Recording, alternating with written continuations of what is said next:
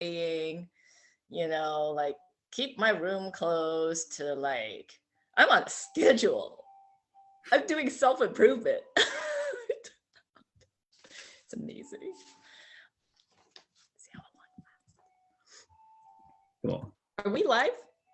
Yeah, we're live, and then we're also on Facebook now. Okay. Well, that's our kickoff for Saturday. Thank you all for joining the San Francisco Democratic Party for our endorsement interviews today on Saturday, November 6th.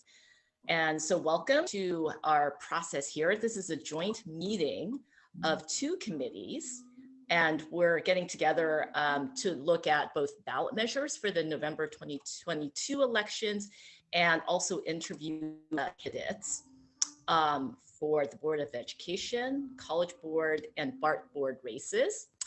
Thank you. As you can see, we have some music in the background provided by my teenager, if you can hear that. So we have an agenda that is on the website under sfdemocrats.org. Just go to the meetings tab, look for the August 6th 72-hour agenda, which is the updated one. So today we will go through our schedule of interviews for the representatives from the ballot measure campaigns and also the candidates themselves for those races that we mentioned. I am joined co-chair for the endorsements committee, and that's Gloria Berry. She is going to handle the liquor portion. And I'm also joined by Peter Galata, my fellow committee member for issues and resolutions, and then our amazing executive director for the San Francisco Democratic Party, Moises Sia. So here's what's happening for the first part of this meeting. So as the chair of the Issues and Resolutions Committee, I will facilitate the ballot measures portion, which will take about 2 hours since we have 15 local measures. Is that a record? We will then take a 10-minute break. Then Gloria Berry, as co-chair for endorsements, will facilitate the interviews of candidates. She will go over the time limits for that portion. We are really sorry that her co-chair, Annabelle Ibanez, cannot join the meeting as she has had urgent family members to tend to. So for the ballot measure interviews, each presenter will have 2 minutes to present. Moises will be our timekeeper. San Francisco Democratic County Central Committee members will ask questions, and the presenters will have up to 3 minutes to respond to all questions. This doesn't count the time that's used to ask the questions. We are not planning to have public comment today, but there is an opportunity for the public to speak at the next regular meeting. So please do tune in to our next meeting of the San Francisco Democratic Party on Saturday, August 13th, where we will vote on endorsements for both ballot measures and the candidates we're interviewing today. And so note, this is a special meeting this coming Saturday that replaces our regular meeting on the 4th Wednesday of each month. So, oh, and we're also joined here by member Williams, also member Moliga. So let's get started. If we have our first panelist to speak, and this is on city approval of affordable housing. So if you want to bring on our speaker, we can trigger.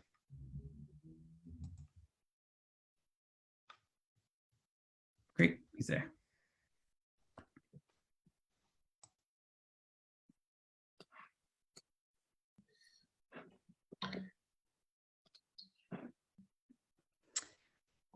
Good morning, Dan. How are you? I'm good, thank you. Thank Great. you for having us. Okay, so yeah, you have 2 minutes to speak, and then you'll have 3 minutes to respond to any questions from the members, and that doesn't include the question time. Great, thank you. Well, good morning. My name is Dan Calamucci. I'm the senior researcher for the NorCal Carpenters Union, Carpenters Local 22 in San Francisco. In the Carpenters Union and many others, including over 52,000 San Franciscans who have signed our ballot petition, are proud to support the Affordable Homes Now measure, and we hope that you will join us in support. Affordable Homes Now addresses two crises, the housing crisis and the underground economy. It will address the housing crisis by streamlining the entitlement process for three types of projects: 100% affordable projects, educator housing, and increased affordability projects, where a project provides at least 15% more on-site affordable units than is required under city law. Eligible projects cannot demolish existing homes, and there are timelines for entitlement and post-entitlement permitting. But this is not a giveaway to developers. We have the strongest labor standards in the residential construction industry. Prevailing wages, family supporting healthcare, apprenticeship, and meaningful enforcement will bring work opportunities to our existing unionized workforce. We will also raise labor standards for all in the residential construction industry, a largely unorganized crime scene of cash pay, human trafficking, kickbacks, and threats of deportation. Uplifting this workforce is not only morally just, it opens opportunities for unions that are actually committed to organizing. Our housing crisis drives the transportation crisis, drives climate change, and empowers the underground economy. We can continue to play politics in the face of this, or we can meet the moment. Let's meet this moment. Let's uplift workers. Let's build affordable housing, stand with the members of the Carpenters Union, and support Affordable Homes Now. Thank you. Thank you so much for speaking, Dan. Do we have any questions from members? I'll take stack here.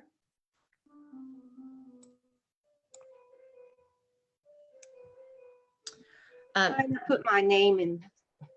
Go ahead, Co-Chair Berry. Thank you, Dan, for presenting. I'm not sure if you're the one who called me to sign on. Okay, that wasn't you. Okay, my question is this. The person who called me about Affordable Homes Now wasn't clear if your ballot measure would be raising the API for people to be able to access these units. If that is what you want to see done, why would you, when extremely low income people are struggling to get these units in the first place? Yeah, no, absolutely. So in certain cases, so what it's going to be looking at, the way the measure is written is that 100% affordable project that has 100% affordable housing will have an average AMI of 120%, which is what the law stands now. In some cases, particularly on the increased affordability projects, that AMI is raised to 140%, though I will note that the rents must be capped at 20% below the area market rent. And so the 140%, and I want to, one thing I want to note about this measure is that this is a product of a lot of work with both affordable housing advocates, but also developers who are developing these projects. And they have a sense of what is feasible. And also 140%, look, the Carpenters Union are always supportive of building more workforce housing and housing for working people and lower class people. We know that our members need it, but our members are also struggling to stay here as well on middle class incomes. 140% is a teacher and a carpenter. That's who lives in that threshold. And so we absolutely believe that we need housing at all affordability levels, the 140% AMI, as well as below market housing.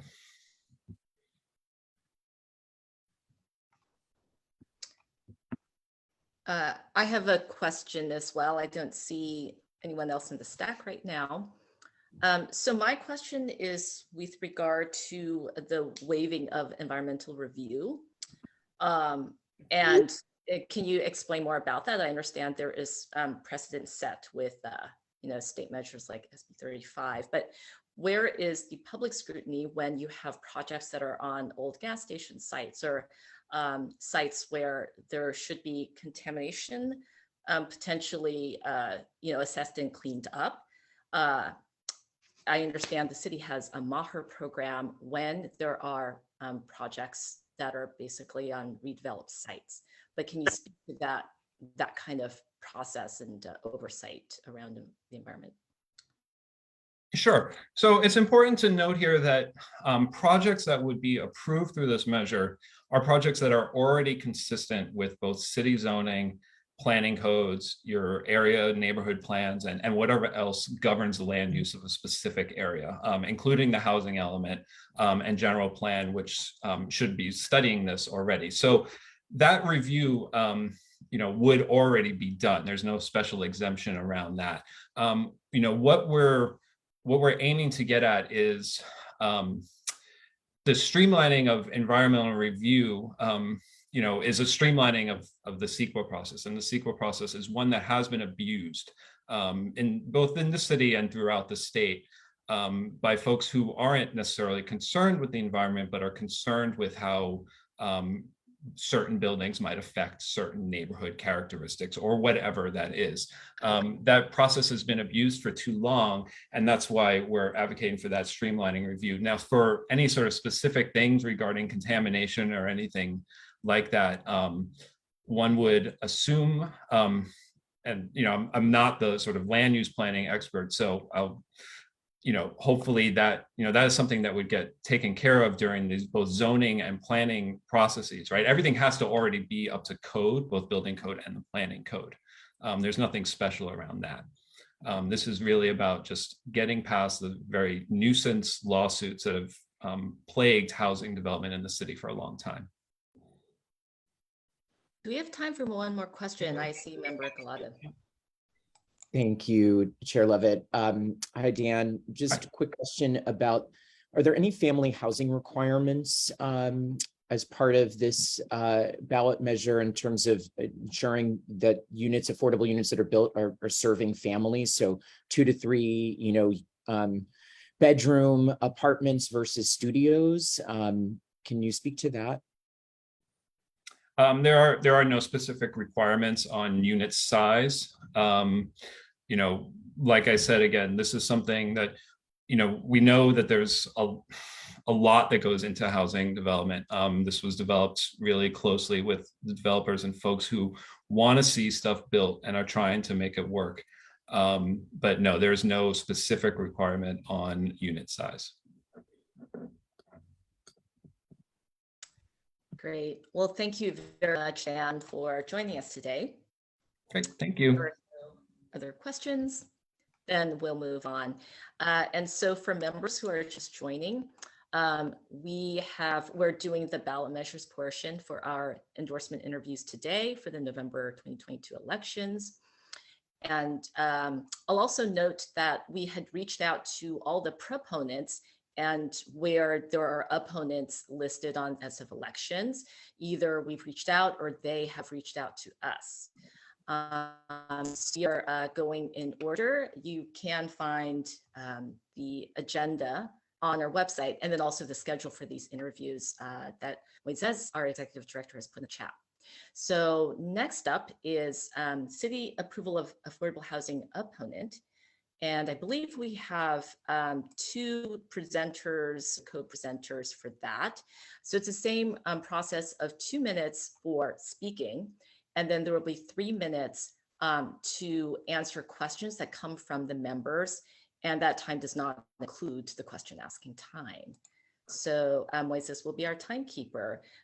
We are joined by Joseph Smook and Rudy Gonzalez. So you can take it away. Great, thanks very much. Good morning, DCCC. Joseph Smook from the Race and Equity in All Planning Coalition, with 35 community organizations citywide, including cultural districts and nonprofit housers. The REP Coalition is strongly opposed to this dangerous and deceitful measure. It tells voters that it will build more affordable housing. However, it redefines affordable as a 1-bedroom renting for $3,880 a month. It prevents the public from weighing in on these expensive developments. No more discretionary review, no more democratic process or community engagement to mitigate the impacts that high-priced housing is having on our communities. It eliminates the role of the Board of Supervisors to approve and have oversight into public financing and leases on city-owned property, a crucial role of the board and their ability to respond to our community's needs.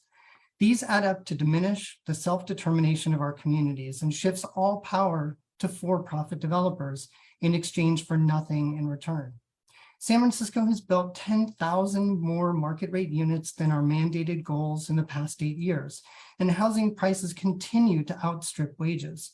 Our communities need real affordable housing.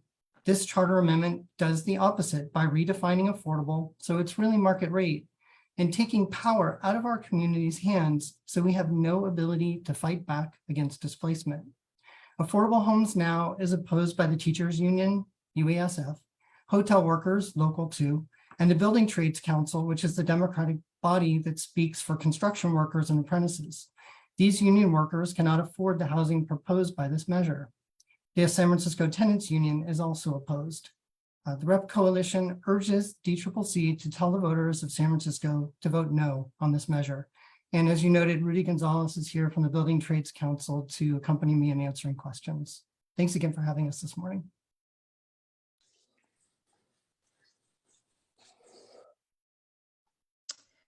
Do members have any questions regarding the points that Joseph brought up?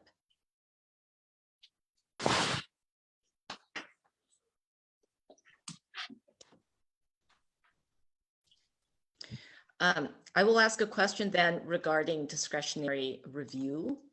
And can you please say more about that? Because the narrative has always been that we need to streamline, and discretionary review is something that in some way, some parts of it are unique to the city.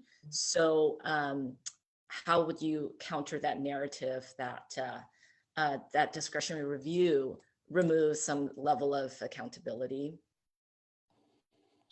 Yes, so discretionary review is a process that's either initiated by planning department staff as what's called staff initiated discretionary review, or can be initiated by a member of the public.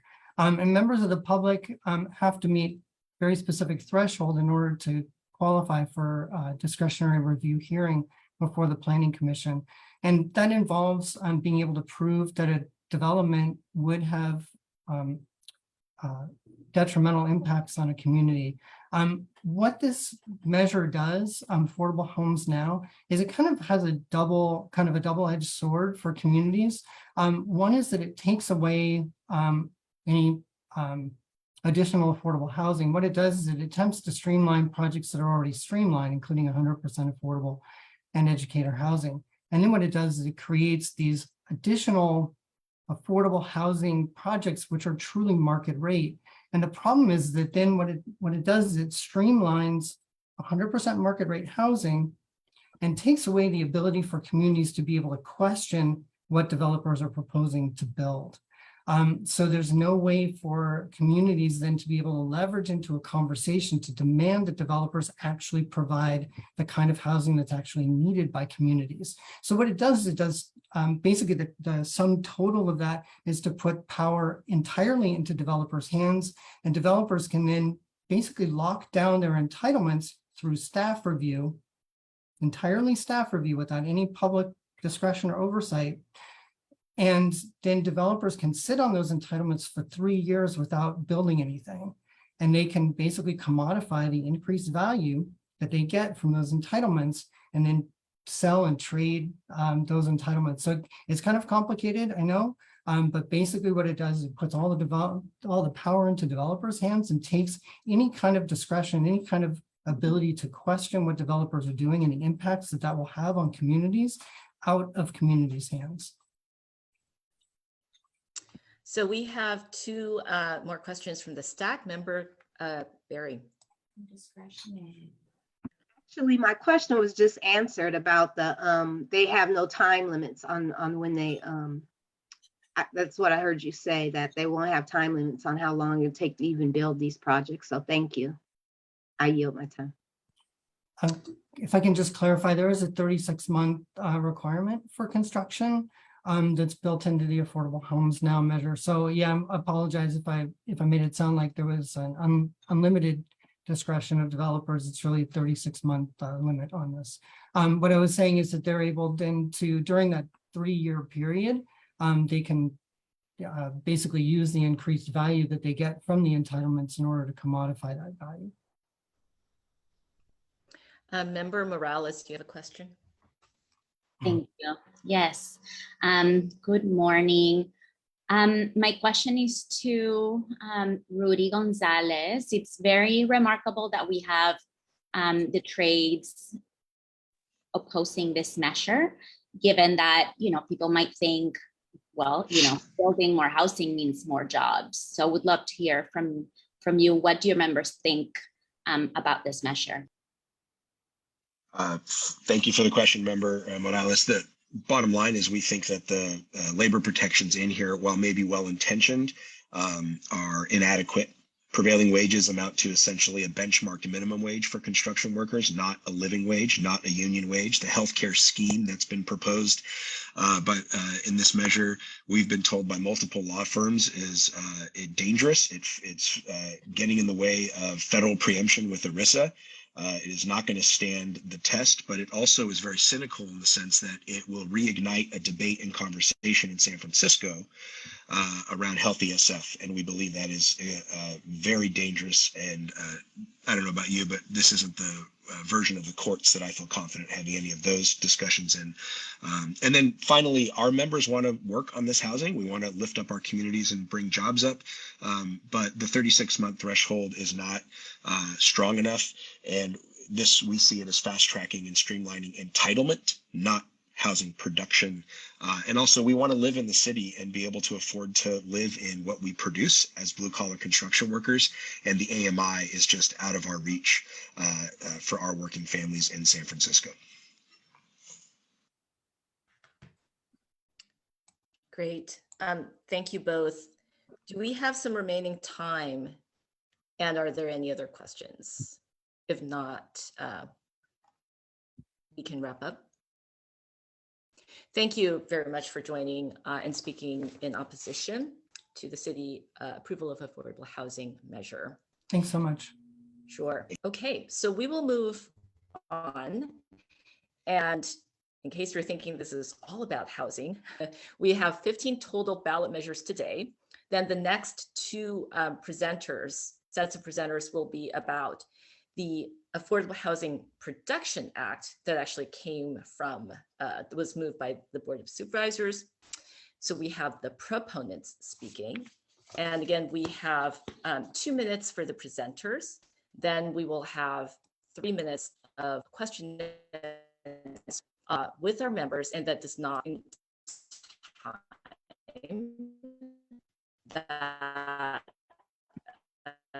is being used to ask questions. Edie Garcia, our presenter. It's Joseph. Yes. Joseph, it looks like you're on again. So you have 2 I minutes. believe it's actually Kelly. Oh, okay. Apologies. Sorry about that. No worries. All right. She's coming up.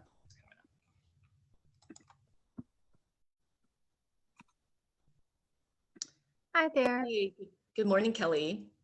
So welcome, and you have 2 minutes to speak about the Affordable Housing Production Act, and then we'll have 3 minutes for you to respond to questions. Great. Well, thank you so much. Hi, everyone. Good to see you. I'm Kelly Groth with the Homes for Families and Workers campaign. Thank you for having me here today. Supervisor Chan sends her apologies for not being able to join. So we all know that there's an affordable housing crisis, and we have yet to see the truth of build more market rate and the prices will come down. We've actually met over 151% of our market rate housing goals, while we've only met 50%, less than 50% of our affordable housing needs. Housing prices are still high. Families are being evicted, even now that we see COVID protections expiring. Families are being evicted and priced out. And sadly, some of our residents are ending up on the streets. So Homes for Families and Workers will accelerate the process to build real affordable housing by waiving CEQA and discretionary review for projects that meet the following: projects that provide 100% affordable housing, affordable educator and teacher housing, mixed-use multifamily housing that provides up to 30% affordable housing units, including 2 and 3 bedrooms, so truly multifamily housing. As you heard earlier, the key differences between these two measures is that our measure keeps affordable housing at the current 120% area median income, and theirs raises it to 140%, and that translates to $3,359 for a studio. That's higher than market rate. Homes for Families and Workers also requires multifamily housing, like I mentioned earlier. And this initiative provides a big boost to workers, as Rudy Gonzalez mentioned earlier. It requires developers to pay a prevailing wage and employ a set number of skilled and trained workers, while the other measure does not. Homes for Families and Workers will ensure those who build our housing can actually afford to live in it. We want to keep, I'm all done, thank you. And this is my cat, Leia. Do we have any questions from our members today? I want to ask a question, and I think from the presenters and the questions previously, we're understanding how the affordability is different, but can you say more about the workers and the prevailing wage? Yeah, and actually, if I can have Rudy Gonzalez come up again, he will probably be able to explain it a bit more clear than myself. He's coming up. Great, thank you. Hi again. Was the question specifically around prevailing wage? Mm-hmm. And skilled. Yeah, so skilled and trained is a reference to a statute in California that calls out by classification or craft worker. So take an iron worker, a carpenter, or even a plumber or electrician. And skilled and trained provides that a percentage of the hours worked on that project be performed by graduates of registered state-approved apprenticeship programs. So like for carpenters, it would be 3 out of 10. Or 30%. For plumbers and other crafts, the number actually goes up.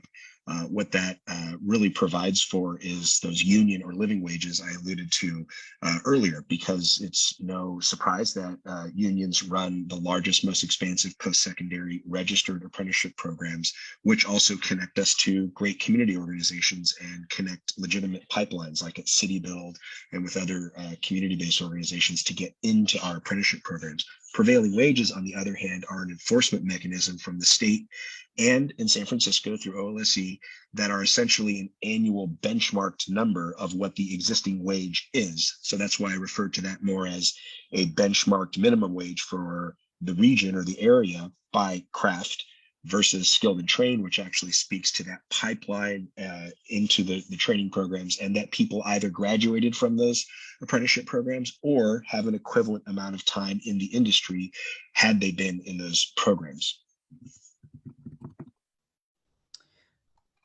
It looks like, do we have folks in stack? You have Gloria and Member Barry and Member Treasurer Morales. Yes, Member Barry. Thank you, Kelly, for presenting. I noticed the difference between your act and this other measure, that there is a 25% requirement versus a 30% requirement for affordable units in the future. Could you give in layman terms what that real-time difference really means and how that could impact people? Yeah, so there's several projects. There's the 100% affordable educator housing, and then the mixed use housing. So for the mixed use for both measures, there's already the current on-site affordability requirement of it varies between project to project. So let's say it's a 100-unit building. Our measure would require 8% additional on top of what's required. So that would be 30 units of affordable, including 2 and 3 bedrooms. So this way it's truly multifamily affordable housing. The other measure is 15% of the 15 to 20%. So it's a little tricky on how it's phrased, but that would essentially be if it's a 100-unit building, 25 units, and they could all be studios. So there's no requirement for multifamily housing.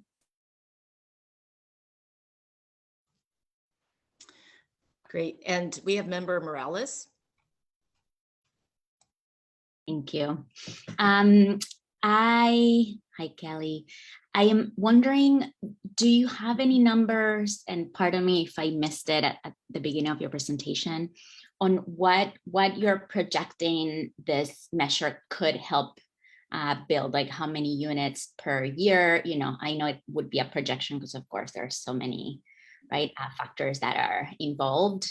And my question to labor was answered with Chair Lovett's question, but also if there is anything else that you would like to add, Rudy, I'd love to hear more. Thank you. Yeah, I don't think there's been any projections for what either measure will actually build. I will say that our measure requires that developers break ground within 24 months of approval. So they can't sit on land, they actually have to get to work and get affordable housing built. And I think Rudy can potentially answer that from a labor perspective as well. Yeah, I would add that given the market conditions, it's hard to kind of predict what the going forward projections are, but the best we can do is look at recently approved and opened projects like the Jazzy Collins apartments, things that took several years to entitle could move through this process much quicker. And we've had also at our table market rate developers and affordable housers all in the mix with respect to how the Board of Soups amended and ultimately brought you this measure in the affordability numbers. So that's reflected in those inclusionary numbers. We believe it's feasible and will lead to the quicker production. So it's a little hard to project moving forward, but we can certainly look at projects in the area and around the city that would have been done faster had this already been in place. And so we know that there's a proof of concept. We also know from our independent financiers, both in the union pension space and other mutual fund space, that they see this as a feasible measure and that this would fast track that. We do have a pension commitment of over $1 billion for affordable housing from our unions' pensions to try to move this. So it's not a question of how much, it's how fast can we do it. And I think that speaks to the legitimacy around streamlining production of housing that's affordable, that our families can live in, as opposed to the other measure, which would merely streamline the entitlement of projects. Thank you. I don't see any other questions. Appreciate your coming on again. Thank you both. Thank you so much. Okay, great. So next on our agenda is Affordable Housing Production Act, and this is the opponents speaking.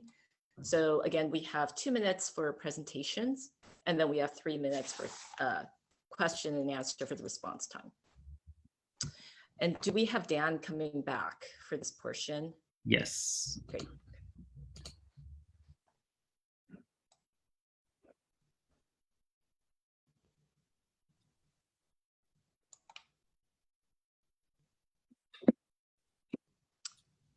Welcome back. So you have 2 minutes. Dan. Hi, thank you again. So the Carpenters Union, we're the largest union in residential construction. And for the record, we have 5 affiliated unions that are with the San Francisco Building Trades. But we're asking for a no vote on this misleadingly titled Affordable Housing Production Act. It will do little to produce affordable housing while failing to uplift the existing construction workforce. AHPA does not streamline affordable housing. Funding decisions remain subject to discretionary review, meaning 100% affordable projects seeking city funds are still vulnerable to litigation. It sets no timelines on that approvals process, potentially leading to more delays and creating zero accountability for the city to speed up the process. In short, it imposes onerous requirements and allows the board and NIMBYs to play politics with housing. We know these results, where homes on vacant lots are blocked and efforts to address the housing shortage are shot down by the board. It's why AHPA lacks support from developers who develop housing and the carpenters who build housing. Finally, AHPA contains weak and exclusionary labor standards. No provisions for healthcare, no provisions for meaningful enforcement beyond the existing requirements. The so-called skilled and trained provisions, however well-intentioned, do not lift up the current mostly non-union residential workforce, but it excludes that workforce from good-paying construction jobs. And not a single unit of housing has been built in this state that requires a skilled and trained workforce. San Francisco is an inclusive town and we are a union town, but we know we must always be organizing and working to keep it that way. We should commit to never repeating history that excludes certain types of housing from certain neighborhoods or excludes certain types of workers from our unions. Here is where the board's measure fails, and it's why the carpenters are urging you to vote no on this item.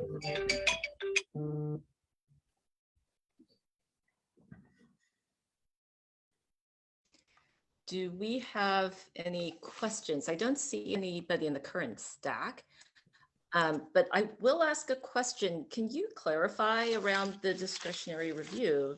Because as I'm looking at the measure for the Affordable Housing Production Act, it does talk about eliminating discretionary approvals. Sure. What is not eliminated is discretionary review and review around funding decisions made by the Board of Supervisors. So an affordable housing, a subsidized housing project that needs city funds that taps into that money that process is still subject to discretionary review, and so can still be held up through various legal games and ploys and things like that. And so that's where, that is one of the key differences between the two measures.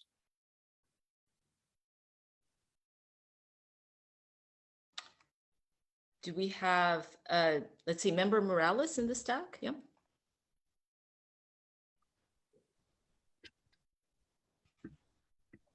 Hi, apologies, I'm like trying to be. Hi, Dan. Hi. Thank you. I'm wondering, why would you allow in your measure for developers to have so much time to sit on the land and not produce if what we're interested in is building more housing and actually having people live in it soon? So the key issue for a long time in the city has been getting through this permitting and entitlement process. And so we're concentrated very much on getting through that. So that's I heard 36 months. It's not, it's 3 to 6 months to get the approvals done from time of application. And so that is the impetus there. This also does streamline and speeds up other construction related permits like grading streets, sewer and water connections. So there is both there's an accelerator in this measure, not only to get the project through what is the longest part, that is the approval process in the city, but then also to start getting those post entitlement permits done.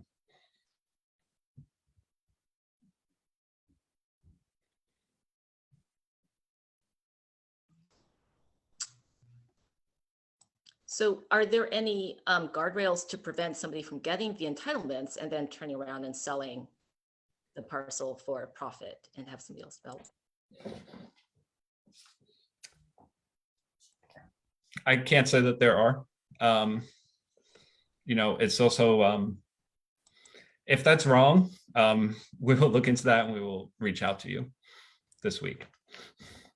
Great, thank you. Are there any more questions? Okay, then we will move on to the next measure, and thank you again for coming on, Dan. Thank you. Great. Okay, we're actually moving on to a different topic, and that would be the Student Success Fund. And do we have our speaker for that? That would be Leslie Hu from UESF.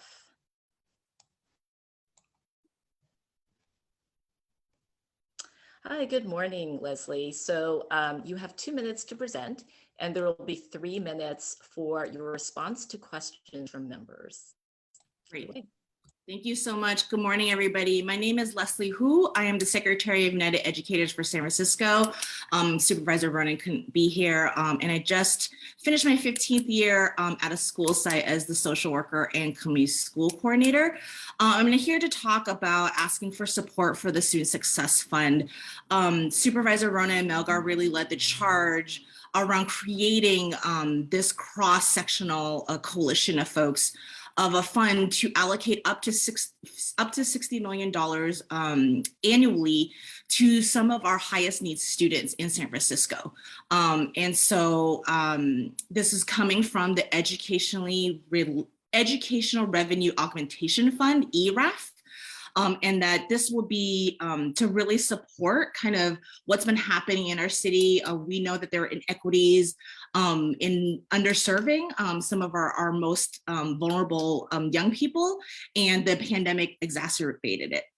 And so this is really to kind of really be able to help support our highest needs students by allocating this money to school sites, that they will really do deep engagement with their students, families, and community partners and educators to find out what the needs of students are, and then create a plan to be able to use that money intentionally for whatever the students are saying that they need, right? So it could be academic tutoring, it could be ethnic studies, it could be support for their families in terms of rent support, whatever those things might be, and to build a network across San Francisco where we can actually use that data to actually be intentional about resource allocation across San Francisco. So this has the potential to not just even serve students better, but potential to actually rethink how we serve our young people across city services.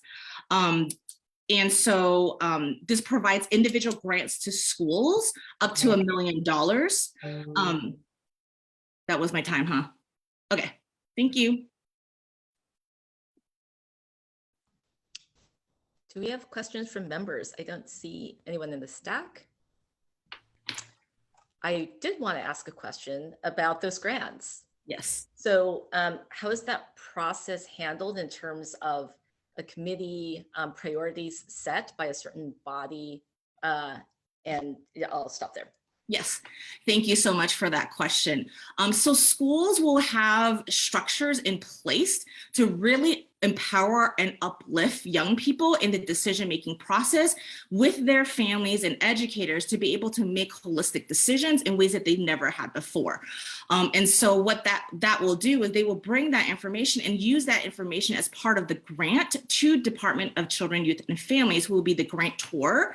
And they have an equity framework that will prioritize our highest needs students and kind of allocate the resources where they really are most needed. So there is an intentionality around supporting our highest needs students. And so that process will be very, very simple. It will not be this arduous grant application where it's like pages and pages long, which we all know our schools cannot allocate that time and energy to do. And so we've been in conversation and collaboration with DCYF in making sure that those applications are simple and equity focused, aiming to support our highest needs students.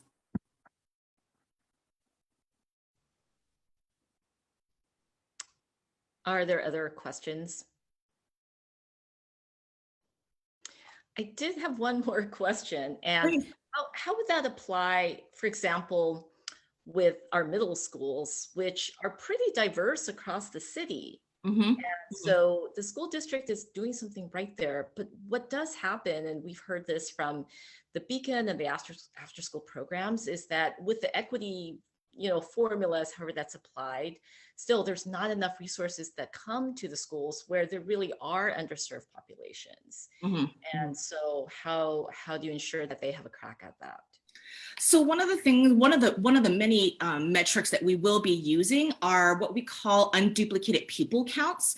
And unduplicated pupil counts is a measure that the state of California uses, and it is English language learners, percentage of families who qualify for free and reduced lunch, which it's a federal poverty rate, which a family of four's income is like $56,000 a year, I think it is. It's ridiculously low, and that's nationally, not even just San Francisco. Foster youth, and then those who are experiencing, those families who are experiencing, that are currently unhoused. And so that is going to be a very, very important metric to use as we are moving forward for those grants for the highest needs students. Great, thanks so much. And it looks like member Barry had raised her hand, but she's declining. So we will thank you for your time, Leslie, and we'll go on to the next measure. Thank you so much. Great. Okay, so now we have retirement benefits for city employees. Essentially, this is a measure about the retiree COLA and also the retirement board.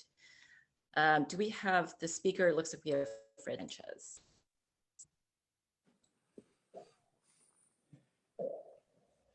So good morning, Fred. You will have 2 minutes to present about this measure, and then you'll have 3 minutes to respond to any questions that come from the members. There were actually a couple of us presenting. Who else should join you? Larry Griffin.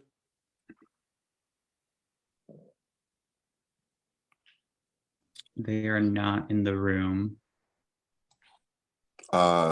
Really? Yes.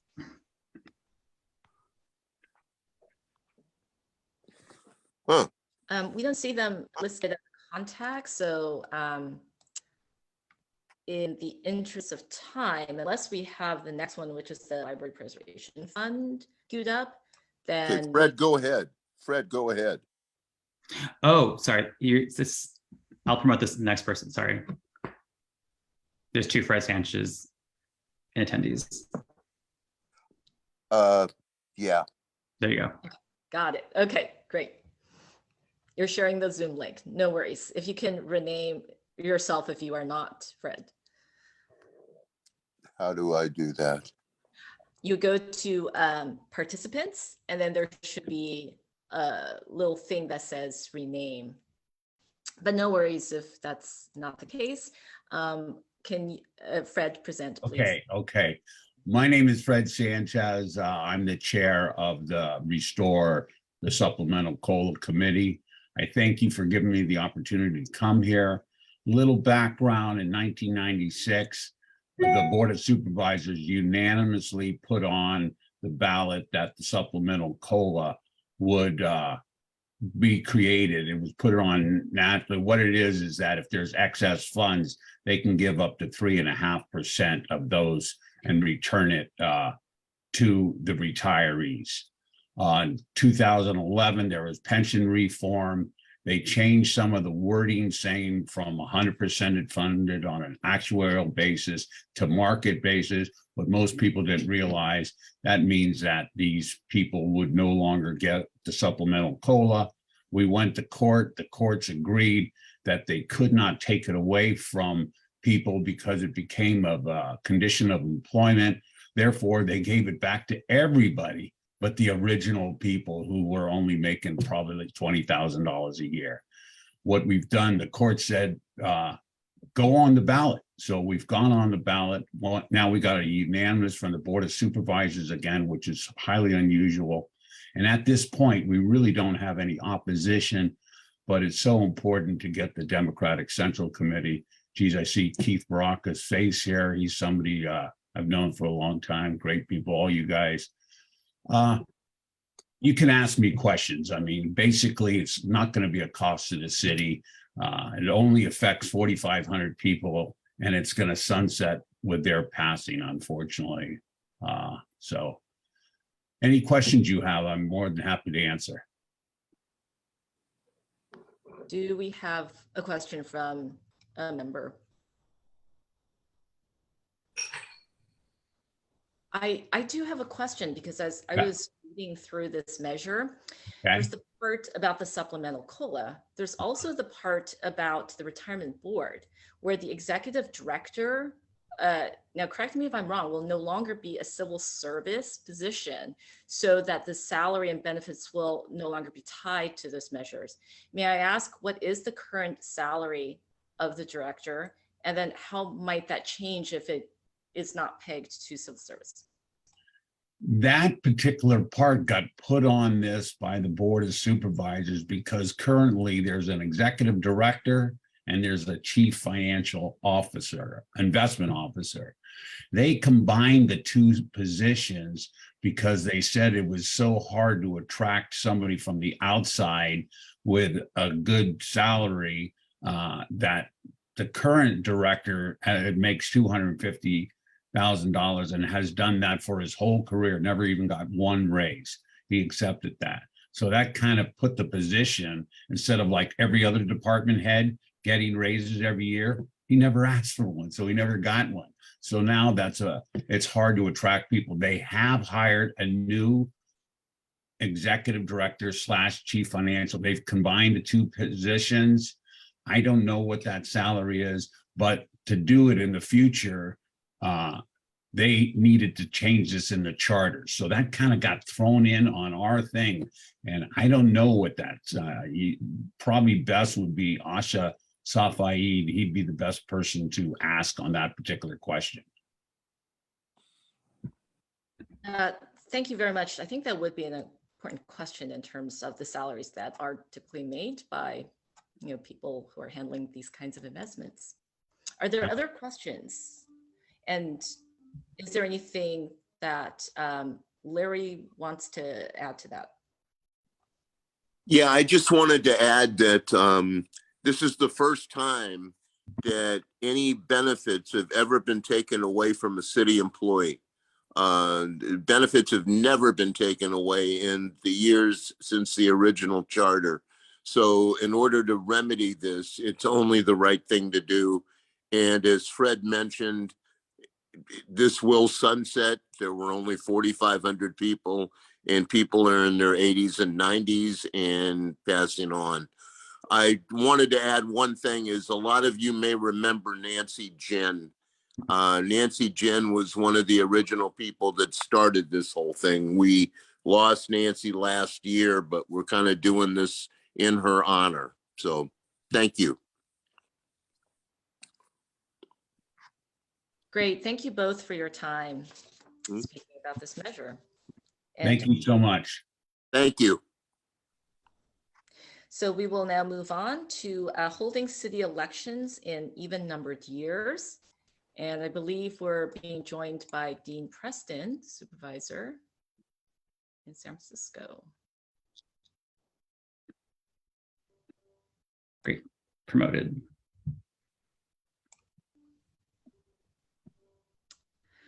Welcome, and you're coming in your personal capacity now, but thank you very much for joining us to speak about this measure, Mr. President. So you have 2 minutes to present and then 3 minutes to respond to questions. Great. Hi, everybody. Good to see you. And thank you for all your time reviewing all these ballot measures and your service on the DCCC. I am very excited to present to you on the Voter Participation Act, which would consolidate elections, save a significant amount of money for the city, and increase voter participation by moving odd year municipal elections to even years. And I should be clear, this impacts 5 positions. We currently elect mayor, city attorney, district attorney, treasurer, and sheriff during odd year elections, and no one else. And in many ways, this might be the simplest measure before you today, but I also think it's might be the one with the biggest impact. Voter participation is very high in the even years, particularly in the presidential years, and then it drops off dramatically. And despite all the efforts to increase voter participation and turnout in the odd years, it just doesn't work. Odd year elections are really a relic and are an institutionalized form of voter suppression. We see basically half as many people. Over the last decade, we averaged 43% in these odd year elections in terms of participation, and that's compared to an average of 80% turnout and participation in these presidential year races. The stats are even more dramatic when you look at who is voting.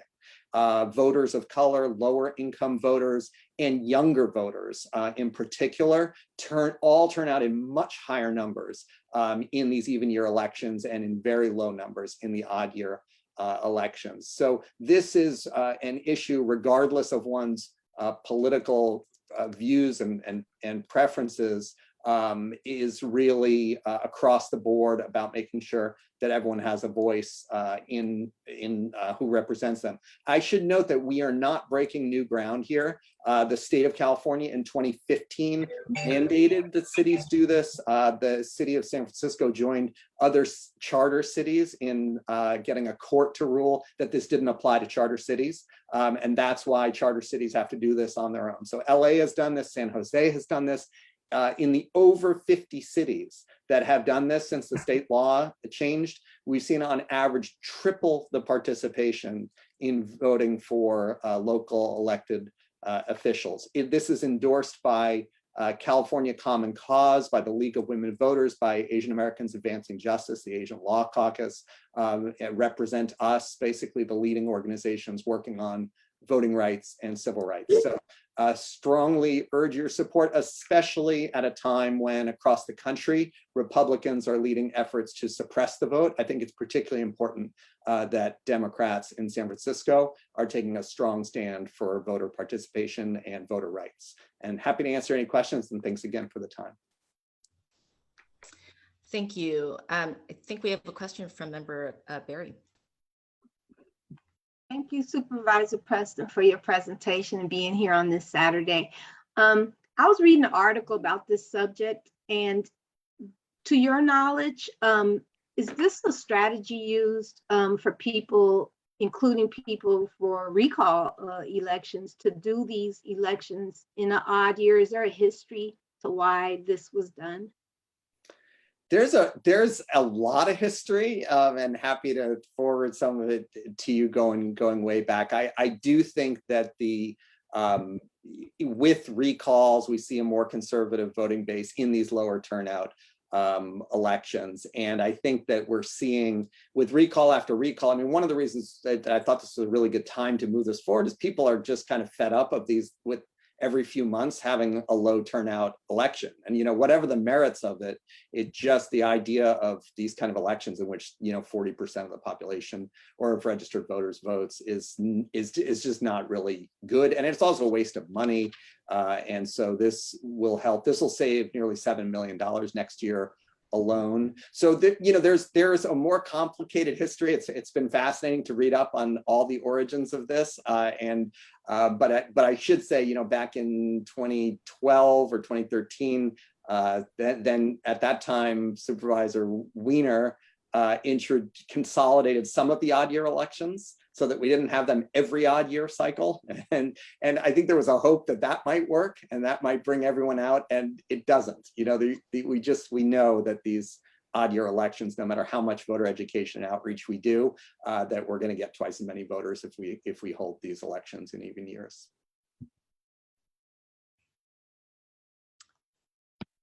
I have a question, unless there are other members.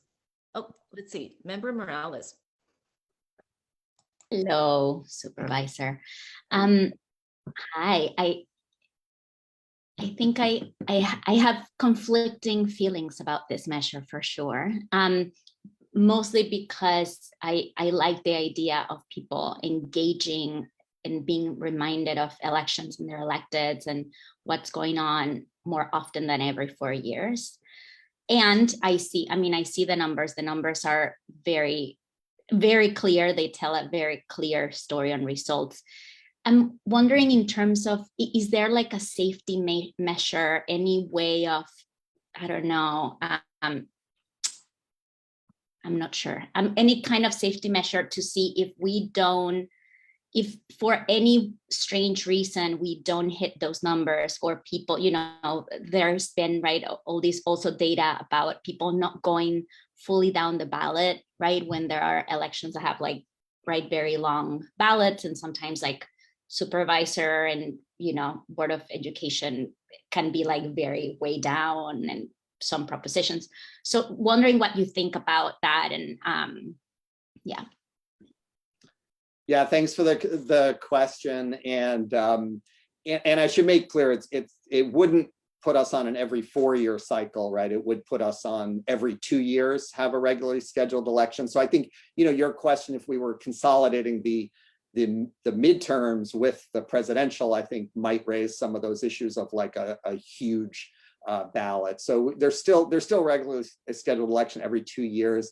I think you're getting at the issue that does occur of some undervoting, right? Like people come in, they vote for president, they vote for Senate, and then by the time they get to BART board or ballot measures, we see some drop off. But even when you look at that number, even on really crowded ballots, it is tiny compared to the increase in voter participation. So we're going to see it, at minimum a doubling of the number of registered voters, the percent of registered voters that turn out, right?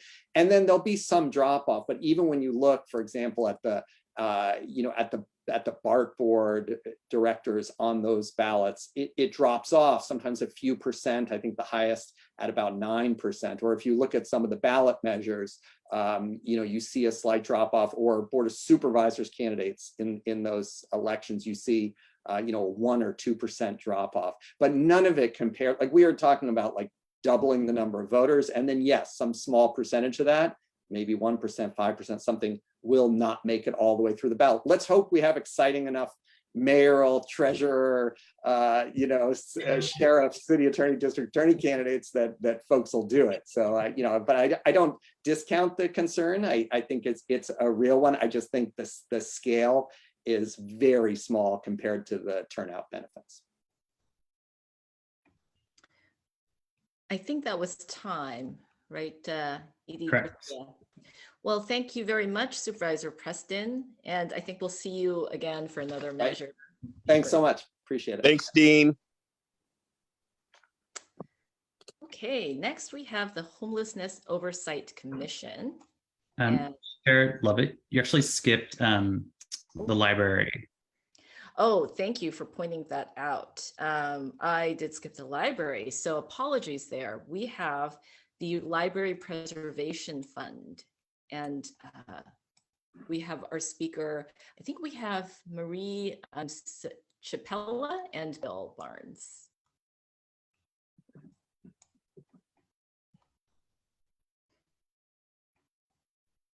Hello, Bill.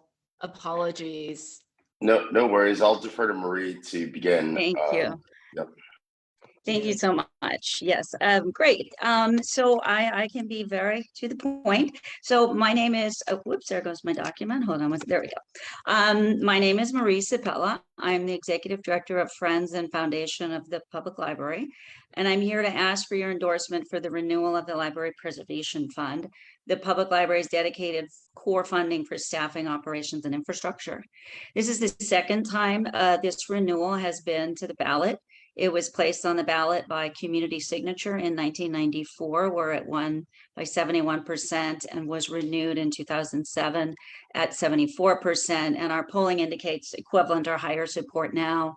And Friends itself ran a survey in 2021 coming out of COVID, but it showed 95% of our respondents called the library an essential service. It's sponsored by the mayor and Supervisor Safai, and it reached the ballot with the unanimous vote of the board. I have shared, and I don't know if you got it, and if you didn't, I can email it, a short 2-pager showing the really huge return on investment from the library with the fund. And the library's total city budget is about, I think, of somewhere around 1.5, 1.7 of the total city budget. The Library Preservation Fund, just to define it for you, is a combination of a transfer of property tax and an allocation from the general fund. It is not a tax assessment and has never been one. And it really fixed what was a pretty poor system in the 90s and has allowed it to flourish into what is now a pretty world recognized system. It won the Library of the Year award from the American Library Association in 2018. And it's really become, has a record of being the first in the country to innovate in many areas, placing social workers at the main having the first LGBTQIA center in any public building. We have the city's largest free Wi-Fi network. It is the #1 ranked city department of government on the last survey of the controller, with virtually every resident living about 10 minutes or 10-minute ride to a neighborhood branch. And most importantly, the library is racial and economic justice, inclusion, and equity. It welcomes everyone. It's baked into its foundation and its core. It has collections in 50 languages. Everything is free. It's accessible 24/7 in the buildings and virtually. And the virtual use of the library has exploded. So now we think of the library as sort of being everywhere, sort of in your purse, in the building. The use of virtual programs in COVID really did. That was really wonderful to see.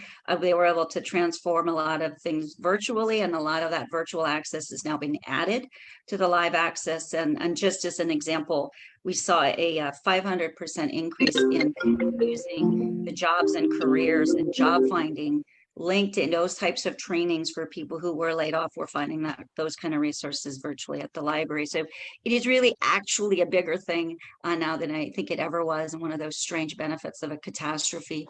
And of course, we know what the library staff did for the city during COVID as the department that had the most workers as emergency service. That's it. Thank you very much. So we do have 3 minutes for response to questions. Just raising up, does Member Chen have any questions? Because I know she's had some direct experience working with the system. I can ask a question just about resources from the fund that are dedicated for digital access or just for increased access, especially as we've seen with the pandemic. Yes, libraries across the country, are going through they've been going through these transitions around physical collection and electronic collection. We stay completely and absolutely dedicated to the level of physical collections that we've always had. Like I said, they're in about 50 languages, and we have an advantage because of our library fund. We've been able to then dramatically expand digital so that actually all the complete collection is digital now. So you can, get it on all of the apps, Overlook, Overdrive. The city actually has its own app now, so you should use it. SFPL, just download it. You can get your holds anywhere. But I think the total circulation is 11.5 million. And so it's now balancing out between digital and physical, but it's still growing, and it's grown bigger. It's just that now people are accessing both ways.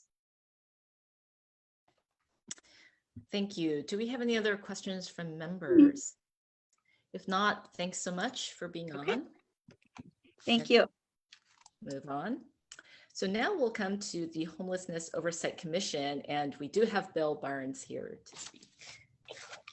Thank you, Lee, and members of the DCCC. It's great to see all of you on Saturday.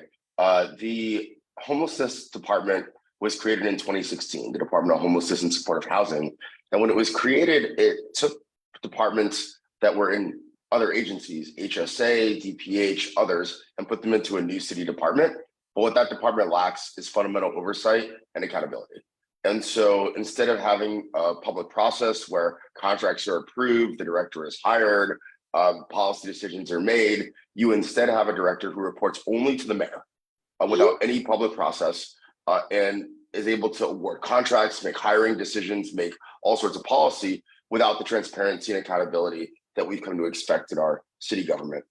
This measure would transform that process. It would have a commission with both mayoral appointees that would be approved by the board as well as board appointees. It would require the controller to conduct audits on a periodic and regular basis. Since 2016, the controller has never audited the homelessness and supportive housing department to make sure that contract awards, that financial safeguards, that policy choices are consistent with the oversight and accountability that we expect.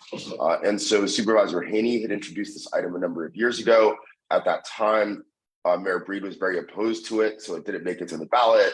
But after a number of years, it's become clear that we can't keep doing what we're doing and get the same poor results, that we have to actually put something forward that transforms how we deliver these services. $676 million in the current year. Supervisor Safai worked with his colleagues across all ideological lines across all neighborhoods to put this measure forward. We got a unanimous vote to place it on the ballot. It would also align the existing advisory groups. So to the extent that you have the local homeless board, which advises on federal funds, or Our City, Our Home that advises on Prop C funds, or the Shelter Monitoring Committee, those would all feed up into the commission, who would then be part of the regular process to set standards and budgets and things like that. We have no known opposition at this point. Happy to take questions from anyone who has them. I see Member Barry in the stack. Hi, thank you for presenting. I apologize if you said it, but I want to make sure I know this information. I watched the hearing on this, or rather the introduction of this. How many members will be on this commission, and what will be the breakdown of who appoints them between the mayor and the board of supervisors? Thanks for the question. There'll be 7 commissioners, which is a standard number of commissioners on the major city commissions. 3 would be appointed by the board of supervisors, so people would apply through a public process through the rules committee. 4 would be nominated by the mayor, and those nominees would need to be confirmed. So they wouldn't begin serving until the board approves them. So that's the appointment structure. Thank you.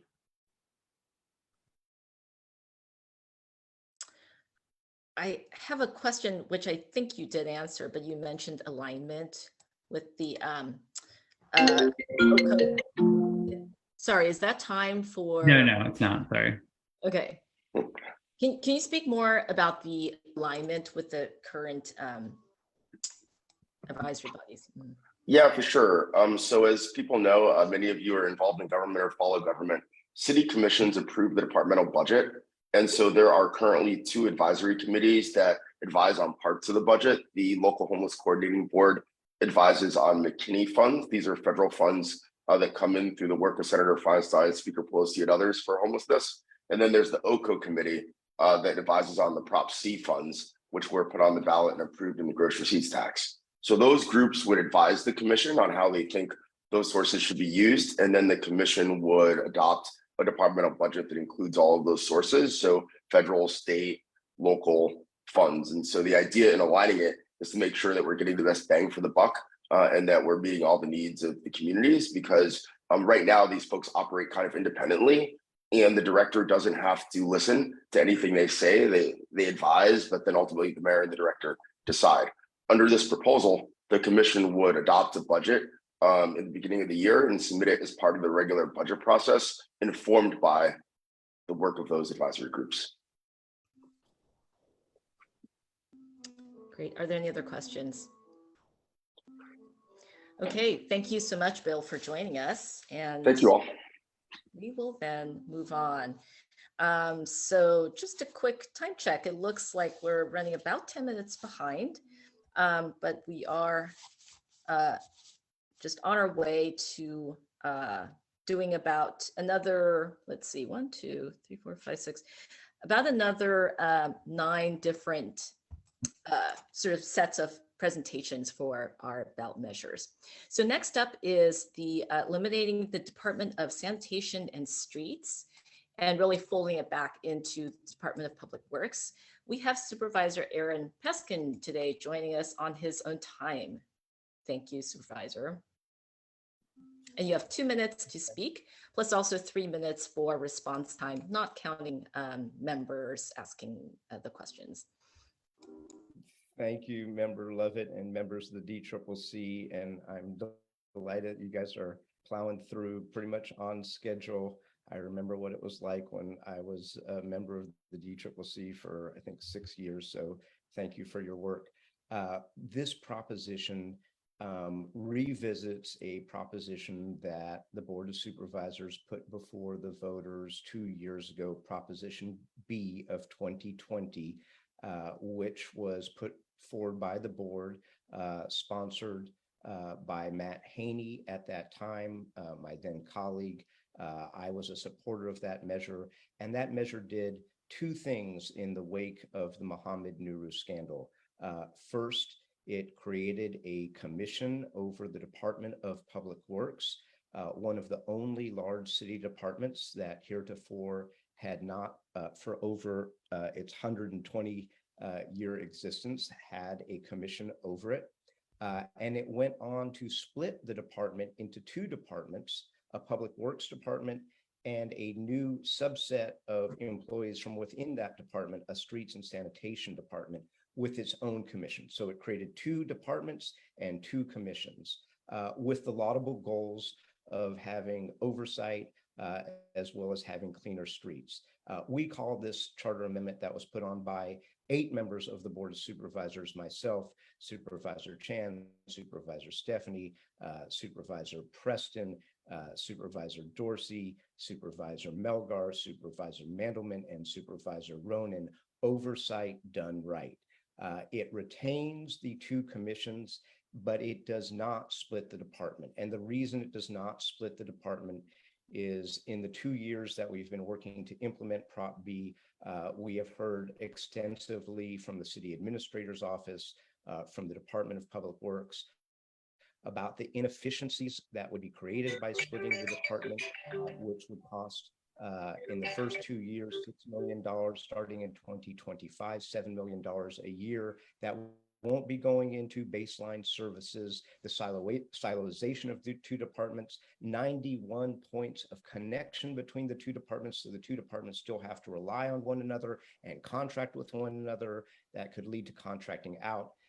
And it's never fun when an elected official who supported something turns around and says that we could have gotten it a little more right. But in the rush, I think, to deal with the scandal that was unfolding at that time, there were some things that we could have done better. So we are bringing to the voters oversight done right, and I hope it earns your support. And I would be delighted to answer or attempt to answer any questions that you may have. Do we have any questions? I think we have Member Berry. Supervisor Peskin, I just want to thank you for always delivering with flavor. My question is this: has the new department even launched? And 2, what is the problem with getting the streets clean here in San Francisco? What is the delay, period? Yeah, so Proposition B called for the two commissions to be created by July 1st of this year, 2022. And we created those commissions. It's a tripartite appointing scheme where the mayor appoints 2, the Board of Supervisors appoint 2, and the controller appoints 1. We have appointed 9 of the 10 members. There is a 10th position that is so specific in its seat requirements that we have not actually received a single application in the 2 years since it passed, but the 2 commissions have functioned. They have had their first meeting.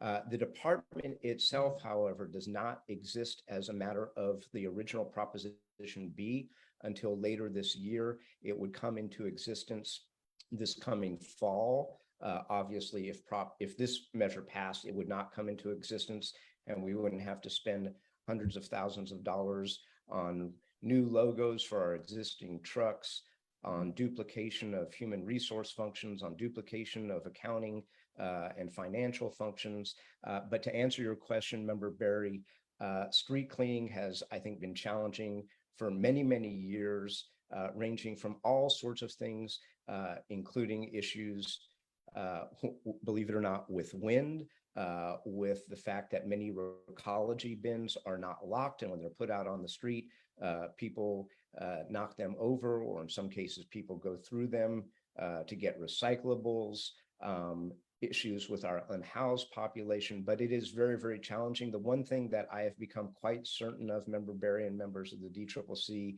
is that splitting the department is not going to lead to more efficiency and cleaner streets. It, I think, sadly, will do the opposite. And that's why I'm doing this not particularly fun project.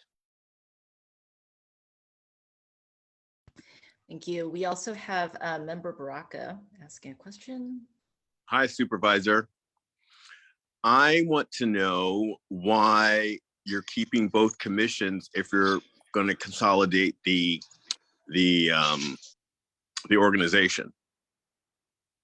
That is a really good question, Keith. And the answer is it is not unprecedented. As a matter of fact, the model that brought this about is the model that we have in the case of the planning department, where we have one department with two commissions, the Planning Commission and the Historic Preservation Commission. And the Historic Preservation Commission is the body where all things historic are dealt with.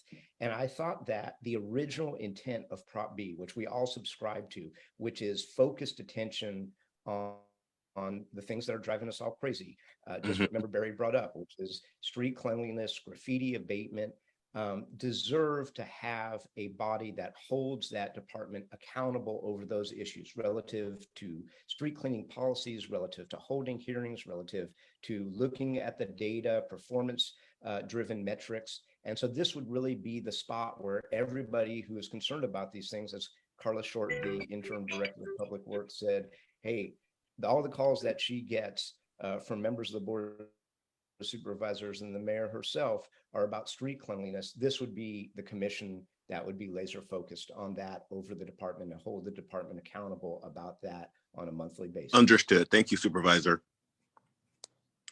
Thank you, Supervisor, for joining us on this Saturday. And I don't think there's more time. Since we are running a little behind, Member Galata could perhaps catch up with you regarding his question. And we will also be taking up all these measures along with the candidate races that we're looking at today at our upcoming meeting, which is going to be our monthly meeting to be held on Saturday, August 13th. And that is it's a special time that's replacing our monthly meeting where we will be taking a vote. Okay, so let's move on. It looks like we have Rudy for the opposition to the elimination. Is that correct, or are you? Yes. Okay, great. So same structure, 2 minutes and then 3 minutes. Hi, members. I will keep it as short as possible.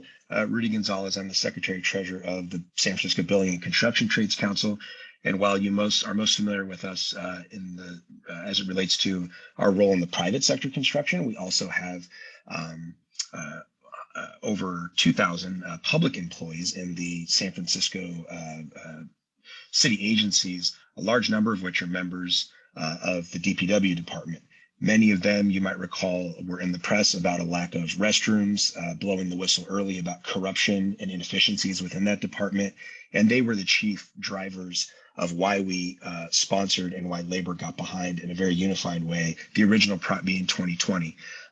There was a deal struck at the time under Chair Sandy Fewer with the mayor's administration about how we would postpone those costs. And it's in fact how we got 6 votes to get B to the ballot in the first place.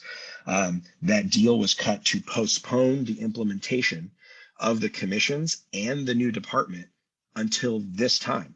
And so the idea that it's not worked out well and that it's been inefficient and bureaucratic is really just a talking point. By design and by compromise, it was going to cost more money. There's administrative costs associated with that. I, for one, dealing with labor relations and multiple crafts in that space, think that more HR and more local 21 people actually will be better in a new secondary department. But I don't think anyone would agree that our sanitation and streets are in better condition. In fact, we've seen the proliferation of the nonprofit industrial complex, the erosion of good jobs for our Black and brown workers. We still lack adequate transparency, and the corruption has not been rooted out of that department. I think the other flaw in this unwinding of a compromise is that we haven't given it a chance. The voters overwhelmingly passed this in the wake of those corruption scandals. We haven't seen the end of the story play out. And the workers that I represent in the laborers union, in the cement masons union, all across our crafts believe that this is necessary, and they look forward to focusing their efforts less on politics and more on streets and sanitation. The DPW is a very diverse organization, and it really should have an engineering project management function that is separate and apart from all of these things. The people who work primarily on designing new firehouses and other infrastructure need not be the people who manage this cleanliness and the issues that pop up on our streets. So for that reason, we're opposed to this rolling back of an initiative that never got a chance to even start. Thank you. Okay, so do we have a question from member Galata? You had raised your hand for the previous, which is the proponent. No, that was the carryover from last presentation. Okay. Okay. So I think my question would be, how is the retaining of the oversight, the commissions that would be for both departments, is that able to address some of the questions around corruption? And is there really a need to create the two departments as opposed to sort of revisit deals that have been made or not made? That's questions for me. Sure. Yeah, the challenge and why labor is not able to support this as proposed is that the qualifications of the commissions, the existence of the commissions is one thing, but as we've seen in other spaces, if you stack the commission with people who lack qualifications to actually oversee this kind of department, it's kind of just for show. And so we believe that one of the flaws here is that the author has de-skilled or taken away some of the important qualifications. They'll probably say, well, we haven't been able to find anybody that even meets those qualifications. But if you look back into the original enacting legislation, we're right on schedule for where we thought we would be in 2022. That was in the original legislation. So we just seated the initial commissioners, and I don't think it's had a chance to go forward. Commissions are fine, but we have to have qualified persons on those commissions. Do we have other questions for members? Okay, if not, thank you very much, Rudy, for coming on, and we will move. Thank you. So that actually does wrap up the ballot propositions for the charter amendments that we have on the November ballot. Next up, we have ordinances. So these do not change the city charter, but they certainly do have legislative impact. The first is the uses of Great Highway and JFK Drive. And it looks like we have Tomasita Nadal joining us. Promoting right now. Thank you.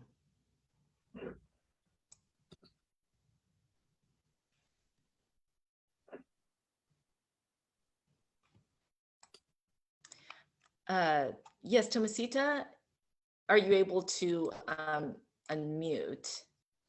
Yes, can you hear me? Okay, yes, thank you. And if you're able to turn on your camera, that would be great. I don't see that. I don't see the ability to do that. Okay, let me give you a prompt. Here we go. I got it. So you have 2 minutes to present on this measure, and that will be followed by 3 minutes for you to respond to any questions from our SFDCCC members. Well, hello, everyone. Those of you who are my friends and those who I've known over the years, good to see you. I'm here today to support the citizens' initiative to reopen JFK Drive and reopen the Upper Great Highway. We're asking to reopen JFK Drive back to the way it was all these years since 2007, which gave access to everyone, to the working class who needs access on Saturdays, and to everyone who has physical disabilities, who lives far from the park, the multi-generational families who need to bring their children from neighborhoods such as everywhere that's not just walking distance close to the park, and the elder community. I myself am disabled Nicaraguan native San Franciscan who cannot walk more than half a block.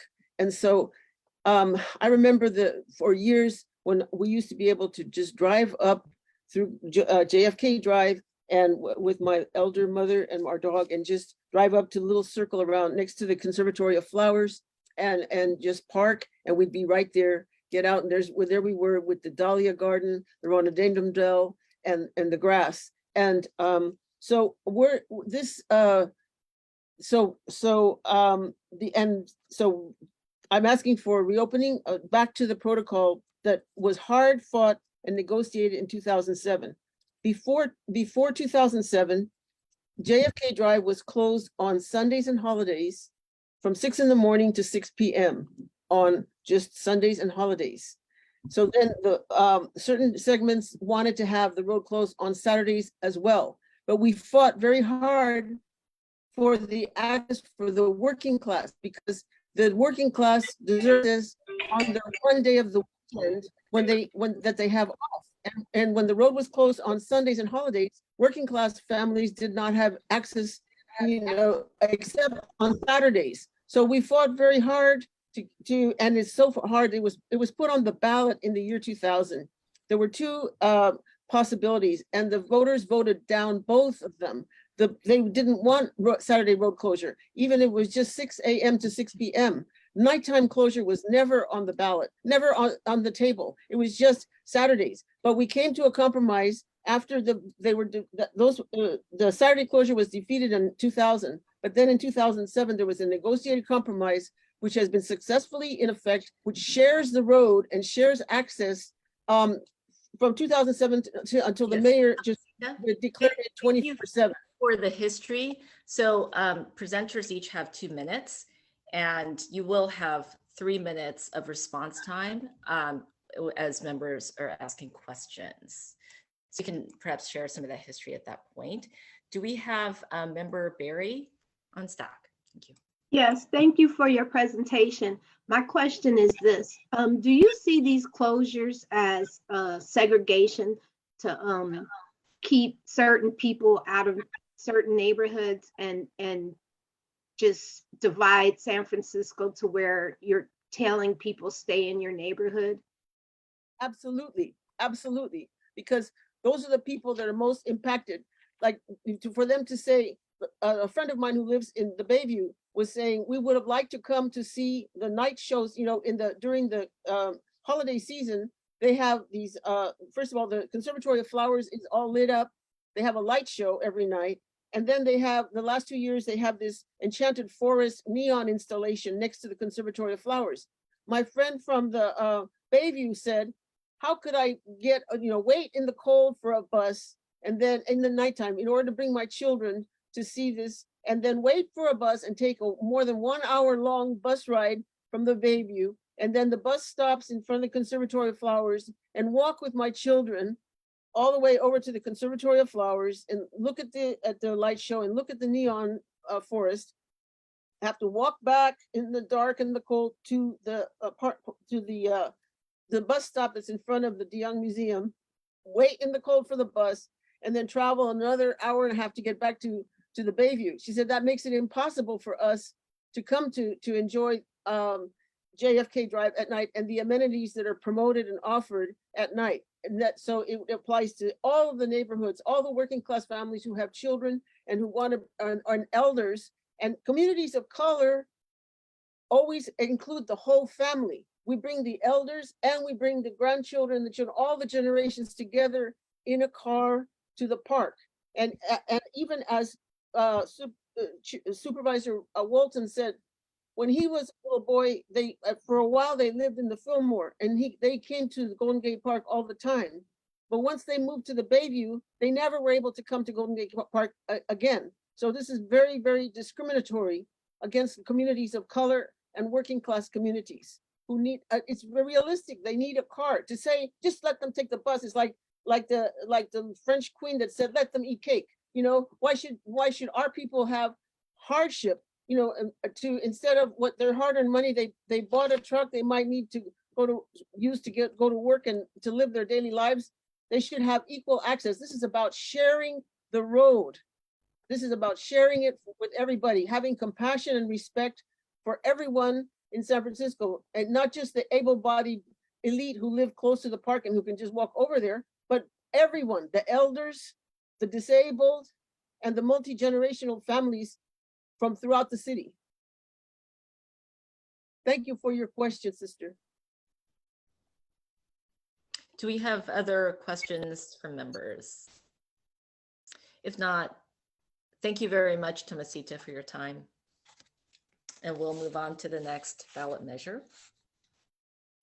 I think Member Baraka was on stack. Oh, good to know. Thank you. Member Braca, how much time do we have remaining? 40 seconds. Okay. I'm sorry about that. I sent it directly to Moises by mistake. Yes, thank you for your presentation today. My statement has to do with, because I'm kind of on the fence with this issue. As a cyclist, I've cycled through Goldgate Park many times. Not having the cars there certainly helps. I see the joggers and other people out, people learning how to ride their bikes, and having that freedom there without having the hazard of possibly getting hit by a car, to me is pretty big. And so my question is, what's wrong with getting to some of the access points to the park and either walking in or using the mobility transportation that the park provides? Thank you for that question. This is about sharing the road. Both the Upper Great Highway and the JFK Drive have already designated bicycle lanes, designated pedestrian lanes, and the road that was used by people who need it, who need to get there by car.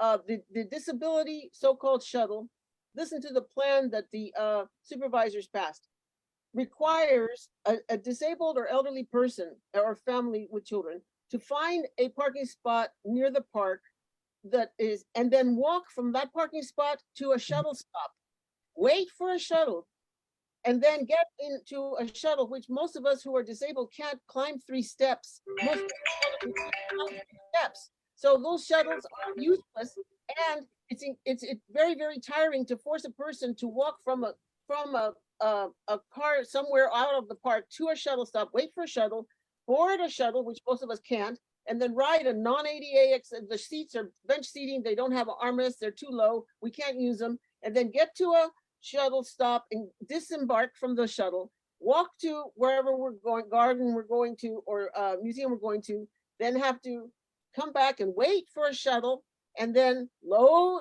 embark onto a shuttle, and then ride the ADA non-compliant shuttle, and then painfully get off this bus and then walk to our cars. This is physically impossible. This is a totally sham system saying, oh, just take the shuttle, because the shuttles are not accessible to the disabled and the elderly or families with many children. The only people who are using the shuttle are the tourists. And as far as, like I said, the road is already being shared. The configuration that we had for years includes designated bicycle lanes and pedestrian jogging lanes, as well as cars in the middle where we shared the road. We want to return to share it for everyone. Thank you very much.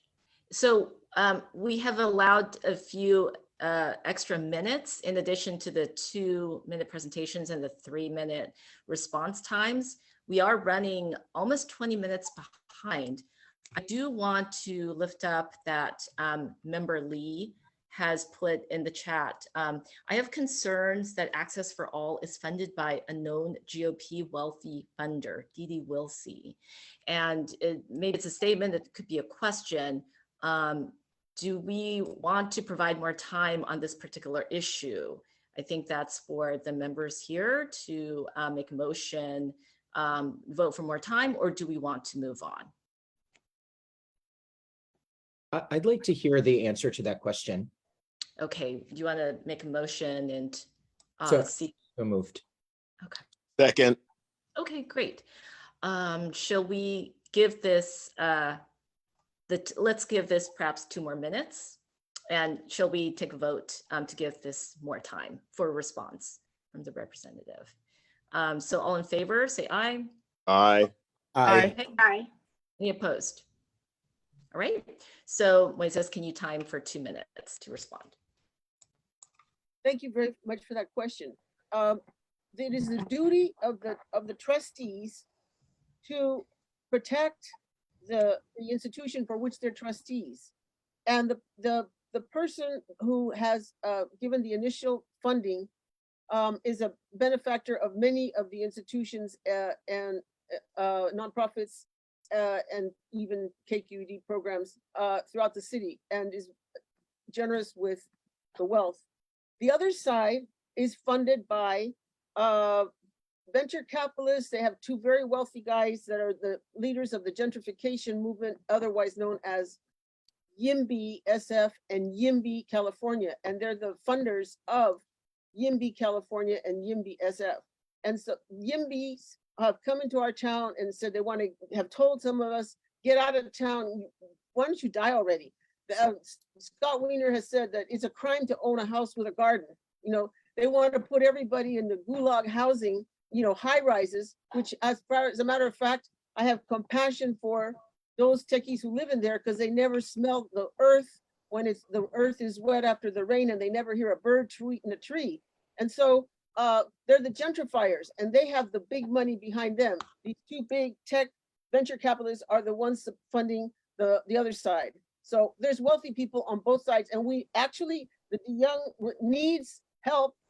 They've lost half of their attendance because of this road closure, and it's the duty of a trustee to help, give financial help. That's what they put them as trustees for. So all this person is doing is fulfilling her duties as a trustee to support the museum and the survival of the museum, because all the other people affected, like the disabled and the elderly, they don't have any funding to pay for a campaign. They don't have any money to pay for a political consultant. So it's up to the young fighting to survive to fund, to help this campaign. Thank you very much, Tomasita. Appreciate your taking the time and the extra time to speak with us today on this measure. Honor, thank you. I'm honored to be with you.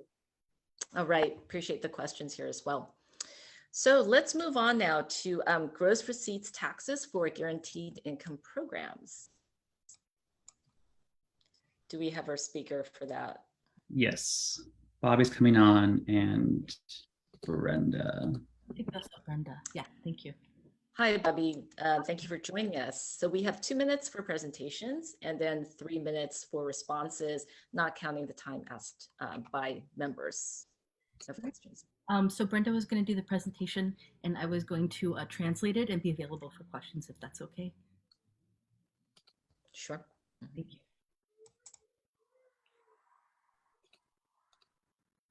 So there's a little lag.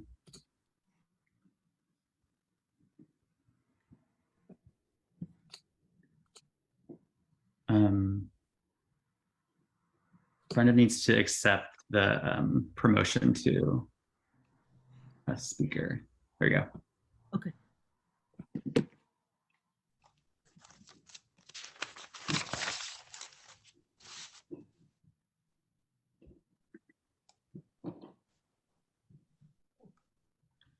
Hola Brenda, ¿nos escucha? Sí, sí les escucho. ¿Me escuchan? Sí. Ok. Un momentito. One moment, please. Since we have an interpreter, how do members feel about allowing another minute or more, just so that the actual time spent on presenting is not cut by half? Okay. Thank you. Okay, when you're ready. Ok, Brenda, cuando usted está lista, puede hablar y yo voy a traducir. Ok. Buenas tardes a todos. Mi nombre es Brenda Córdoba, presidenta de la mesa directiva con Fe en Acción en el área de la Bahía. Good afternoon, everybody. My name is Brenda Cordova, and I am the president of the board for Faith in Action, the community board. Somos una organización de interfe que trabaja con más de 100 congregaciones en los condados de San Francisco y San Mateo. We are a group of faith, and we work with over 300 different religious institutions in the Bay Area. Desarrollamos el liderazgo de comunidades para transformar los sistemas injustos. We work with our members to on leadership development so that we can advocate for different issues. Somos miembros de Pico, California, y tenemos federaciones en cada condado de California. We are members of the larger statewide organization known as Pico, California, which has different faith-based organizings in different parts of the state. Nosotros complementamos nuestro trabajo de liderazgo comunitario con nuestro programa de alcance masivo al votante. We complement our organizing work with also doing a lot of work to get voter outreach in our communities. Para crear el poder necesario para mover nuestros asuntos. So we can create people power. En la primera parte de este año hemos visitado a 20,000 votantes en el condado de San Mateo y ahora en el otoño visitaremos a 60,000 votantes de color y bajos recursos en San Francisco. For example, we have reached out to 20,000 voters in San Mateo County and are now working on 60,000, particularly low-income communities of color in the San Francisco area. Y 10,000 más en San Mateo. Oh, and another 100,000 in San Mateo. It's a lot of voters. Estamos construyendo la mayoría de votantes que valoran la equidad y la dignidad, formando un compromiso común a votar juntos por la equidad y la justicia en nuestras comunidades. We're doing this so we can advocate for greater justice in our communities. Como líderes comunitarios, hemos venido escuchando constantemente a nuestra gente.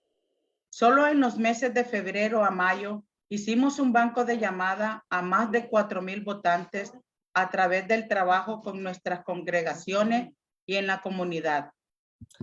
Like community leaders that we should be, we make sure that we listen to the people that we're talking to. And we hosted multiple meetings to get their feedback. Y en la comunidad seguimos escuchando a la gente. Hablamos con más de 300 personas por semana y esto nos ayuda a conocer las necesidades de nuestra comunidad. And Brenda's giving an example of being able to, how that work does, of being able to reach out to different constituents and churches and getting that feedback, which is very important to understand how this came about. Yeah. Nuestro objetivo es convertir a las personas comunes afectadas por la injusticia racial y económica. And the purpose of our work is to move forward a movement of racial and economic justice. En líderes capaces de unirse a escuchándonos los unos a los otros y desarrollando estrategias para el cambio. And we do this so we can do this leadership development to make change happen. Es por eso que nosotros sabemos la importancia de esta medida para crear el ingreso básico universal en San Francisco.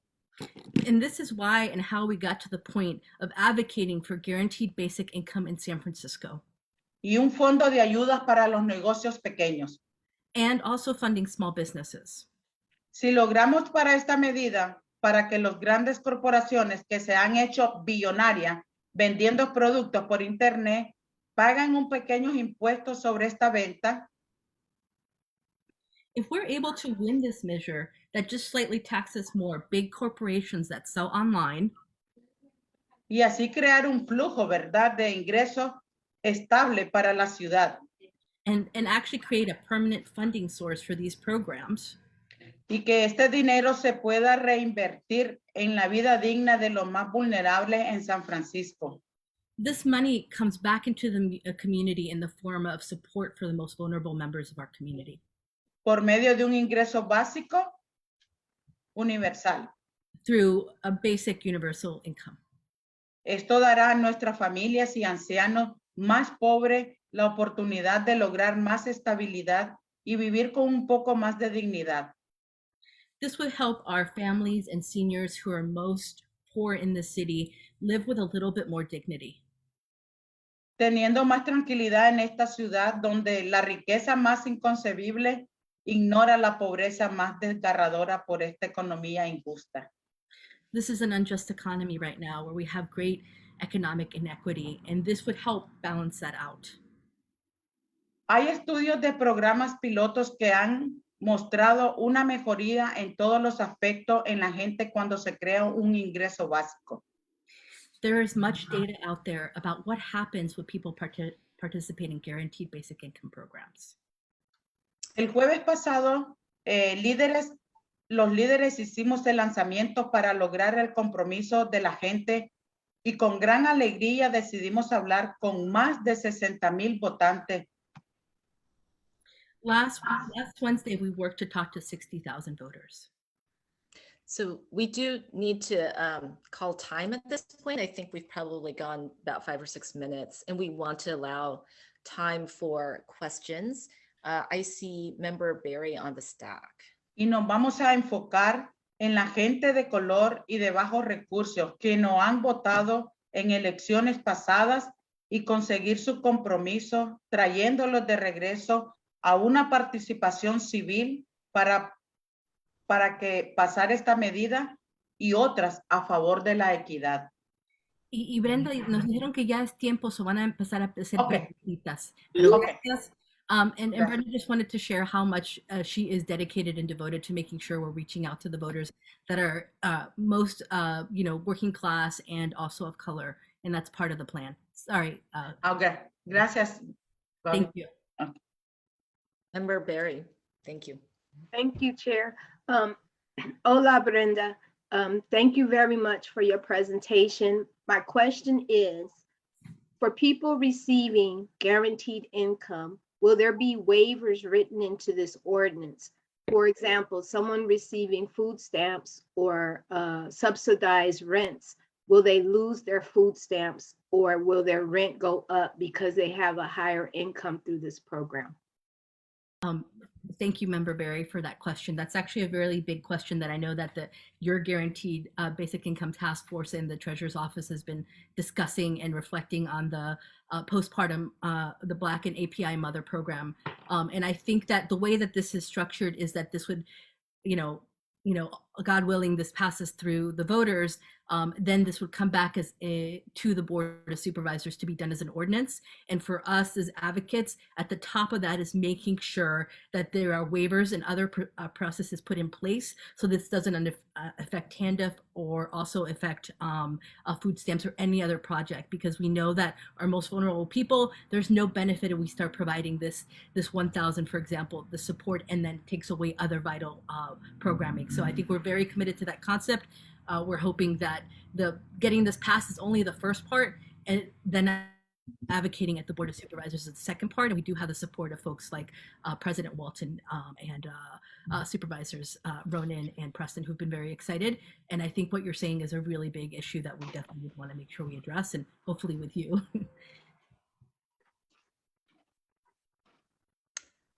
Are there other questions from members? Yes, Member Galata. Thanks, Chair Lovett, and thank you, Brenda and Bobby, for being here and for your presentation, all your leadership and Faith in Action's leadership on this. Just a question about the measure, and since it's going to be raising revenue through the tax on the large corporate companies, is there a guarantee in the measure that the money will be earmarked for the universal basic income? Because we know that that's happened before with revenue measures where we raise money and then that money doesn't go to what we want it to go to. And so just, can you share a little bit more about how the measure is structured? So does it guarantee that the money will go to UBI? It's a great question. Like many measures before us that we have all worked on, Free City College, which I'm sure, and also with the child care, it is very similar. This is not a charter amendment. It's not looking at that 66% threshold. So what happens when this bill passes is that 70% of the money that would come from that revenue, which we're estimating at 15 to 25 million, would be put aside in a fund. Nobody can touch that fund, right? Nobody can do anything with that fund except for guaranteed basic income programming. Now, it does require the city to do that ordinance process through the Board of Soups to access that money, but that money is there. However, it changes this, right? Even though this is polling at 71% among San Francisco voters, our feeling is we still wanted to do that 50+1 because we're highly cautious people. But I agree with you. That's why this is the first part of a larger part of work. I hope that answers your question. Brenda, las dos preguntas que hicieron, la primera era si cómo impacta otros beneficios como estampillas de comida, y estamos hablando con la miembro Berry que es muy importante para nosotros que no impacta eso. y que eso se puede trabajar por la ordinancia. Y con Peter preguntó si se pone el mano al lado, o explique cómo se pone el dinero al lado para programas de este tipo de fondo. Muchísimas gracias por traducirme. Aquí estoy acá, ¿ok? Perdón. Muchas gracias, Bobby. No, gracias a usted. Sorry to take more time. I know that you guys are short on time. That's fine. Thank you so much, Brenda, and thank you, Bobby, for representing. Thank you. Okay, Gracias. so we are, okay. So now we are moving on to the sales tax to fund transportation projects. And it looks like we have Tilly Chang.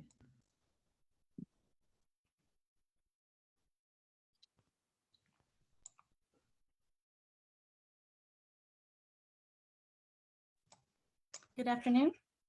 Hi, good afternoon. So we have 2 minutes for your presentation, Tilly, and then we have 3 minutes for response to questions from our members. Great. Thank you so much for this opportunity, members. I'm Tilly Chang, here with the Better Roads and Transit campaign. I also serve as Executive Director of the County Transportation Authority in my day job, but I am here in my personal capacity this afternoon to seek your support for the renewal of our existing 1/2 cent dedicated transportation sales tax that has been administered by our agency at the SFCTA for the past 30 years. It is governed by the 11 members of the Board of Supervisors acting as our commission. And again, this program was first established in 1989 by voters and reauthorized in 2003, known as our current transportation measure, Prop K. The transportation sales tax measure before you would again reauthorize the sales tax because all of the major investments from our current plan have either been constructed or about to open. And because we have a new set of critical transportation infrastructure and project priorities that we are developing in partnership with many, many sponsors in the transportation agencies in San Francisco and the region. And we want to make sure that we have competitive funds in order to put up as local match, in particular to win grants from the historic federal infrastructure bill that was passed in Washington last fall, as well as state grants through the transportation budget. Now, like our current Prop K program, we anticipate the sales tax will leverage 7 to 10 times other state and federal funds for projects like the Caltrain downtown rail extension, which will bring high-speed rail and Caltrain into the basement of Salesforce Transit Center. This will help the city's economy recover and create thousands and maintain thousands of jobs, particularly construction jobs. The measure will not raise taxes, but will maintain the existing 1/2 cent level and extend it 30 years to fund $2.6 billion in investments designed to increase safety, repair and rebuild roads and bridges, fund improvements for Muni, BART, and Caltrain, as well as increase paratransit funding for seniors and persons with disabilities. There's also new funding targeted for planning for equity priority communities and implementing those recommendations. All of these investments together will result in citywide and neighborhood level benefits, including pedestrian safety, smoother pavement, safer streets, climate protection, equitable access, and maintaining and creating jobs. And now, to ensure that funds are equitably spent in every neighborhood, the expenditure plan that I just described was shaped by a 27-member expenditure planning committee, advisory committee, representing residents across the city. The measure was also passed unanimously by the Board of Supervisors and is supported by Mayor Breed, along with a broad coalition of labor, business, neighborhood, civic, and transportation groups, as well as first responders. Thank you so much. Thank you. Do we have any questions from members?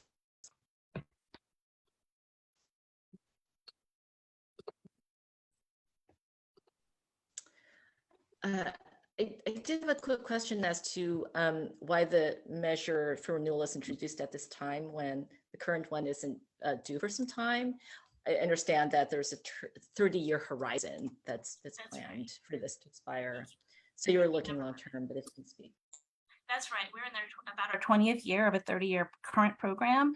And what has happened is all of the major projects, as I mentioned, have been delivered. Now we have 20 categories of smaller improvements in various road resurfacing and Caltrain and BART and Muni fleet and facilities and the rest. Some of them have already started to run out of funds because the sponsoring agencies have elected to advance funds. This includes Caltrain maintenance, paratransit, because there was such a high need for paratransit, particularly during the pandemic, and we increased funds in that category. Other categories do continue to have funds remaining, as the measure will continue, if not passed by voters, would continue, and we would hope to then renew in the coming year or two. Now, the reason for what it is urgent to do now is to provide that local match. And we have this window of opportunity with this Congress, with this particular administration in the White House, and with our leader and our federal delegation to win major federal grants. What will be important is to put up local match. And that's what we don't have in this measure, is that we don't have the match for the new projects to put up and be more competitive for state and federal funds. And so this is what the measure would provide. Thank you. So I see a member Braca in the stack. Hello, thank you for your presentation today. My question is kind of simple. Sales taxes are regressive. Why have we chosen to use this method to fund something so vital to our communities in a way that hurts low-income people versus higher income wage earners? Yes, thank you, Member Baraka. We do understand and agree that it is a regressive form of revenue. However, it is broad-based, it is quite stable, it generates a lot of funding, and what we do is we direct those funds to progressive investments. So 2/3 of our program is transit, and we have seen, especially during the pandemic, that that is who is riding a transit, is the essential workers and seniors and those who are most dependent on public transportation. And then we also make sure that there's a strong oversight and community process. Our board is very, very sort of diligent, and we have a CAC, a community advisory committee, that oversees all of the expenditures that come through the transportation program. In that way, there is extra oversight and attention to the application of funds to more progressive and equitable investments. Thank you. Thank you for the question. Great. Thank you so much, Tilly. Appreciate your time. Thank you. So we are now moving on to Golden Gate Park Access and Safety Program. If we can bring on the speaker for the measure. Coming up. We have, thank you, we have Robin and Pam.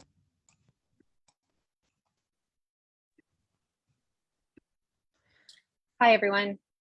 Good afternoon, Robin. Volume So we working? have Hi. 2 minutes for a presentation and then 3 Wonderful. minutes for response. Great. So hello, everyone. Thank you for your time. I'm Robin Pam. I am managing the campaign for Safe, Accessible Parks for All, and I'm here to seek your support today. This measure affirms the Golden Gate Park Access and Safety Program that makes the JFK Promenade a permanent, safe, and accessible public space in Golden Gate Park. The legislation initially was introduced by Mayor London Breed and passed the Board of Supervisors with support from Catherine Stephanie, Gordon Marr, Dean Preston, then Supervisor Haney, Myrna Melgar, Raphael Mandelman, and Hillary Ronan. The measure demonstrated broad unity after nearly 2 years of an extensive public outreach process that showed broad public support for this public space. People are out right now 7 days a week enjoying Golden Gate Park in record numbers, and this ballot measure would simply uphold the status quo and establish by the will of the voters this safe, protected open space. Pre-pandemic, when traffic was allowed on JFK Drive, it was on the city's high injury network, the 13% of streets responsible for 75% of death and injury crashes. The Access and Safety Program passed by the board has made the park both safer and more accessible than ever with new accessibility improvements. So why are we voting on it again? Well, it's unfortunate that we're here, but D.D. Wellesley funded a signature gathering effort to overturn this law with a measure that goes even further than just JFK. There's a few important differences to consider here.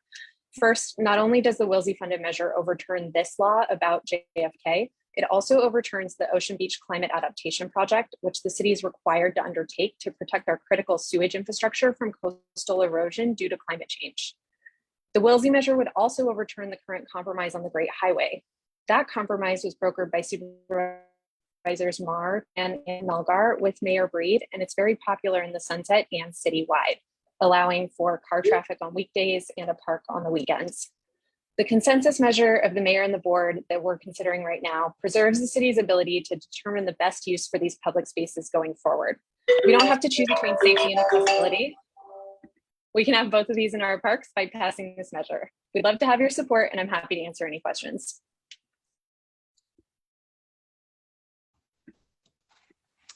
Do we have any members from any members with questions? I have a question. Yes, thank you, Member Brown. What's your response to the argument that it is gentrifying? Yeah, I mean, I think it's a really good question. What we saw in all of the studies that were done before the board passed this, there was actually a pretty extensive equity study that was done by SFCTA that showed that JFK and Golden Gate Park access was pretty inequitable before the pandemic as well, and that the implementation of the JFK Promenade didn't actually change any of the visitation from different parts of the city.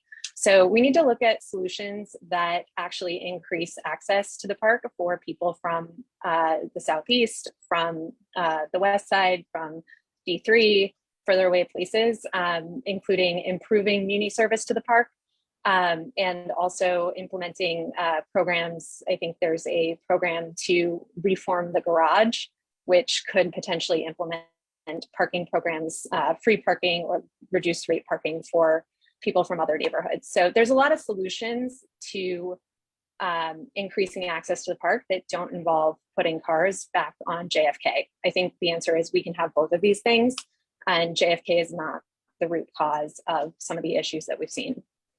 Thank you for your response. Member Berry.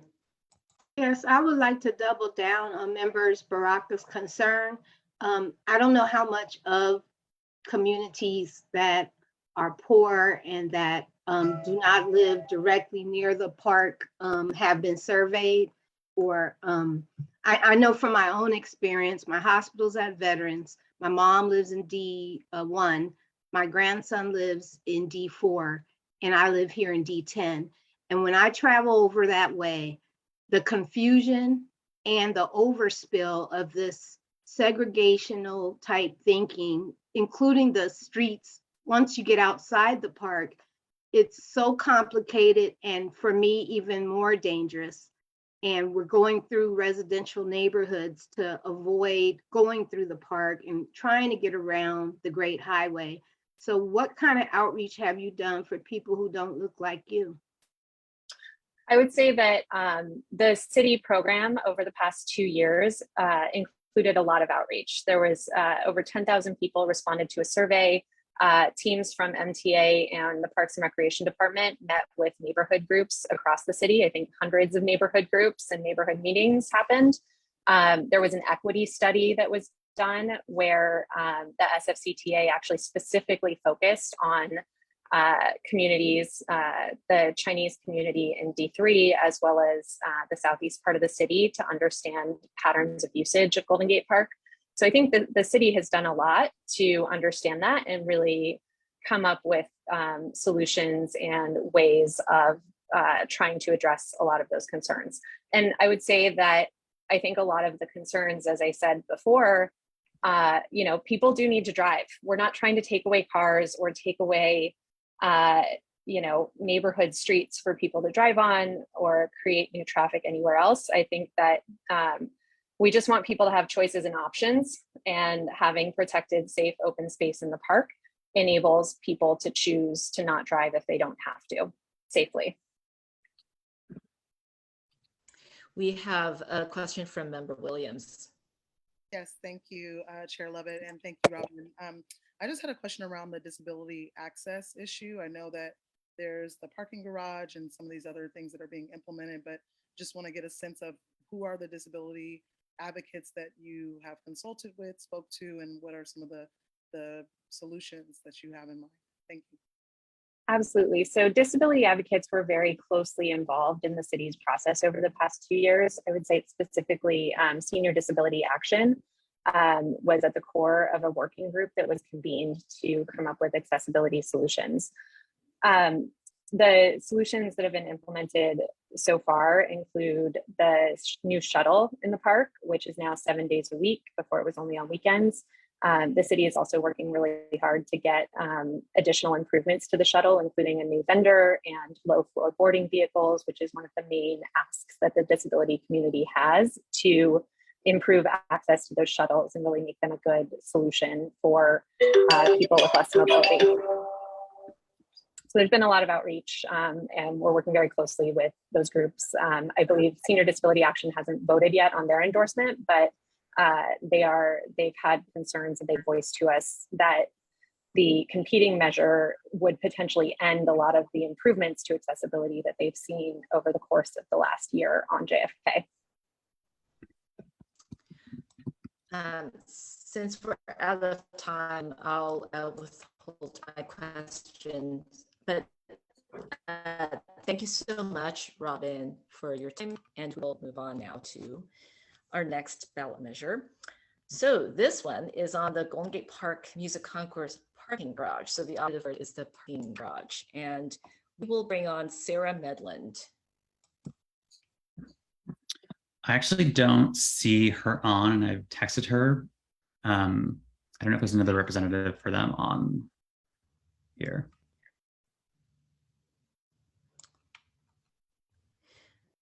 If we don't see her, I think in the interest of time, we should just move forward.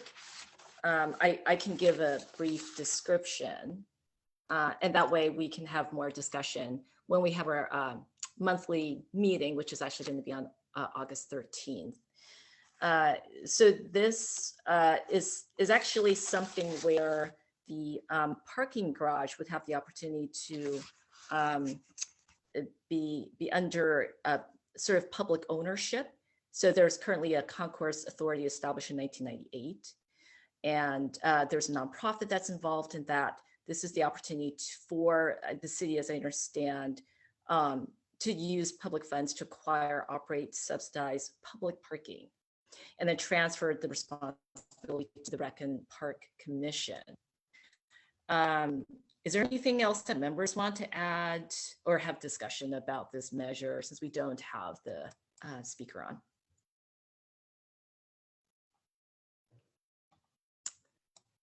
Okay, if not, and if we don't have that speaker, then let's move on. And so now we have Supervisor Dean Preston back, and thank you for joining us again. For this next measure, we have a tax on keeping on parcel owners who keep residential units vacant. So tell us about the vacant homes tax, and you have 2 minutes to present, 3 minutes for responses. Thank you. All right, thank you so much. And thanks again for all your work on these measures. I appreciate the opportunity to present on this. This is the empty homes tax qualified by signatures, and want to give a shout out to all the volunteers with DSA, SF, and also Faith in Action. You had Brenda on earlier, and they really led the way in getting all those signatures. Also want to recognize the work of the city's budget and legislative analysts on this issue. So they did a report that showed that San Francisco has 40,000 empty homes. That is one in 10 units sitting vacant. This is a growing problem. It's something that's been discussed for years, and it's about time that we take action on it. And the strongest action we can take is through an empty homes tax to disincentivize prolonged vacancies. I hope that we can all agree, and we are certainly finding widespread agreement out there, that prolonged vacancies are bad. They're not good for the city. They're not good for the economy. They're bad for local businesses. And they are bad for folks who are looking for housing. And so the primary goal of the empty homes tax is not to collect a bunch of tax revenue. There will be some, but really it's to change the economics here and incentivize these real estate investors to rent out the properties. The measure really targets the speculators and investors who are choosing to keep these properties off the market as a business practice. They're basically treating housing like they would treat shares of stock, not as a place to rent out to people, not as a place to live in, but as a place to buy, hold, and then when the value appreciates enough, flip it to the next institutional buyer. We see this especially in some of the neighborhoods that have had the most new construction, where a lot of it is just sitting empty. So this measure is modeled after the vacant homes tax in Vancouver, and also the commercial vacancy tax that we passed in 2020 in San Francisco. Sounds like I've run out of time. Am I out of time? Yes. You'll have time to respond to questions with the first question from Member Berry. Thank you again, Supervisor Preston. To me, this is the most important measure we'll be voting on this November. When the opposition folks, people who love moderate rate housing and whatnot for some reason, when they say things like the numbers of vacancies that's announced is really not a true number, it's really just people moving in and out and all these false claims. A lot of people don't know I delivered for about 5 years. I've been in these buildings and the vacancies are ridiculous, even some houses. So what numbers do you use to determine how gross it is? Yeah, it's been a very strange line of attack with folks who are saying that no, there aren't 40,000 vacancies.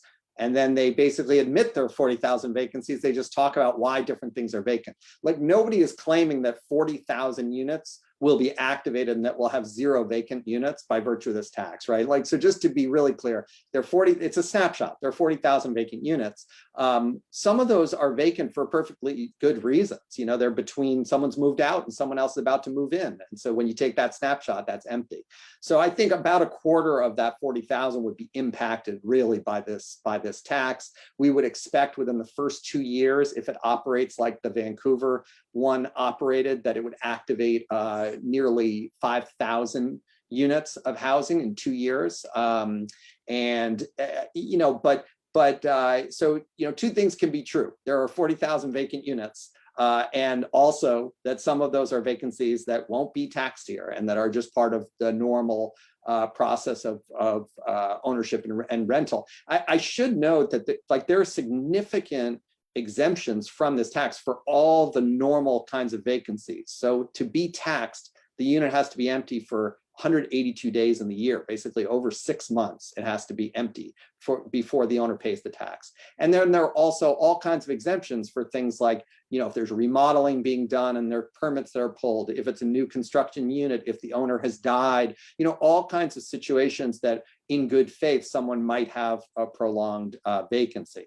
I should also note it does not apply to single family homes, so basically 1 or 2 units, so duplexes and single family homes. It applies to buildings of 3 or more units. But to answer your question, yes, there are 40,000 vacant homes, and no, we don't claim that 40,000 will be activated if we pass this tax, but it's a significant number that will be, and as I said, an estimated 5,000 in the first 2 years. I have a question, but Member Berry, if yours is a follow-up related to that. Okay, so there was a provision where this does not apply to tourist units. Can you say something more just to make sure that there aren't loopholes around, corporate short-term rentals or those new Airbnbs that are like month-long and more, those intermediate length? Mm-hmm. Sure, and thanks for the question. And look, we tried to be surgical in what we were going after, right? So this is not like units that are actually tourist hotel units and registered as such and paying the hotel tax are not going to be taxed here, whether they're occupied or not. They're excluded from this tax. As for the shorter term rentals, Airbnb, intermediate length occupancy, we are not changing those rules through this tax. Like for the purposes of this tax, a unit is empty when it is empty. Like, those days are counted when it is empty. So if someone is legally using the unit for X number of days for an Airbnb rental, those days are not considered vacant days. People are there using it. So annually, the owner will sign off on under penalty of perjury on the number of days vacant and whether they have to pay that tax, and the city can take enforcement actions if someone misrepresents. But the tourist units are categorically. Thank you for clarifying. And Member Berry, are you okay with not having a follow-up, or shall we extend? Okay, you're saying it's fine. Great. Well, thank you so much, Supervisor. Appreciate your joining us for this measure. Thank you. We are almost done with ballot measures. Last but not least, we have the additional parcel tax for City College. I believe we have Mary Braveland speaking, and also David Doe. Mary's joining now. Great. I don't see David. Shall we get started with Mary here? I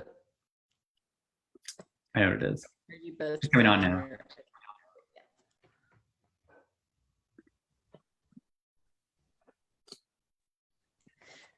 Great. Okay, thank you both. And so you have 2 minutes to present about this particular measure, and then 3 minutes to respond to questions. So 3 minutes not counting the time that the question is asked by our members. Thank you, Chair and Democratic Party members. My name is Mary Bravewoman, President of AFT 2121, and I appreciate this opportunity to share a little bit about the ballot measure designed to fill a pandemic-related funding gap at City College. This measure will help ensure San Franciscans are not left behind in pandemic recovery efforts. We all know the value of education, especially for those who cannot normally afford one. The benefits ripple throughout the community for generations. The first of its kind in the nation, City College offers free tuition and serves our over 60,000 students per year with an affordable way to earn degrees, get valuable workforce training for careers in nursing, firefighting, engineering and technology, custodial work, and construction, the jobs that make our city run. Students learn basic skills such as English as a second language, literacy, numeracy, and citizenship classes, as well as receiving critical wraparound support services in counseling, job placement, overcoming homelessness, and addressing mental health concerns.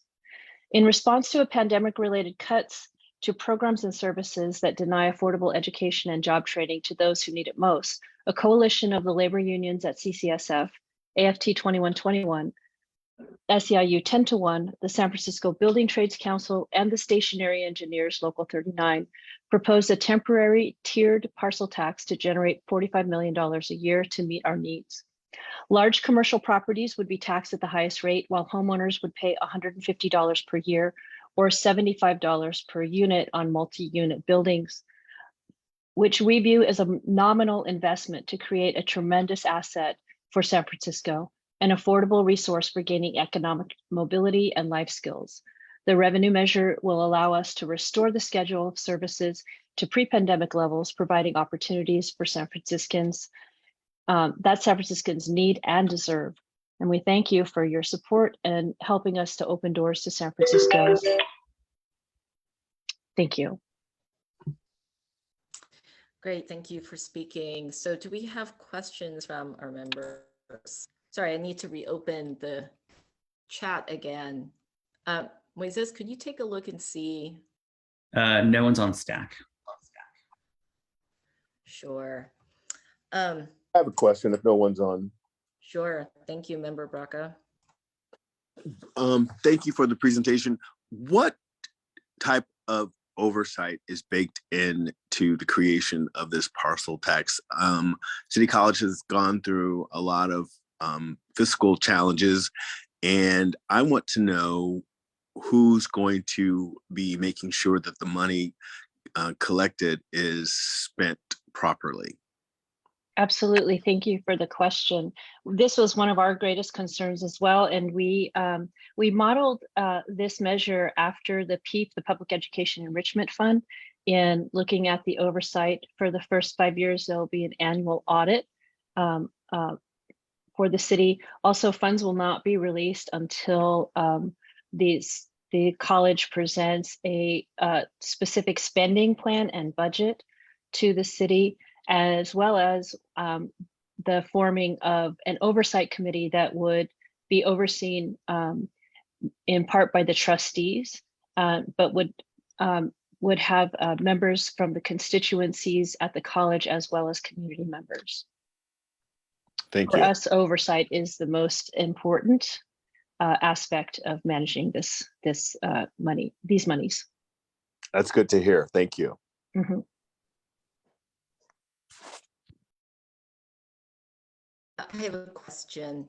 So the percentages that you mentioned, 25% student services, 25% for those basic skills, 25% workforce, and then 25% underrepresented.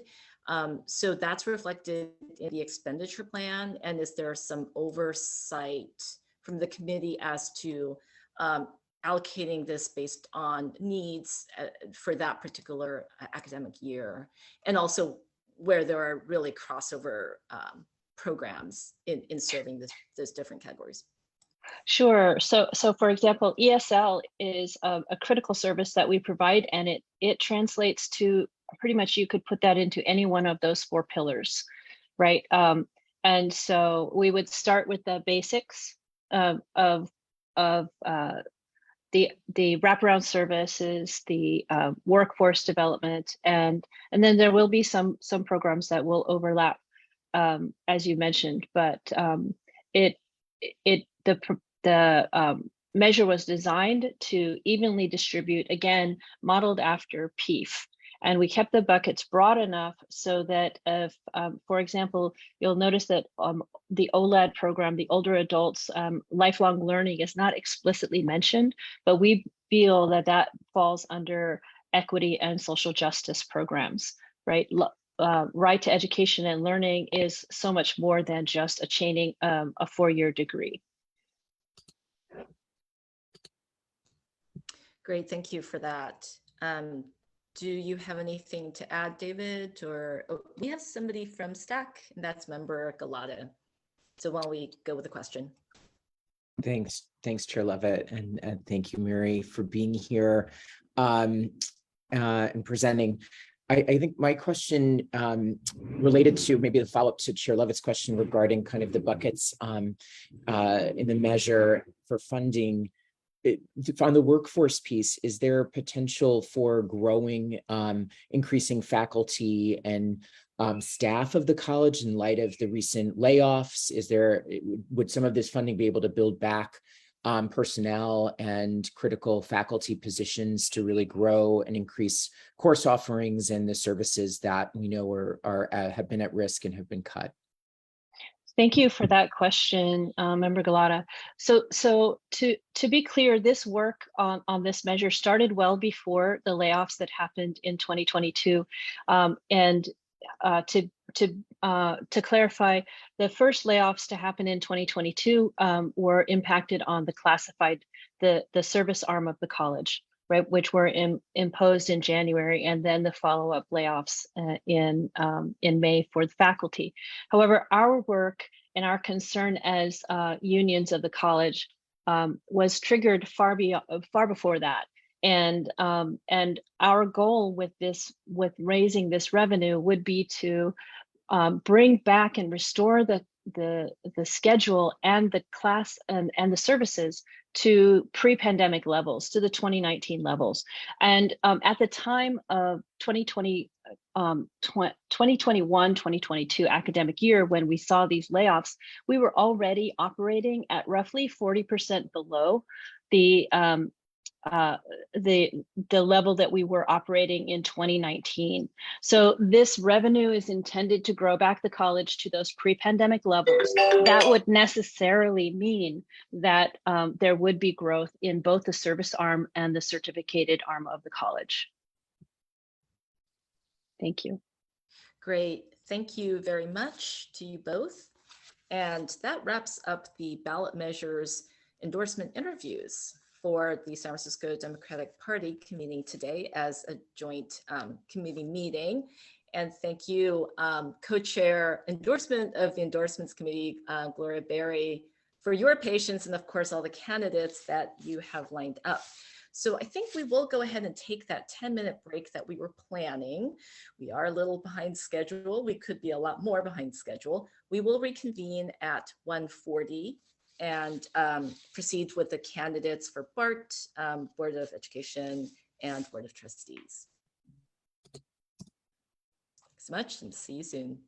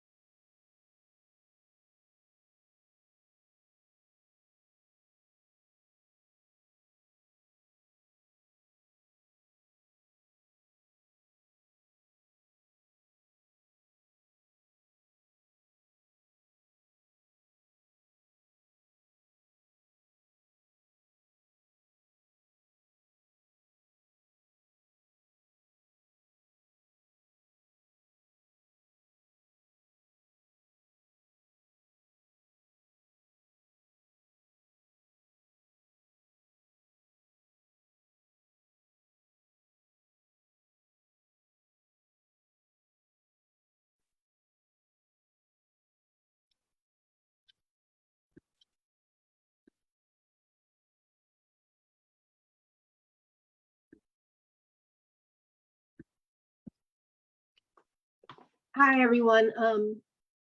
It's 1:45, and I'm going to go ahead and do a quick introduction and get going with the endorsement process. Again, I'm Gloria Berry, co-chair of the endorsement committee. Co-chair Ibanez is not with us and is tending to a very ill family member, and we send our prayers to her and her family. Thank you to all the members joining us. Thank you especially to our executive director, Moises Garcia, for all your work, your hard work and coordination of this process. And thank you to our chair, Honey Mahogany. Today's candidate interview order is as follows: BART Board, Board of Education, and Board of Trustees for City College. The time for each interview will be 8 minutes. 2 minutes introduction, 5 minutes of questions from members, and 1 minute closing statement. The time it takes a member to ask a question will not be part of your 5 minutes. So I say let's get into it with our first candidate who is running for BART Director, Director Lee. Thank you so much, Chair Barry. And hey, everyone, this is really fun, right? So I know you're in the middle of a super long day. I look forward to taking off my candidate hat and putting back on my DCCC hat and rejoining this process. So just really want to thank you all for being here. A lot of you know me already. I ran to be on DCCC with many of you. We spend hours together every month at meetings. And I really hope that you see me as someone who cares, someone who holds themselves accountable, and someone who acts with integrity. I will also note that the DCCC did not endorse me in 2018, including some of you here. And honestly, I don't blame you. I was new as a first-time candidate. I ran on a platform of things I said I would hypothetically do, and I asked for your trust, but I had to earn it. So then I won, becoming the first Asian woman to ever serve on the BART board. And with my incredible colleagues like Latifa and Bevan, whose endorsements I'm proud to have, I basically did everything I told you I'd do despite the pandemic. So first, we have created multiple programs to add civilian unarmed safety presence through ambassadors, a team of social workers, bathroom attendants, and elevator attendants. Second, we created BART's first ever low-income fare program in 2019. Third, we launched our Not One More Girl initiative to address gender-based harassment on BART, which led to SB 1161, an active bill to expand those initiatives across the state. I successfully brought a resolution before DCCC a couple months ago to support this bill. And then lastly, I just want to note, we were really able to make it through the pandemic to become one of the first transit agencies in the Bay to bring back service to nearly 100% pre-pandemic levels. And we actually did that while avoiding layoffs and making sure that we treat our workers right. I'm really proud that just a couple of weeks ago, we approved a new CBA to increase salaries to all of our unions in a way that was financially responsible, and I led the charge. I'm honored to have the endorsement of SEIU 10-1. I'd be honored to have DCCC's endorsement, and you know that I basically reached out to every single one of you because I don't take this endorsement for granted. And so anyway, I welcome any questions that you might have for me. Thank you, Director Lee. Members, are there any questions? If you do have one, please either raise your hand or put stack in the chat. Stack. Go ahead, Member Baraka. Hi, Janice. I have more of a statement rather than a question. I think that your list of accomplishments is phenomenal. Congratulations. And your challenges were great with COVID. So I applaud you for all your hard work. Keep up the great work. That is all. Thank you, Member Baraka. Are there any members' questions left? I don't see any. I have one, Director Lee. We discussed over the phone the ban from BART policy and the people that do get banned from BART, and you advised me that there is an appeal process. Would the BART board consider partnering either with a free legal clinic or some other community-based organization to help people through the appeal process? I'm open to that. There are only a couple appeals. So first, I will just say there is a prohibition ban that exists at BART, and this is due to a state law. We have to report on it every single year, so you can see all the numbers. It's only about 200-ish people a year, and it's not like little stuff like fare evasion. You have to be like assaulting other riders on a consistent, regular basis. You have to be assaulting station agents and BART staff. So it's like really, really serious. So you can appeal. I'm actually not super familiar with the appeals process. There's honestly only like 1 or 2 people go through it a year. I'd be interested in exploring that and seeing what kind of community side it is, but community support there could be. Yeah, I'm very, very open to that. Thank you, Director Lee. Member Galata. Thank you, Chair Barry, and thank you, Director Lee, for being with us. Thanks for all of your leadership at the BART board. And, you spoke to some of the accomplishments and work that you've done. I guess my question is, just as BART is, and the region is recovering from COVID, what do you see as some of the opportunities to get, kind of stabilize our public transit systems, BART specifically, and also kind of what's on your to-do list or task list for your next term? Like what's ahead that you still want to work on? Yeah, there's a lot of things I still want to work on. A lot of these initiatives are new. So while we have all these new civilian ambassador type programs, we have to prove their worth. So right now I'm really pushing on what's the data collection? How can we prove that they're effective? Because we're also proving it to the public for a lot of people who are like, I want a cop on every single BART car. I don't agree with that approach, but how can I show you that there are alternative solutions that are actually making an appreciable difference when it comes to safety? So I think we have to prove our worth with a lot of the programs. I want to expand. The discount is only 20% and it's for 200% of federal poverty line, which is, someone who's making like $40,000 in the Bay Area, which is exceptionally low. So I want to expand the low income fare program. And then the big thing is the fiscal cliff is coming for us. It's going to be around the end of fiscal year 25 into fiscal year 26. And the problem is not just specific to BART, it's not specific to public transit, is every single public institution, we have underfunded them in the US. We've been okay to privatization. We've been okay to let them go away, whether it's our libraries, as you heard earlier, whether it's our park spaces or whatever, we're just under investing. So I think the big advocacy here is how can we find progressive value capture measures and then push our state and our federal legislature to actually invest in public goods into actually community-based solutions and things that really serve some of our most marginalized folks, whether it's public transit, public education, public higher education, library spaces, etc. Do we have any more questions from members? Okay, moving right along. Thank you so much, Director Lee. If you would like to give your 1-minute closing statement. I'll just give like a 10-second closing. Thank you for your time. I'd be honored to have your endorsement. I think this growth has shown, how I've grown myself over the last 4 years. So I would love to have your endorsement next Saturday, the 13th. So thank you all.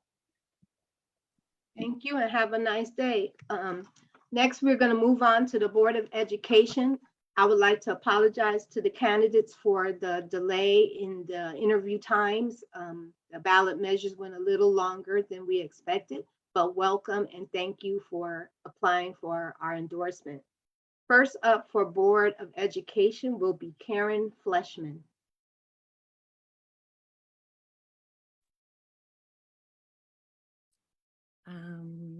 Sorry.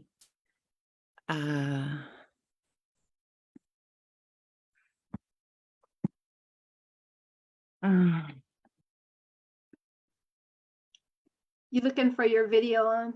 Yes, I'm looking for my video. I don't know why my camera. Okay, here we go.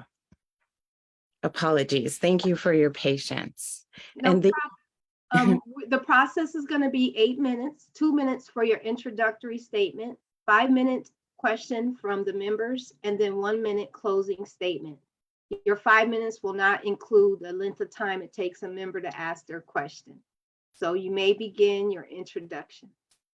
Thank you, Chair Barry. Thank you, DCCC members. I'm Karen Fleshman. I use she, her pronouns, and I'm running to unify San Francisco for SF Unified. As an SFUSD mama, Daughter of a retired educator, a public school graduate, and volunteer, I deeply value public education. I have relevant professional experience attending law school at night while working full-time for the New York City Department of Youth and Community Development, changing systems, managing audits, and developing programs to better serve young people.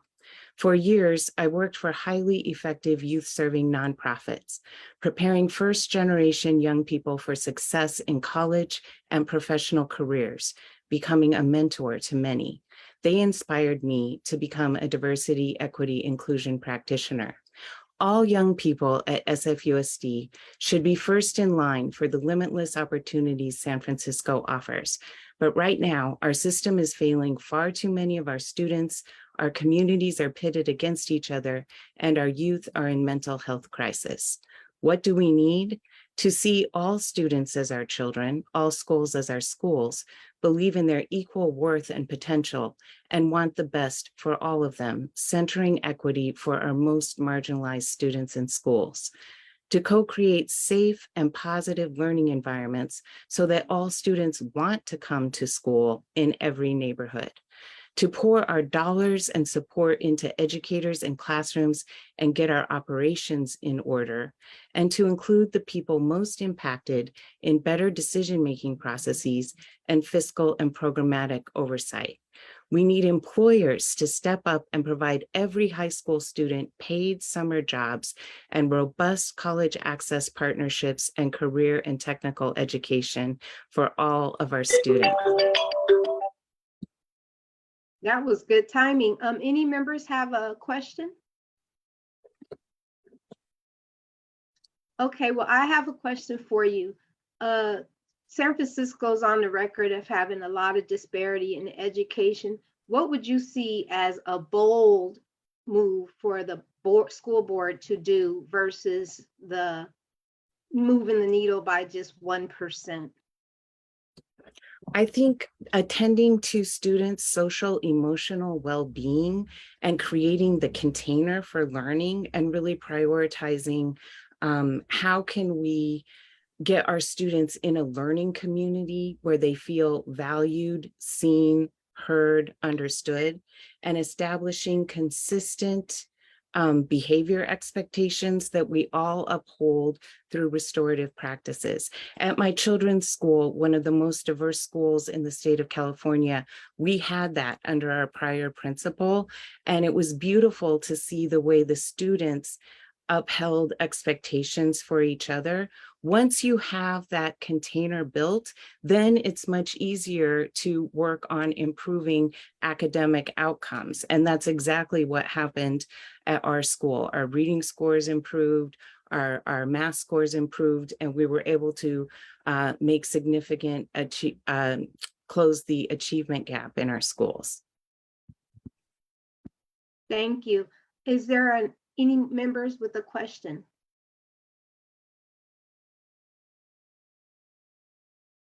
Oh, Member Galata. Thank you, Chair Berry, and thank you, Karen, for joining us, and great to hear and learn more about you and your candidacy. I'm just curious some of the issues that you would prioritize as a member of the Board of Education, given just everything that's going on, that has been going on at the board. There's a lot of contentious issues, certainly, and things like the Lowell admissions policy, how we're really centering and serving Black and Brown students in the district. So just curious if you can share more about what some of the things you would want to kind of lead on or see happen as a Board of Education member. Certainly. I think we need better decision-making processes than just testifying at public comment.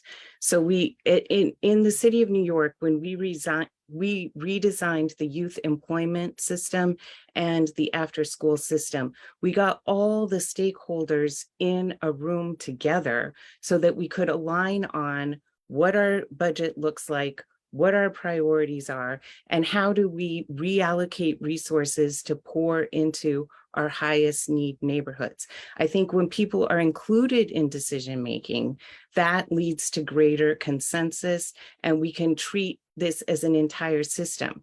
Right now, the way it's designed, schools and communities are pitted against each other, and in that kind of situation, everybody loses, most of all the students.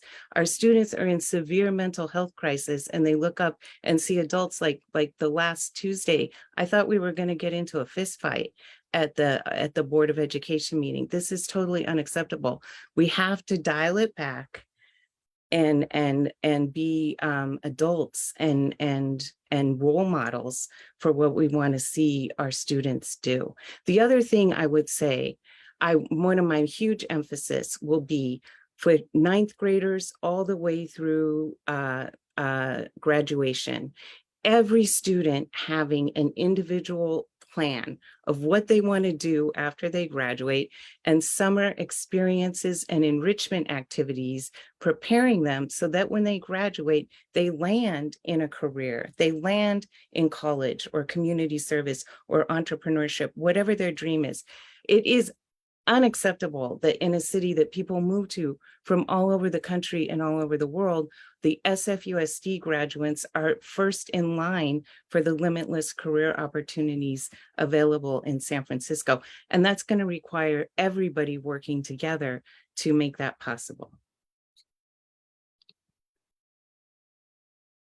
Thank you. Unless there's another member question, Karen, you're welcome to go ahead and make your closing statement. Thank you.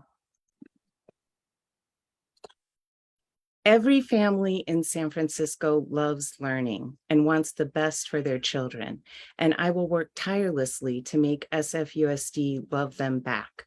Our two-tier system, where some students are cared for and challenged, while others are warehoused and graduate unemployable, is unacceptable, especially in a city people move to for limitless opportunity. We all have a stake in making all young people feel seen, heard, respected, valued, loved, and connected to all San Francisco offers. When SFUSD students succeed, all San Francisco benefits, and their success requires all San Francisco. That's why I'm running to unify San Francisco for SF Unified. Thank you for your consideration, and I hope for your endorsement. Thank you. Moving right along, we're going to move on to the next candidate, and that would be Alita Fisher.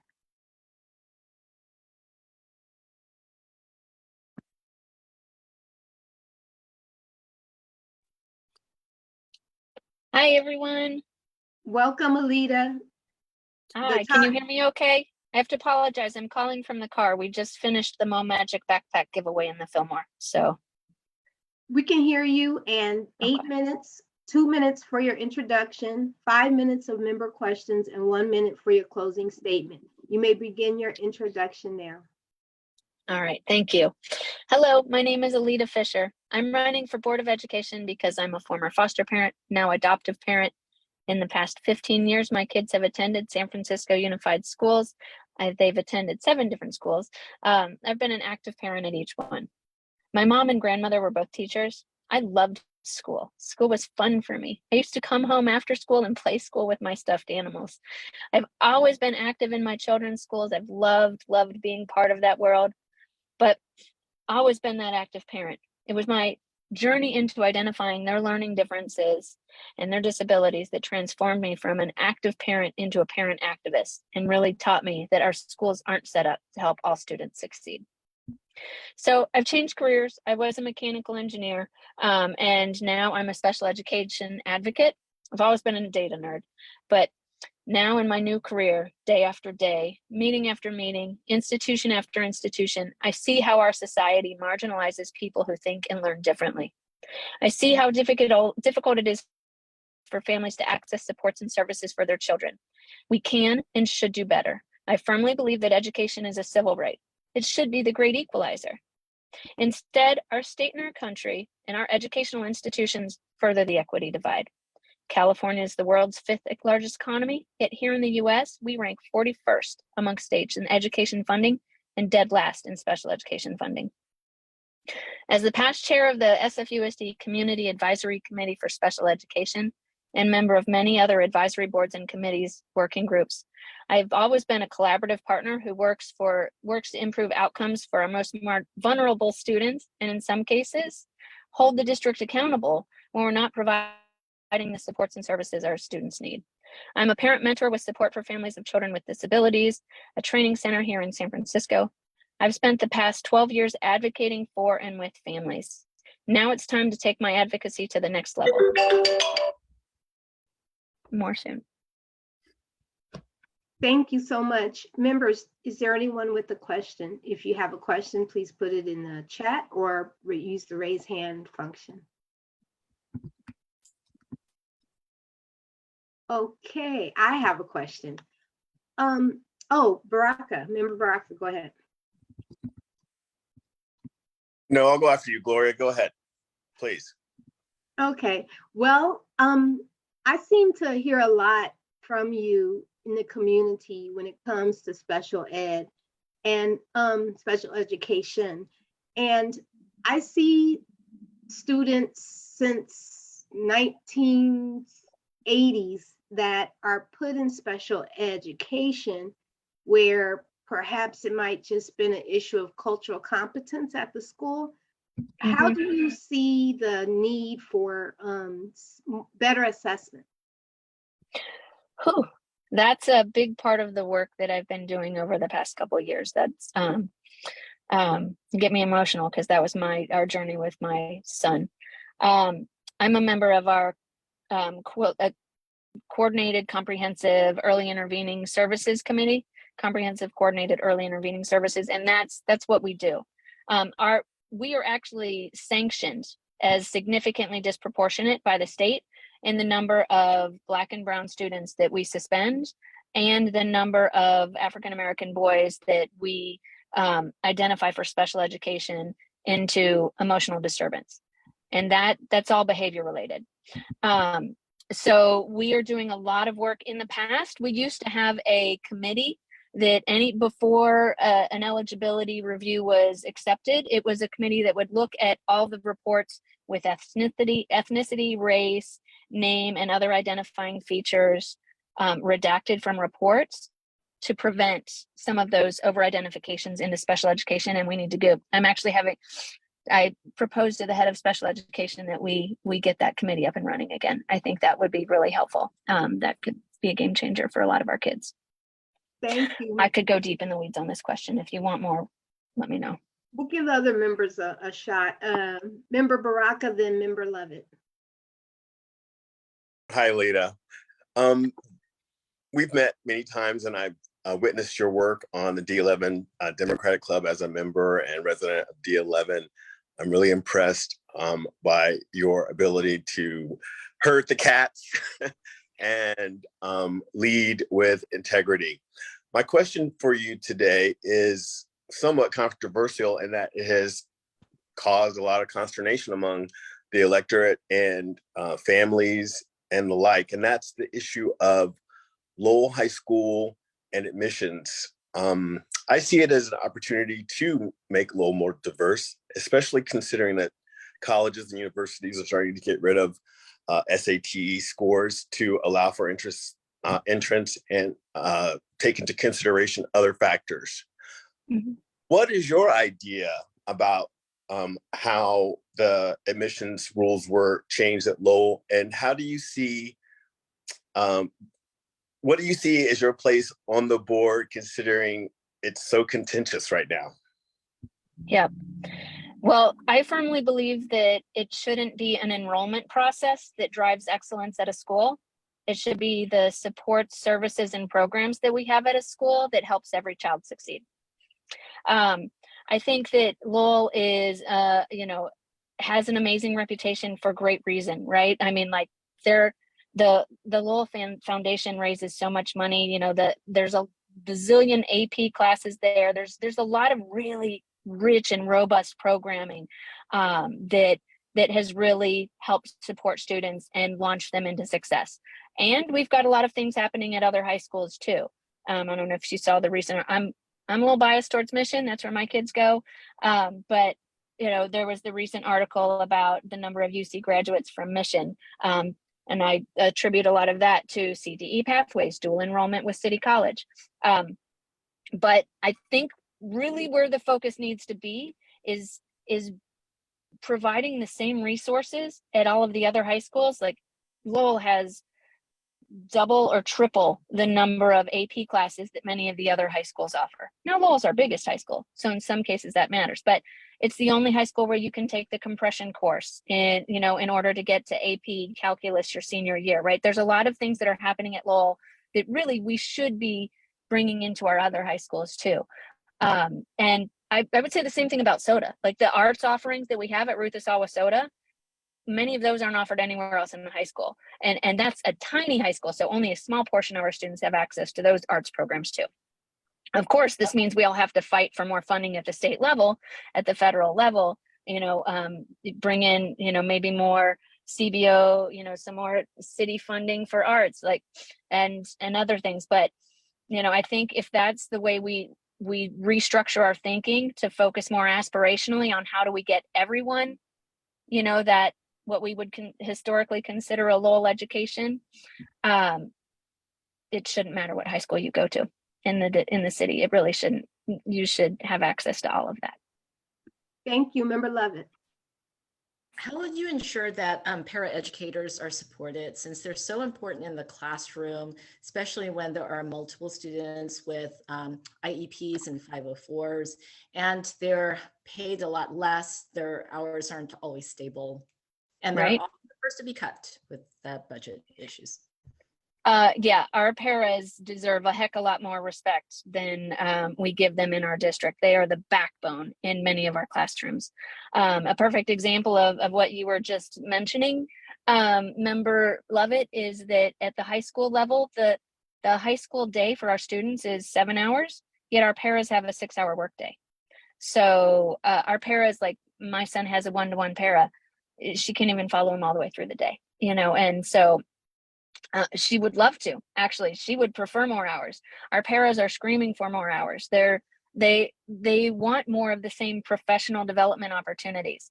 I mean, I'm grateful that we're doing things like our para. I mean, we've got pathway programs where paras can become teachers and are mentored and, you know, helped clear their credential once they get in, you know, once they graduate and things like that. But I think we have to do a whole lot more to support our paras before they get to that pathway. Not everyone wants to become a teacher. A lot of folks love staying as para, and that's great, right? We need paras. I think, and when we talk about paras, you know, I mentioned high school, but early ed, paras are only in the classroom half the year. That's hugely disruptive for our classrooms, our students, and, you know, for everyone. So we used to have paras in every kindergarten classroom. Can you imagine how much more that would do? I mean, like I said, paras are the backbone of our education system, and we need to treat them as such, and we don't right now. Love you, paras. Thank you. My daughter was one. So that concludes the member questions. Please do your closing statement, Alita. Okay. Well, thank you all. I'm honored to be here.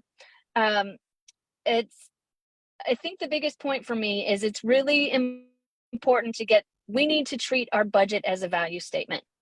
Our budget needs to reflect our values. Right now, we don't make that through line between our district priorities and the money we spend. And the experience that I have advocating for more money at the state and federal level, working on our LCAP task force, working to hold conversations behind the scenes, that's what I want to do when I'm commissioner. For me, the important things that we really have to fund: reading. Our reading curriculum is not effective right now for all of our students. We really need to get in there and address that. I'm in working committees where we're doing that. We need to take that work and move it forward, accelerate that. I was excited to hear Karen talk about social emotional supports. If you're not familiar with Maslow's hierarchy of needs, until we get, you know, those basic level needs, until we get mental health, everything, until we get more supports into our schools for our kids to get those basic needs met, we're going to further the opportunity gap. We need to get everything out of the way so our kids can focus on learning. Thank you very much, Alita Fisher. Next up, we have candidate Commissioner Elaine Motamedi. Here I am. For a second, I thought I closed the Zoom and I just had a complete panic attack. Well, So you're it's here and Elaine. welcome.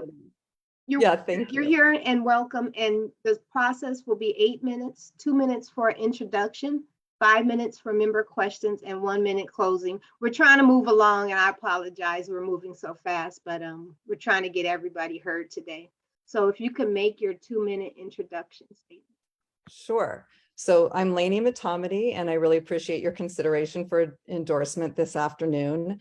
I'm honored to be in this role and to be of service to nearly 50,000 students, their families, our educators, and our schools. And thank you all to the DCCC members who have already taken the time to meet. I'm reaching out to all of you. I've got more meetings scheduled, and I look forward. I'm going to bug those who haven't gotten back to me.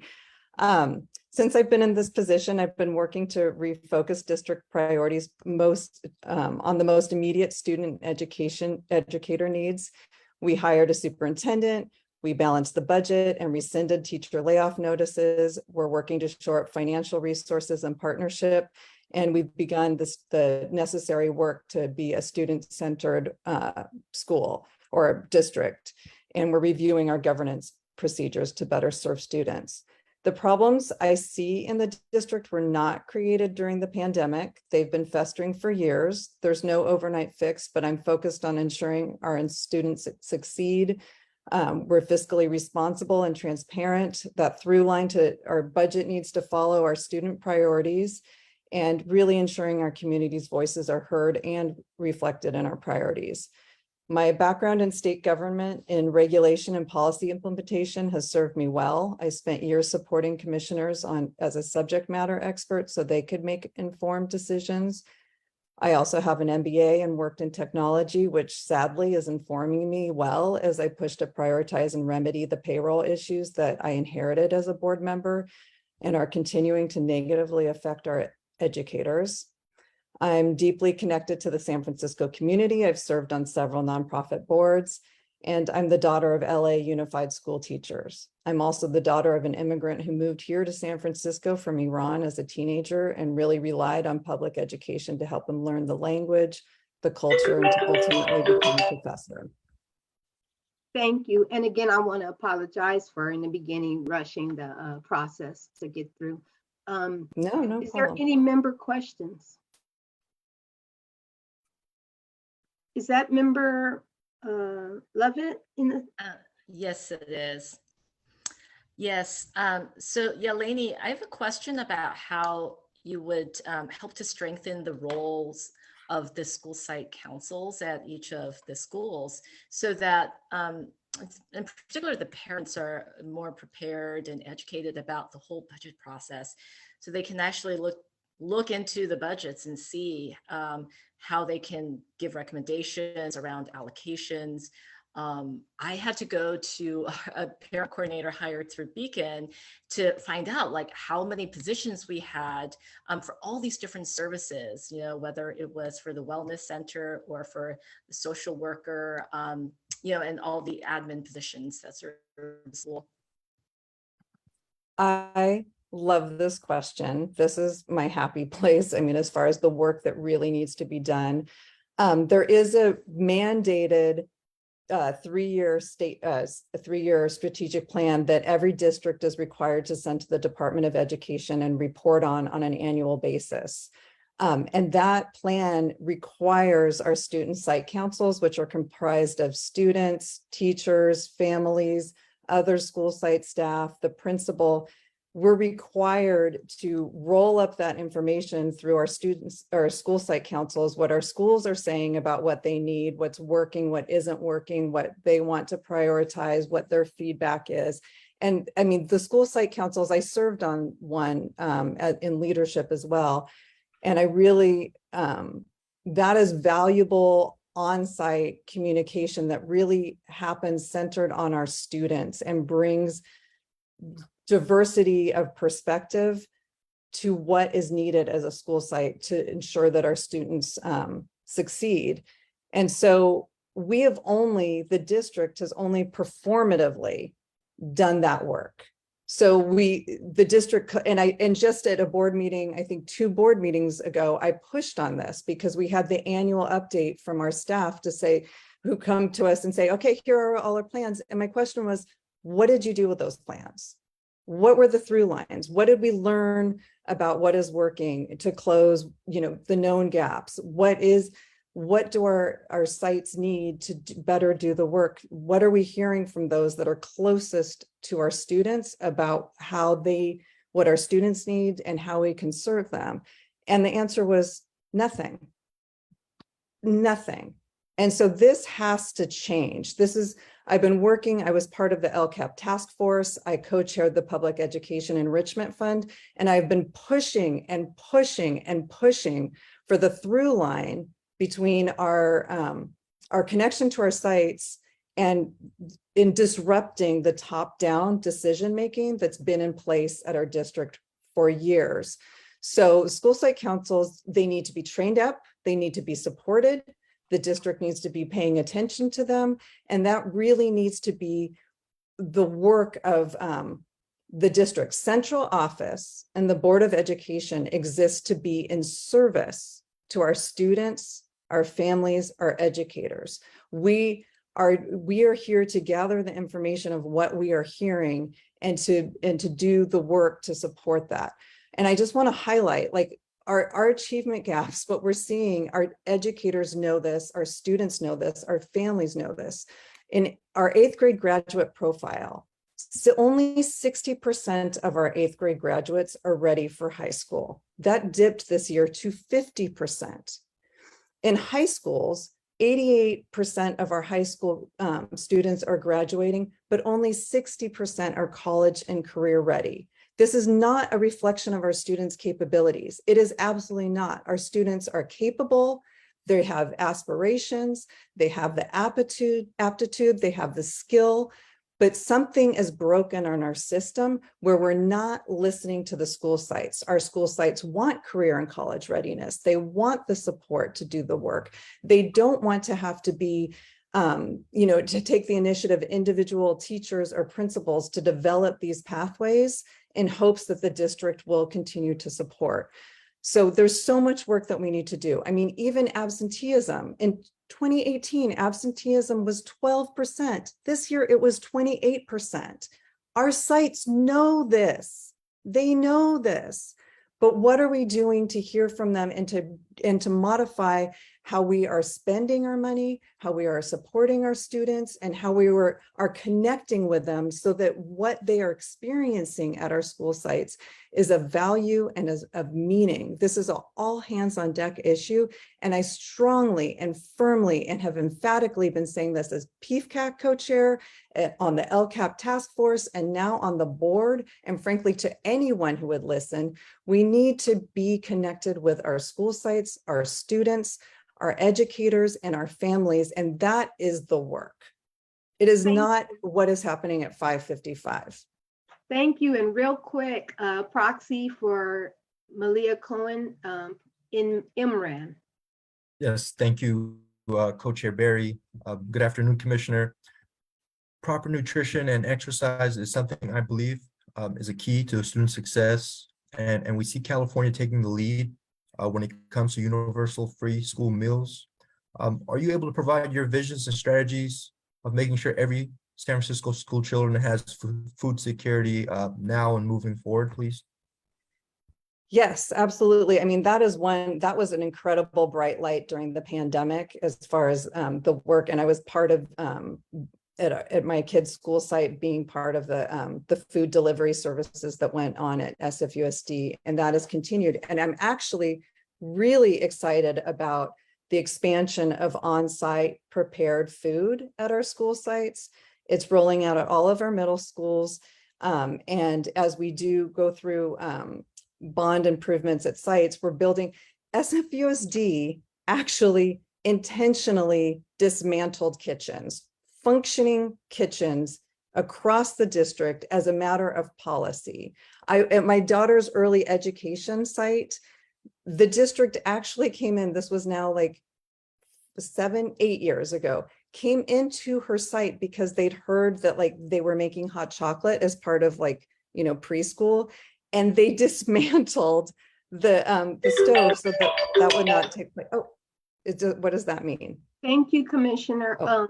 Time is up for the question period. I apologize to Member Baraka who was not able to get his question in. If you can make your closing statement, it is 1 minute. Right now is a good. Oh my gosh, we did not get to so many things I was hoping to cover. My door is open. Please reach out to me. I'm happy to have these follow-up conversations to answer questions we did not get to.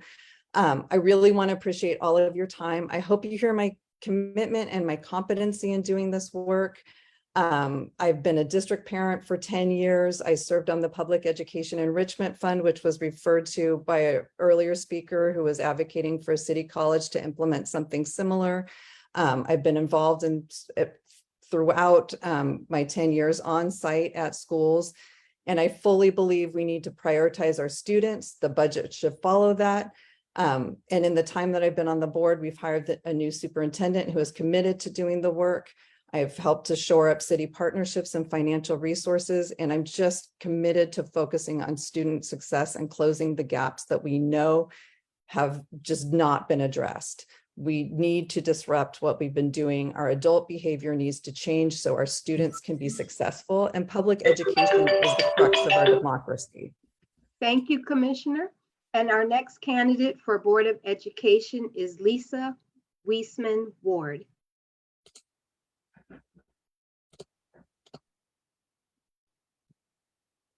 Promoting her now.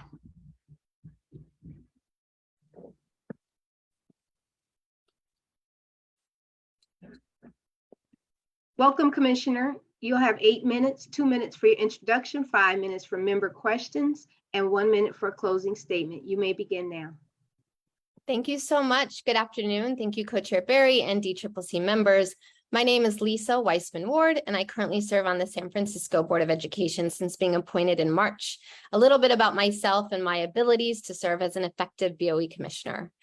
I'm the product of public education. I'm an educator myself, and I come from a family of educators and civil rights advocates. I'm a daughter, I'm a spouse, I'm a twin.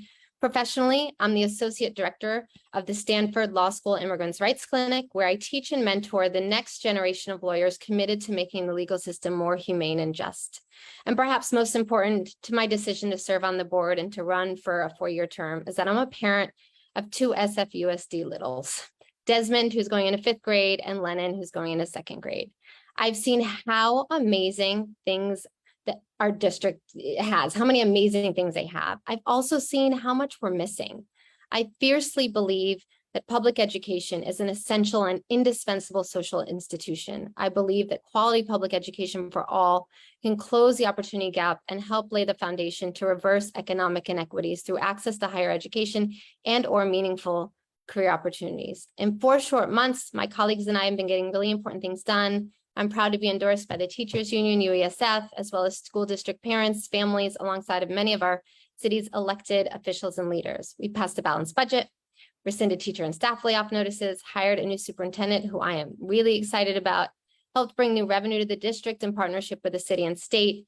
We created a transparent and community-driven framework to improve high schools citywide. There's parity and equity in our portfolio of schools, and we're engaged in the intensive work that my colleague, Commissioner Matamati, mentioned to improve our processes and governance structures so that we can focus on improving student outcomes and closing the opportunity gap. To be clear, I know that we have a lot of work to do, but I'm optimistic and remain laser focused on our students and improving their educational experience. Thank you. Thank you, Commissioner. Member Baraka. Hello, Commissioner. Thank you for being here today. My question has to do with the same question I asked Alita around Lowell. Were you able to hear that question?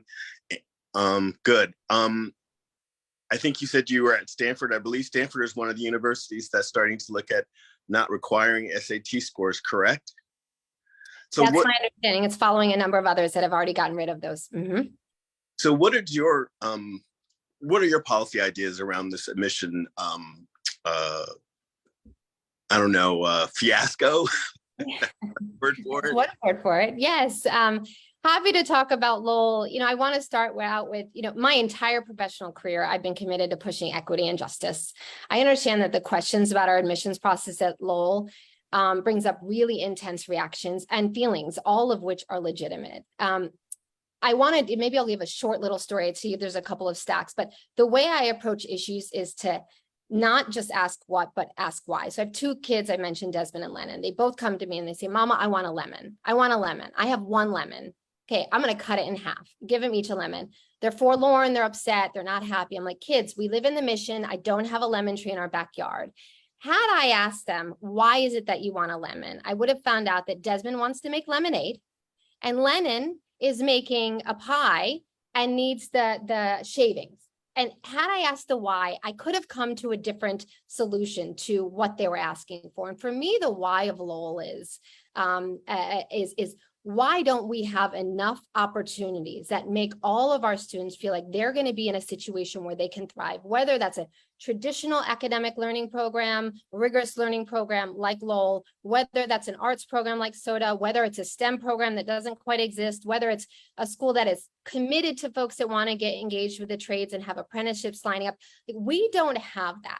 And so as to your question, Member Baraka, is we need to figure out, and I actually don't think this is different from what Ms. Fisher said, is we need to figure out how do we engage and look and examine at our portfolio of high schools, which I'm pleased to say there was a 7-0 vote in June where we said we are committed to having a community-oriented program task force where we are going to look at all of our schools, the entire portfolio of schools, who's offering what, who's not offering what, and decide how can we create parity and equity in those schools so that it doesn't feel like we are always operating from a scarcity mindset. And that's where we are. We are operating from a place where it feels like there's just one option for this rigorous academic program. And that's not fair. We need more and not less. So, back to the lemon analogy, like, let's get more lemons and maybe throw in some limes and strawberries and watermelons for folks that don't prefer citrus. I mean, there's a way to do this.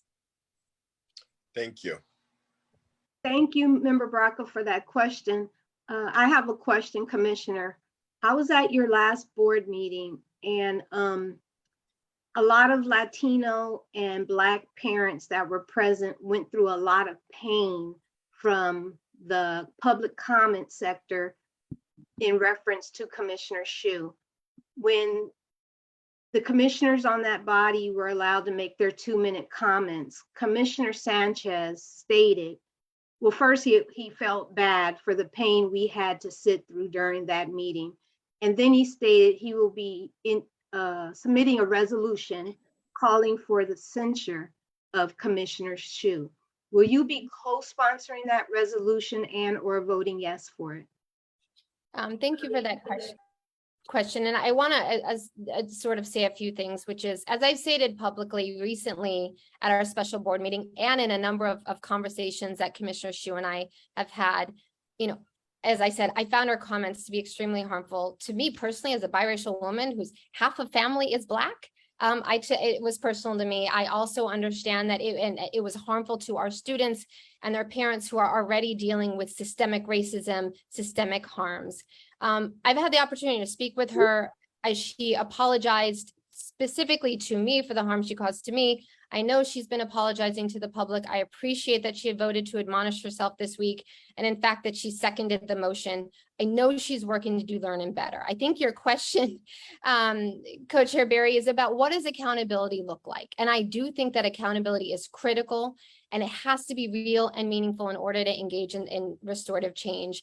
I am in the process of identifying how does this work impact my ability to do the work that I need to do for the students?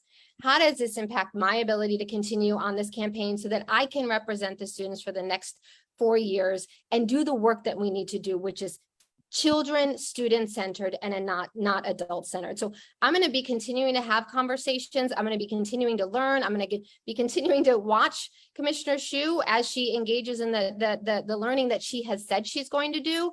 And I've also said that to Commissioner Shu, I've asked her about and made clear that she understands, like, what is this learning? It's not simply going around and speaking to communities. That's part of it. That is a known way to combat bias. It's called individuation, but there is more to the process. And I hope that she continues to engage in, and I will continue to engage in my work to figure out what is best for our community. So just a quick follow-up. The question was, and in interest of the students, will you be co-sponsoring that resolution and voting yes on it? So I haven't seen the resolution. I also want to be mindful of the Brown Act to not publicly make statements on where I am at this point. I haven't seen the resolution, and this is something that I'm going to continue to think about in terms of where Commissioner Shu is going, where she's not going in terms of her learning, and we'll trust that at the end of the day, the decision I'm making is what I think is best for the students. I don't have a decision on. I don't have an answer to that because I don't have that decision. Are there any other member questions? Seeing there is none, you may make your closing statement. Thank you. I've spent the last 16 years challenging an unlawful, inhumane, and inequitable immigration system. I have the stamina, the wherewithal, and the commitment to working alongside community to improve the lives of others. Over the past nearly 10 years teaching law school students, I tell them, be careful. When you're holding a hammer, everything around you looks like a nail. And this is a reminder that not everything needs to be a fight, and some of the most effective change is a result of consensus building. After having many conversations with parents, it is clear at the core that we all want what is best for our kids. And the necessary shift is wanting what is best for our own kids and each other's kids. When we start our conversations from a place of commonality instead of a place from difference, we're more likely to successfully get to a place of agreement. As a parent, I've learned about the incredible, brilliant, kind, caring, quirky, unique kids that are in this district. And I believe that each and every one of our students has the ability to learn and meet their fullest potential. And I'm hoping SFU wants to take them there. Thank you all so much for your time. Thank you, Commissioner. We are now moving on to the Board of Trustees for City College San Francisco. Our first candidate will be Anita Martinez. Co-chair Barry, it's actually going to be Daniel Landry. Oh, wonderful. Okay, Daniel Landry, is he in the waiting room? Yeah, bring him up now.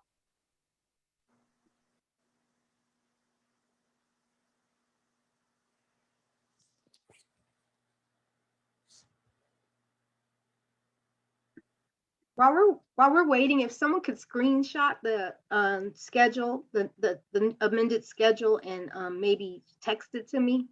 I'm trying to use 3 devices. I'll do it right now.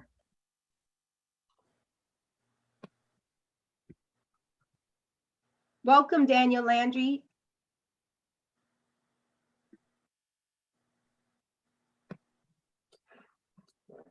Daniel Landry, you're on mute.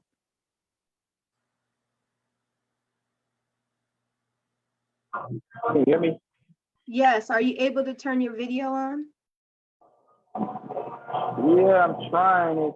Oh, okay, there we go. Greetings, everyone. Welcome.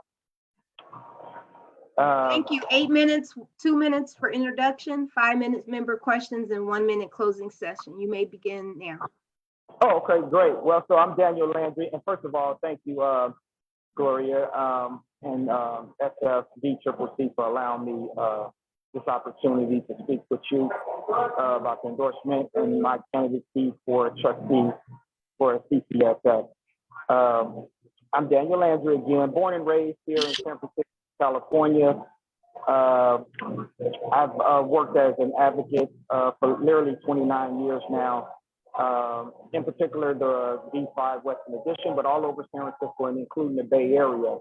I'm the founder and director of the San Francisco Cats Academy, which is an organization dedicated to preserve and protect art and culture.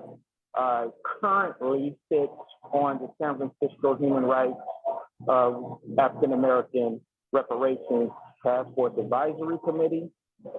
Along with, let me say a little bit more about me. I ran for supervisor in D5 in 2020. Oddly, people ask me all the time that probably I should have ran for the school board, for the trustees before running for D5, but I'm not a politician and I tend to not follow, I guess you can say, that the particular journey of most people who's trying to get a public service and help their community. So one of the reasons why I'm running for City College is that I think City College, and I think education is a human right, and I think City College needs and deserves to have someone to represent the city and county of San Francisco, who's grassrooted and have that perfect connection with the community. That's pretty much it. Thank you. Thank you. We have Member Williams, who is a City College trustee, up next for a question. Thank you so much, Chair Barry, and it's good to see you, Daniel. I'm going to ask this question of all the non-incumbents, and my question is, what is your understanding of the current board goals, for instance, around fiscal stability, the bond program, and faculty diversity? And what do you agree with, and what would you change? Excellent question. And thank you, Chanel, for the question. So my understanding, what we're seeing now as a result of the, the accreditation and a lot of the fiscal challenges at City College is not something that happened overnight. This spills from years and years and years of up and down, like a roller coaster of the challenges as a city abroad and really the state of California with a lot of the community colleges. I think what we have to do is all take a pause and just remember why City College is so important to remain a free city college, as well as a college that continues to increase its enrollment for the future. I don't, really agree that the process was done so incorrect in terms of like the cuts that took place in March. The only thing I would add is that a lot of times the consensus needs to be built before we actually in a meeting setting, because when you're making decisions that's going to impact the college for years to come, most people who really don't attend the meetings or who for whatever reason is not up to date on some of the challenges may feel that trustee members is not really representing their interests. So what I would think is a good idea for all of us moving forward, let's continue to have a discussion around what is the long-term objective and how do that fit in with what the people really want and see for City College. I'm also taking classes at City College currently myself, so I get a chance to see and hear from the students as well as the trustees like yourself, Chanel, that we understand is up against a great issue that can't be, I think, someone can't put it in just so many words. It's simple. It will impact, and we can't allow our city college to not be accredited college for all students. So that's my narrow, I guess you can say, understanding, but there's much more I'm willing to learn to help improve the situation altogether. Thank you, Daniel Landry. Member Williams has a follow-up question. Yes, thank you so much, Daniel, for your answer. I'm going to just be a little more specific because we actually have specific goals for the Board of Trustees. And the three areas that it's not all of them, but there's fiscal responsibility, faculty diversity, and a bond program. That's only 3 of all the goals. So I'm just curious, do you agree with some of the current board goals or not? And if not, what would you change?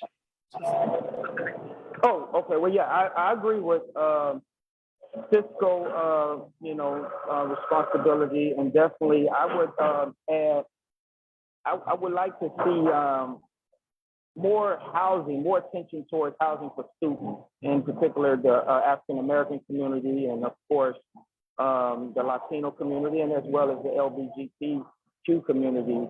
So that's one of the things I think needs to be added as a part of that list of goals for the college, and as well as focusing on teachers and students' needs.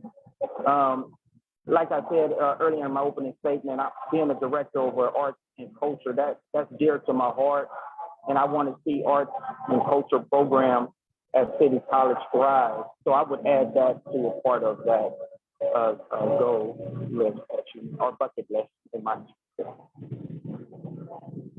Thank you, Daniel. I have a question. Is there, unless there's another member that has one? Okay, my question is this. On your questionnaire, you stated that that your top issue for City College is student needs. What would you say is the top need of students at City College San Francisco? Yes, housing again, because one of the issues that we all face when we're deciding, how many classes will take, what field should I major in, how long do I want to continue my education in community college. It falls back to our living arrangements and our situation and staying in the city that is pricing so many people out. And if we know that adults who's natives or adults who's definitely been here for a while, it's hard to sustain themselves here in the city that, where affordability is really not affordability for everyone. I think students is definitely facing a serious challenge in the future if we don't get ahead of the housing crisis and what students are facing in terms of housing. Thank you for that answer. And if there's no more member questions, you may go ahead with your 1-minute closing statement. Well, again, I'm honored to be here and thank you everyone for allowing me this time. Let me just add that, City College is dear to me, as watching and seeing a lot of my friends and colleagues and constituents go through the process. I understand and I recognize now that I have to be more willing to do my part. So again, with controlling and balancing the fiscal budget, supporting student needs, ensuring that City College remain a free city college, as well as creating more options on free transportation for students. I think that I bring a lot to the situation and I can help add a lot of great new ideas from the bottom up. And I just thank you for this opportunity and I would love your support for me as City College trustee 2022. Thank you. Thank you. So our next candidate will be Bridget Davila, trustee Bridget Davila.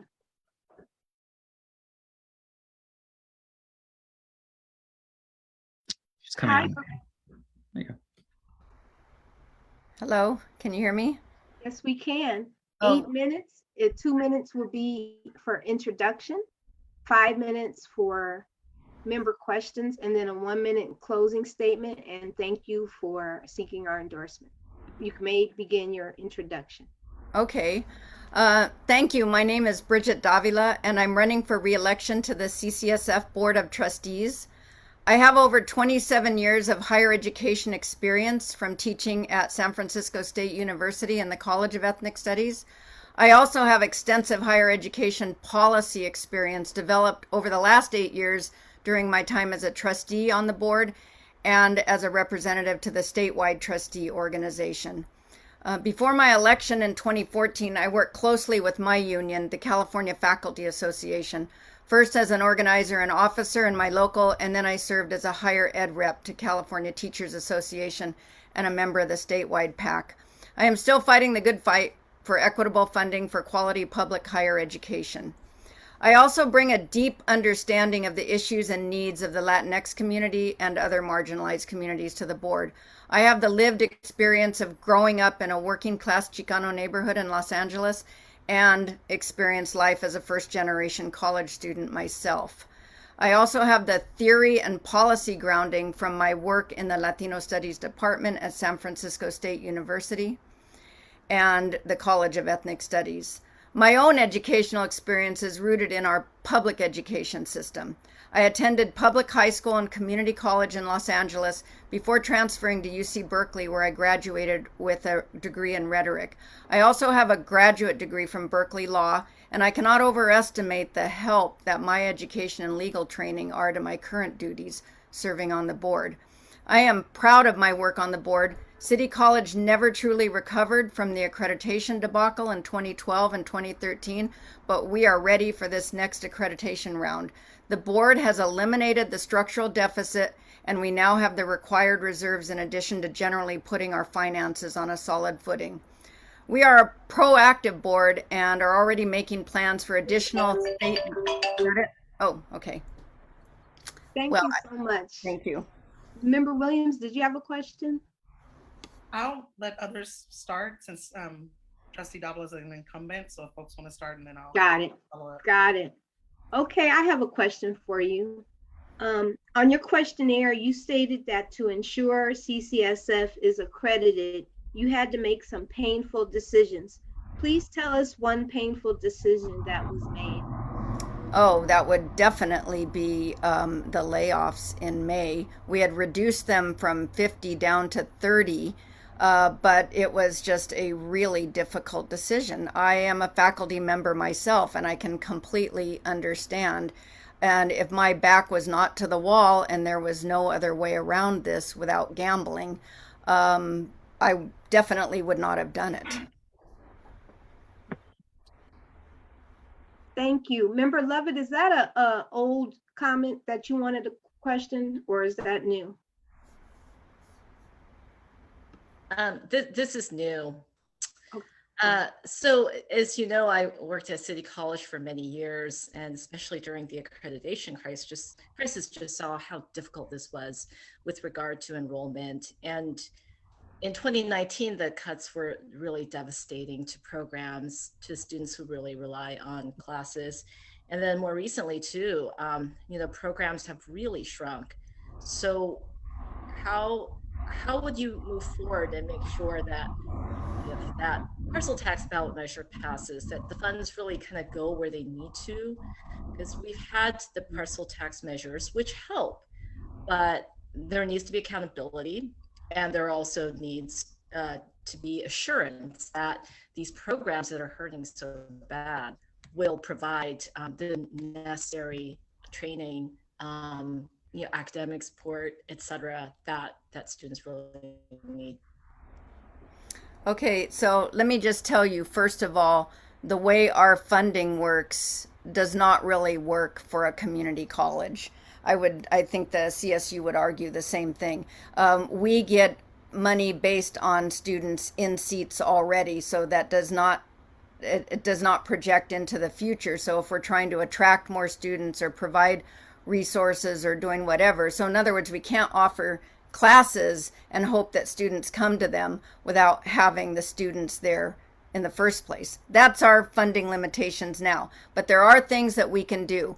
We have, one of the things we have is the Free City funding that we can try to free up. And I know that one thing that you will love is I really want to try to use that for counselors, because I don't think you can have too many counselors, quite frankly, especially for first generation students. Another area is at the state level, working to change that FTE formula where you're only paid for the students that were in the seats last semester, and do something that's a lot more proactive to really develop prospects for a college education, especially for first generation students. I don't know if I have 4 minutes per question or 4 minutes total, so that's why I cut it off there. Got it. Thank you for your answer. Member Williams. Yes, thank you, Chair Berry, and thank you, Trustee Davila. I'm asking different questions of the incumbents versus the new candidates. So my question for you is, can you talk a little bit about the role of the trustee? I think that folks see the Board of Supervisors, they see other bodies, and they get a little confused. So I would love for you to talk a little bit about the role of a trustee. Okay. Yeah, happy to do that, because I am currently the president of the Board of Trustees. I've been elected twice by my fellow board members to be the president. And one of the things that's very interesting when you first get on the board and you only have the experience of the Board of Supervisors is it's very different. You have one voice. So once you vote, you have one voice. It's not like the Board of Supervisors where we can only, where you can still, be the loyal opposition. So I think that's something that people confuse us with other governing bodies like that. So once we have determined a policy, we all speak with one voice. We can't go off to the newspapers or whatever, to the press, and tell them, well, I really wanted to do this. So I want to make sure that you understand that. And then the other thing that trustees have to do, we swear an oath in terms of the entire district, not just particular stakeholders. So we have to balance all the needs. And I will tell you, as a former labor advocate, that was hard for me initially. That was very hard for me to do because I was used to advocating for something in particular. But now you have to weigh the needs of the entire district. So that's why I mentioned that decision was so very, very painful because, you know, at the same time, I'm looking at how can we lose these valuable people? But if we don't have a college at all, and there is a very real prospect of another state takeover. And once that happens, you lose all your money for building, you lose all your money, you're cut off and the state trustee takes over. So I'm not a gambling person, so that's why I voted the way I did and took the entire district into account. Thank you very much. Is there any other questions, members? Okay, Member Galata. Thank you, Chair Barry. Hi, Trustee Davila, good to see you. Just kind of piggybacking off of Trustee Williams' question, can you just talk a little bit more about the board's relationship with the chancellor and the administration and the dynamic there and the roles there in terms of the board's oversight and how the board is holding the administration and the chancellor accountable? Sorry if I'm not coming through well, I can repeat, but hopefully. No, I got you, and I'm very happy for your question because what I have been pushing on is having an external auditor, and so the board will sign that contract this August on an external auditor. So we're going to use the same one that the Board of Supervisors uses, the same company. And I understand the question because, you know, you get a chancellor and as a board, you only know what they're telling you or what other constituencies are telling you, and you're trying to make sense out of the whole thing. So it's about time we had one that is not, does not answer to the chancellor, but only answers to the board. So I think that'll go a long way in analyzing budgets to know what exactly we have and what we don't have so that there's some kind of accountability.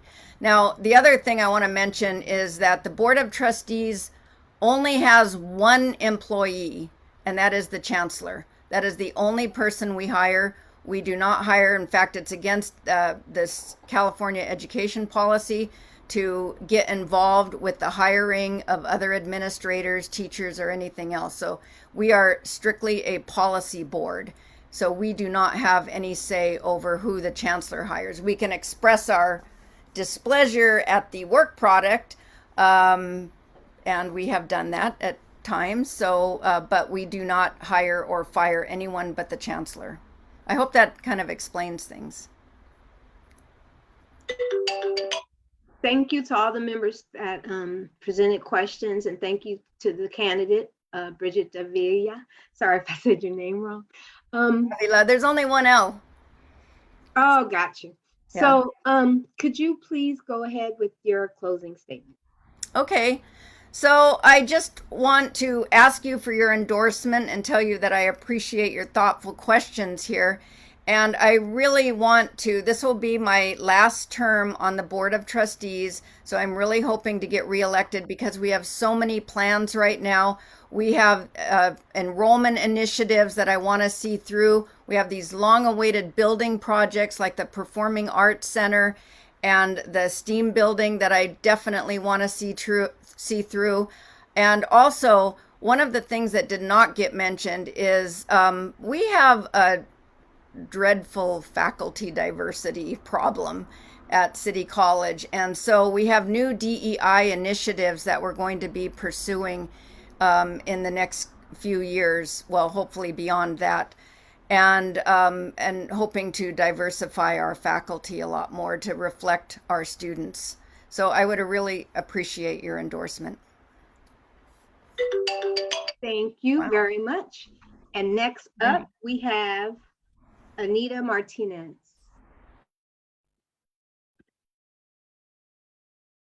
Cool. Promoting her now.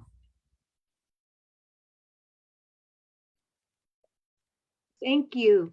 Good to see you. Also, so you know, the process is 8 minutes, 2 minutes for introduction, 5-minute member questions, and 1 minute for your closing statement. You may begin your introduction now. Thank you very much for the invitation. My name is Anita Martinez, and I and my slate have the official endorsement of AFT 2121 as a slate, and we are expecting the endorsement from other City College unions.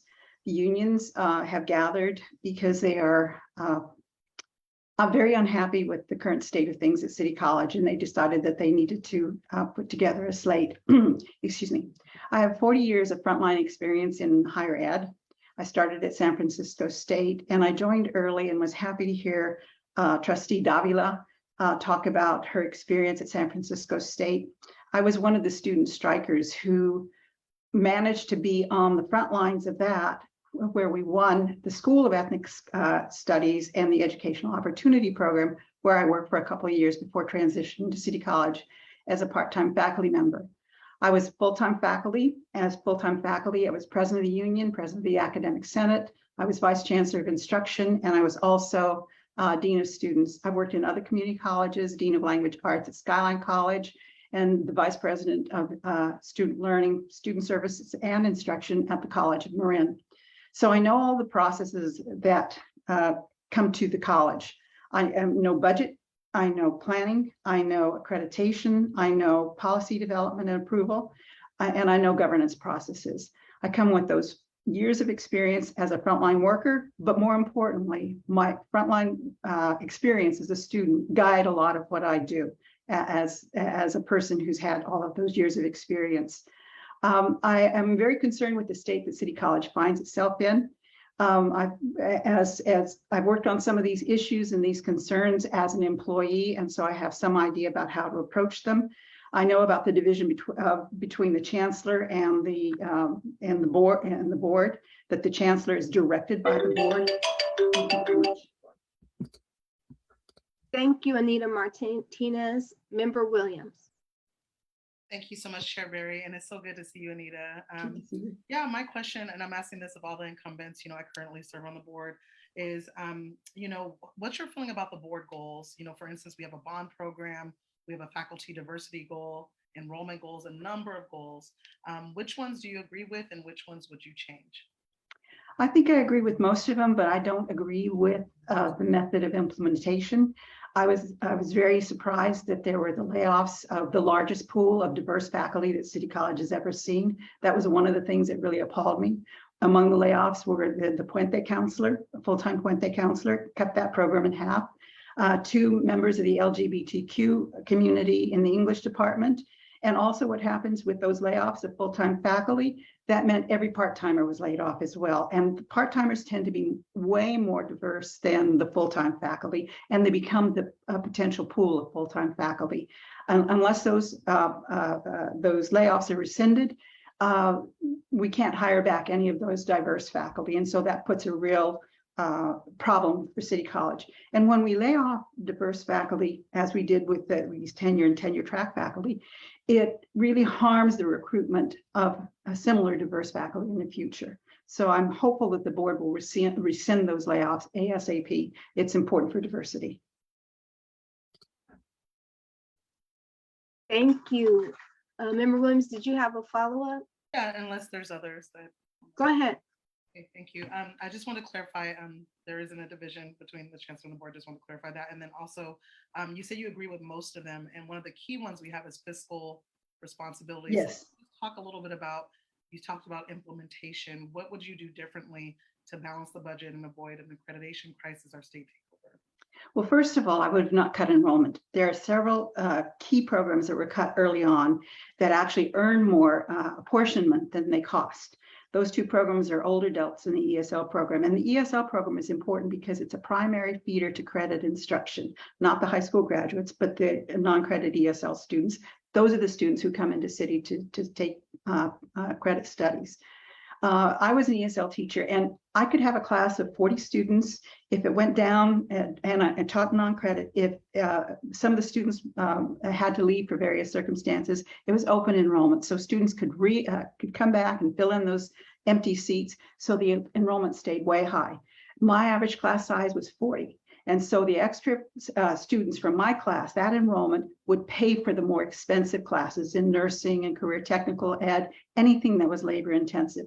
So anytime non-credit is cut because it's way less expensive than credit instruction, that's a real harm. The other thing is non-credit instruction now earns the same base rate as credit instruction doesn't have the extra added value for graduation and transfer, same base rate. So there's no point to cut it because of the open enrollment that keeps the enrollment coming on. So that was would be one of the things that I would have done differently. I would have cut some of those programs early on that really kept that revenue stream coming. Thank you so much for that answer. Member Lovett.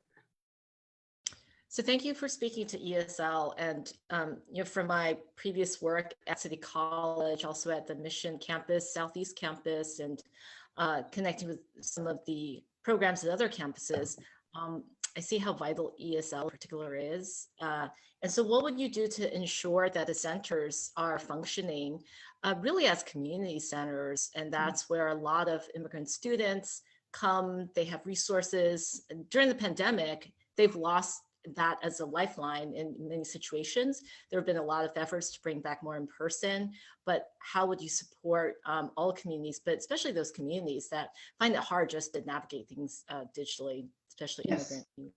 Oh, well, I was at the Mission campus, a grand reopening yesterday, and I took my husband with me because he was the founder of El Colegio de la Misión, the predecessor to the Mission campus, which at one time had 8,000 students in it and is now down to enrollment 300. He and community members from the Mission community came and saw Chancellor Botmall and some other top administrators and brought the first 10 credit classes to the Mission community so people wouldn't have to go all the way across town in order to take classes. So it's in my blood and in my family to support these centers. And having worked at almost all of them, I know how important and I know the diverse communities they serve and why they need to be there, because students don't have time in their busy lives to commute to Ocean if they live clear across town. They have families to raise and all the rest of that. In terms of counseling, we need to support counseling a lot better. Counseling has always been the most diverse department at the college. It always has. It's been multilingual, multi-ethnic. It shares the same, when students see a counselor, they often see themselves reflected. So counseling really needs to be supported. Having been in student services at the very start of my career at San Francisco State, and then having supervised it at College of Marin, I know how we can do things within administration. And though I'm not an administrator, I know what I can suggest as a board member that needs to happen. I saw how effective boards work, and there is a division of labor. The chancellor is responsible for the day-to-day operation. The board decides and approves on all kinds of things. They approve the curriculum. They approve the hire of all faculty, the firing of all faculty. They approve policy. So they may not be directly involved in all of those things, but they have to approve them. And they also approve curriculum. They can say yes or no to, or they can pull things out if they have particular questions about things that are going on. So the board has much more authority than one would imagine, and they need to exercise that authority. Thank you, Proxy Imran, for Member Malia Cohen. Thank you, Co-Chair Barry. So when it comes to college affordability and access, programs like the Kindergarten to College K2C Savings Account program has created opportunities and pathways for kids to be successful in college, so much so that there's a brand new statewide model based off of San Francisco. Can you discuss these early impacts, these early investments, and have on student success at CCSF? Yes, there's a model that someone who started out as a counselor at City College, she developed a model called K through College, and it was from kindergarten, and you'd actually invite kindergartners onto a community college campus to bring them on and see how a college operates, and they fall in love with it and they want to do that. She became a chancellor elsewhere, and she's now retired. We at City College, when I was there as dean of students, we started another set of programs to prevent dropout for both African American and Latino students. What we did is we brought them on the City College campus for City College classes. including the classes that they might need in remediation in English and math, but also in ethnic studies and other subjects of interest. They were successful and are successful programs. Thank you. So now it's time for your closing statement. It's 1 minute. Well, thank you very much. I appreciate the time to speak with you. I'm brimming over with ideas, and I'd be happy to discuss any of them with anyone at any time. I think there needs to be a lot more community input into the direction of City College. I want to see City College remain a community college and not continue to be downsized into a junior college. So if you're with me in that regard, I hope you endorse our slate. Thank you very much. Thank you. And next we have candidate Susan Solomon. Chair Barry, Susan Solomon's not in the room yet. Okay, is Thea Selby in the room? Yes. Well, let's bring Thea on board, and we'll put Susan after. The schedule change might have been a problem because they're running around the city right now doing interviews. Hello, Thea.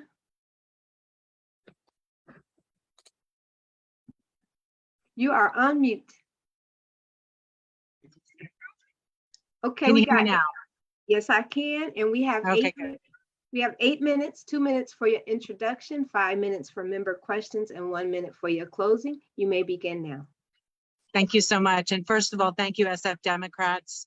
I am, as we speak, in Denver at the Local Progress Annual Convention, first time it's held since COVID began. And I've been working with legislators across the country. And I can tell you, school board is one of the toughest hit. There are very few community college. And I will say whoever gets to be the community college people in the next round, I encourage us all, whether we're DCCC, whether we're community college, we should be here at Local Progress. This is an amazing, amazing institution. I am Thea Selby. I know many of you. It's great to see your faces. I have been the community college trustee for the last 7 years. It would be my honor to serve for another 4 years. I was the president during Free College, the implementation of Free College. I was also here when we were re-accredited last time, which was a very big deal. And one of the reasons that I ran before, I was invited by Raphael Mandelman to join the board. I have an MBA. I am very comfortable around numbers. If you have watched, as some of you have, any of the board meetings, Lee, I know you have, you'll see that I'm one of the ones who question hard some of the numbers. I want to stay on the board for another 4 years so I can do a couple of things, make sure we get reaccredited, keep that stable financing that we have now, and use it to grow our college back. Make sure I've created a transit team with a bunch of student leaders. We are advocating at the state and local level to get free transit. We are the only higher ed institution in San Francisco that does not have a transit pass. So I want to make sure that I see that through. And in addition, of course, I want to make sure that our housing gets built at 33 Goff and that we grow the college. Enrollment. That's what it's all about now. And with my marketing, communications, and outreach background, I am ready, willing, and able to make sure that we keep that the focus over the next 4 years now that we are financially stable. Thank you, Trustee Selby. Is there any member questions? Member Williams. Thank you so much, Chair Barry, and hi, Trustee Selby. It's good to see you in progress. I just, I've been hearing a lot about our decision in terms of the layoffs. And I just want to hear your thoughts on that in terms of other options. I think as San Francisco, we want to keep a full, robust community college. Can you hear me? Not really, no. Can you talk a little louder? No, I was saying that there's a lot of conversation about the layoffs decision, and all of us want to keep a robust community college, keep the community and community college. Can you talk about that decision? And did you see other pathways for how we could maintain under-enrolled classes and other things that were sort of putting us in this structural deficit? Yeah, thank you for bringing it front and center. I think that's really important, Trustee Williams. And first of all, I want to just call out Trustee Williams' leadership over the last couple of years during a very difficult time. As we all know, or we may not know, but you probably know by now, we've lost 30% of our students during the pandemic. And we've also, prior to that, we're also losing. We had 1 year where we gained about 25% of our students back. That was the beginning of Free City. I think if we do better job of letting our students know once again that Free City is there, then we can turn to that. The fact of the matter is, unfortunately, we had the state, we had ACCJC, we had CCCO, which is the state community college office, and we had FICMAT, which is a financial management portion of our state institution, that was telling us if we did not get our house in order, if we did not balance our budget, be fiscally stable, grow our reserves, there was a very large likelihood of a state takeover. And I'll tell you something about state takeover. I know all about it. I was here last time. When the state takeover had happened last time, they didn't do any of the work that they were supposed to do. They left it all for the trustees. And so I can tell you, everything stops. We freeze all of our hiring. We don't increase salaries. We don't get any of our projects done anymore. All of the $845 million, anybody who has worked with projects knows the longer you wait to get your projects done, the less that money is worth, especially with inflation being what it is. Most likely they will freeze our projects. We do not want that. And so this is why we made the hard decision to make ourselves fiscally stable, financially stable, and to grow our reserves. So now we can grow our programs back. We can grow our counseling. Lee Meow, love it. I hope you saw in my, I want to give a shout out to her. Our counseling is spectacular, but we need more in order for us to be able to serve the students the way we need to serve the students. We need to grow our programs back. So I am ready, willing, and able to do that, to be here again with my marketing background and my love of the students. I am the chair of the Student Success and Policy Committee. We found $2 million this year to take care of student debt. That is one way to get the students back. Students couldn't come back to school because they had debt from COVID. Well, we found through DCYF and the Free City, and thanks to our wonderful supervisors who support us, we found the money to get those students to be able to come back. So that is my hope, that we're able to do that as we move forward in the direction that we did. And yeah. Thank you. Member Lovett. Thank you, Trustee Selby. And, having been at City College for so many years and had seen the college functioning in a very healthy way, and this was after the Great Recession, I could see how hard the accreditation crisis was on everyone. And there's still that specter of the state takeover. But understanding all that, how would you and your colleagues really try to, kind of hold that community college for the community mission as a priority, so it's not just a line that we all say? Right. And the thing is, when students see that the college is not stable, that their favorite professors are leaving, they don't have the student services, it's not like people, there could always be ways to try to hire back, but understanding the complexities of full-time, part-time hires, students really follow a college because they feel like they can trust the people who are there. They will commute. I had a student who commuted from Fremont, and she was an older woman in her 60s. And I was so proud of how she made that journey and then start to take credit classes.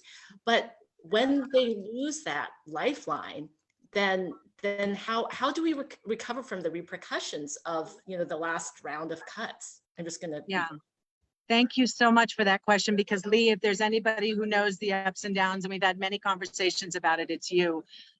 Firstly, one of the problems, the reason that the faculty are leaving, not we had the layoffs, but they're also leaving, is because our salaries are not high enough. If you look at our salaries, the teachers took a huge sacrifice last year so as not to have layoffs. We raised their salaries back up to what they were prior to that huge cut, but we have to keep increasing those salaries if we want to keep the faculty that we have. So that's the first thing. I mean, we just have to make sure that we take care of our staff and our faculty.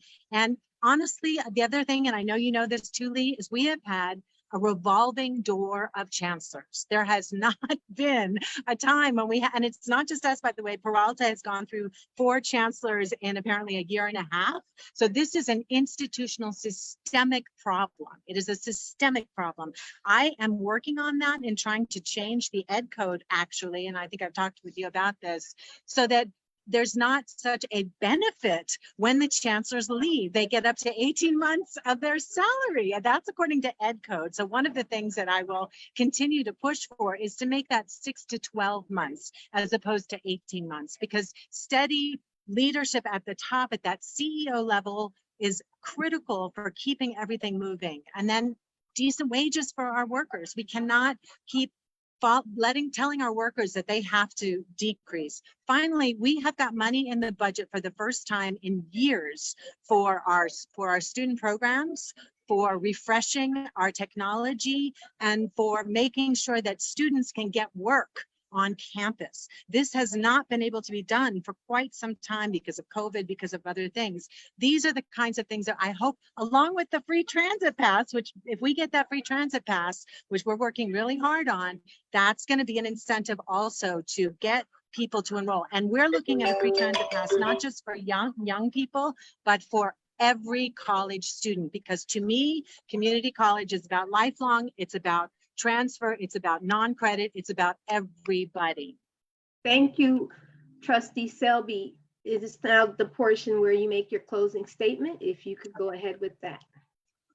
Well, thank you again. I think those of you who know me know that I go in front of everybody. To me, it's really important, and it's something that I want to see more of in San Francisco, that we talk to everybody, no matter who they are, no matter where they stand on the political spectrum. So I want to thank you for doing the process here at the Democratic Party in the way that I think is correct. I have been endorsed by the Sierra Club, by NUHW, by the plumbers and pipe fitters. I've been endorsed by people on the left and on the right, David Campos. I've been endorsed by Scott Wiener. It's sort of a situation where all sorts of people, quite a few people on the part of the SF Democrats have endorsed me.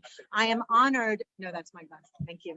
I am honored to, I would be honored to get your endorsement so that I can complete what I started, which is to get us fiscally stable, grow, get that enrollment going, get a transit pass for our students. Our student leaders are amazing. Thank you for your consideration. Thank you, Trustee Selby. I see Susan Solomon is in the waiting room. Let's bring her on.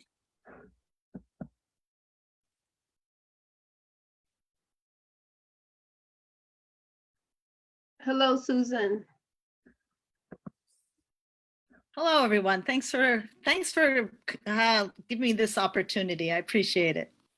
No problem. 8 minutes, 2-minute introduction, 5 minutes of member questions, 1 minute closing statement. You may begin. Thank you, Gloria. So I was born and raised in San Francisco, and I retired last year from a career in education, beginning as a childcare provider and culminating with successfully leading pre-K to 12th grade educators as president of United Educators of San Francisco during a time of unprecedented attacks on public education in the midst of a worldwide pandemic. I'm currently a California Federation of Teachers Vice President, where we devote a lot of our efforts to community college issues statewide. I went to UC Berkeley and I was a pre-med student. During my last quarter, I took an education class, and that's when I realized I don't want to be a doctor, I want to be a teacher. And my very first class in child development was at City College, which put me on the path that I took to a career teaching young kids. As my early education work was taking off, I was a tutor in the LaGuardia Community College Writing Center, and it was there that I first saw the harmful effects of using high-stakes metrics for underserved populations of students. I want to continue my advocacy for public education by serving on the City College Board of Trustees. After a decade of attacks on and downsizing of our beloved community college, starting with the manufactured accreditation crisis, and now this latest round of unnecessary layoffs of staff and faculty, approved by 5 of the current trustees, it's clear to me that we need trustees who believe that supporting all students, especially BIPOC, immigrant, and working students, is one of the most important investments we can make in our democracy. This can be done by creating a budget that reflects our values and beliefs, including working hard to pass SF Works. I'm honored to be running on a slate with Anita Martinez and Vic Chung. Together, along with students, staff, community organizations, and unions, we'll work to maintain City College's mission of meeting the needs of our wonderful and diverse community. Thank you. Thank you, Susan. Member Williams. Thank you so much, Chair Berry, and it's so good to see you, Susan. My question is, you serve in a statewide role, and you've also, been a part of the city for a long time, involved in public education. Knowing that the climate across our state and also the climate even of the school district in our city, what makes, in your mind, City College different in terms of the fiscal issues and the choices that the Board of Trustees have had to make?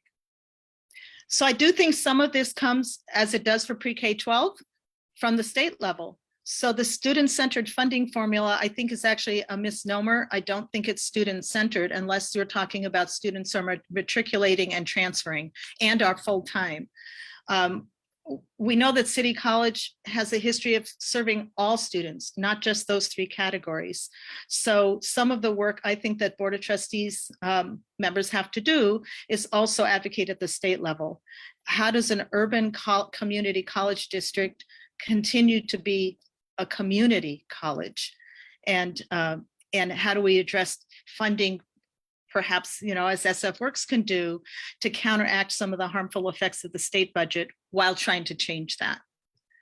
So I actually see a lot of similarities for pre-K-12 and community college in what we're facing in terms of, do we prioritize education in our students or don't we? Thank you. Is there another member question? If not, I have one. Member Galata, go ahead. Thank you, Chair Berry. Great to see you, Susan.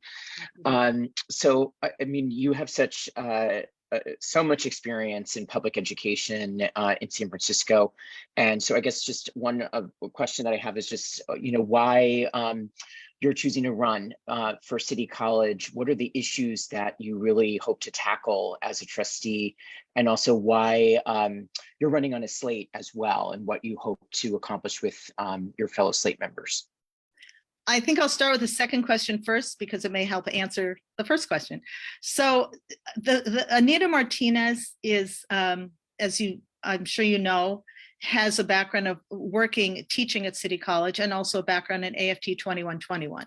So for certain, she and I understand the issues not only of education, but of what it means to be a worker, to be an educator in a public school system. And we are surrounded by experts who also do the work of educating students. And so we are tapped into resources that will be helpful to City College. And then with Vic Chung, who has recently been a student trustee and a student, brings a wealth of information. And then all of us have a lot of experience with organizing in the communities that we are part of and working with other people, not just within structures, but not just at board meetings, but outside of board meetings, and working with community-based organizations and stakeholders. And so with the three of us together can really bring perspective and lens to the Board of Trustees that I think that will strengthen the work that we do. Thank you. My question is this: on your questionnaire, you really touched my heart because you said that when African Americans describe their experiences, believe them. I think this is true for all. You stated the need for Black male teachers. I saw data how Black student success is increased when they have Black teachers. I myself, K through 12, never had a Black teacher. And my first one was taking statistics at City College. And I wanted to know, how can CCSF expand hiring Black male teachers? And this is also through the lens of the Reparations Committee, who's trying to address this issue. That's a great link that you just made, Gloria. Reparations and hiring. I think that makes a lot of sense, and that could be a very real part of reparations. So part of what happens with African American male educators is that they get hired, not in high enough numbers, but often the ones who get hired don't get supported once they're on the job. So and this is across the board. This starts from, pre-K to university. So once the recruitment gets done, and that's a whole other issue of how to do that work. And I think that CFT report has a lot of good ideas in it, actually.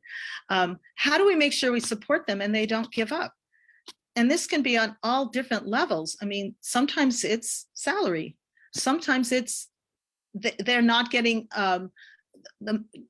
both things, the mentorship, or they're not getting believed that they've got the expertise that they really truly have. So it would mean actually being mindful about putting systems in place that would provide that kind of support. Also with the recruitment, putting systems in place, who do we reach out to find African-American educators? And how can we link with, I mean, some of this work gets done actually through SFUSD and UESF in having programs that are specifically for people of color. And so it can be done. I was going to say it's a lot of work, but it's worth doing. It's beneficial to our entire society. Thank you so much. Is there a quick question from any members?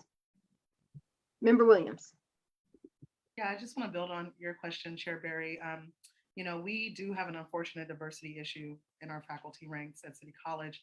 Can you talk about ways in which you see yourself as a champion in addressing that at the college? And also want to just hear a little bit about how you see the role of a trustee. Thank you.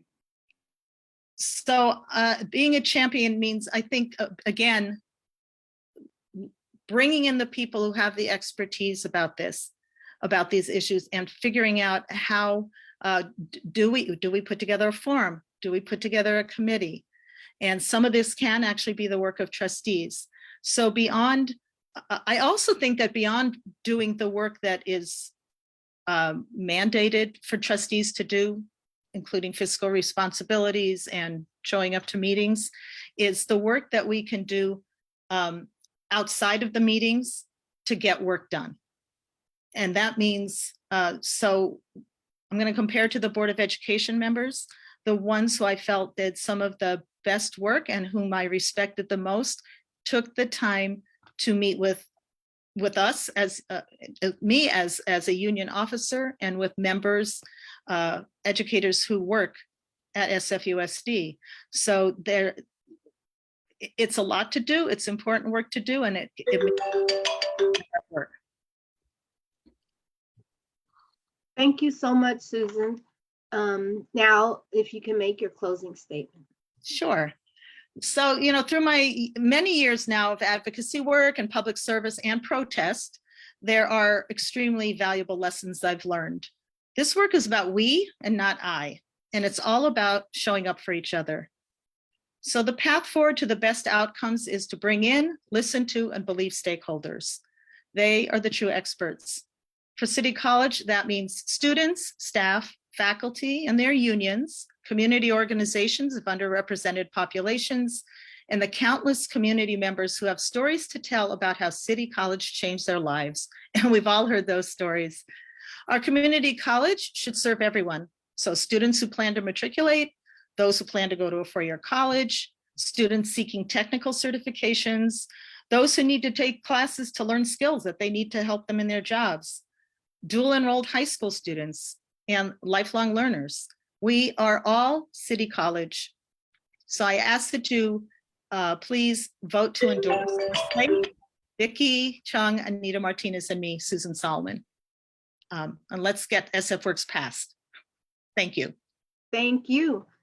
Next candidate is Adolfo Velasquez.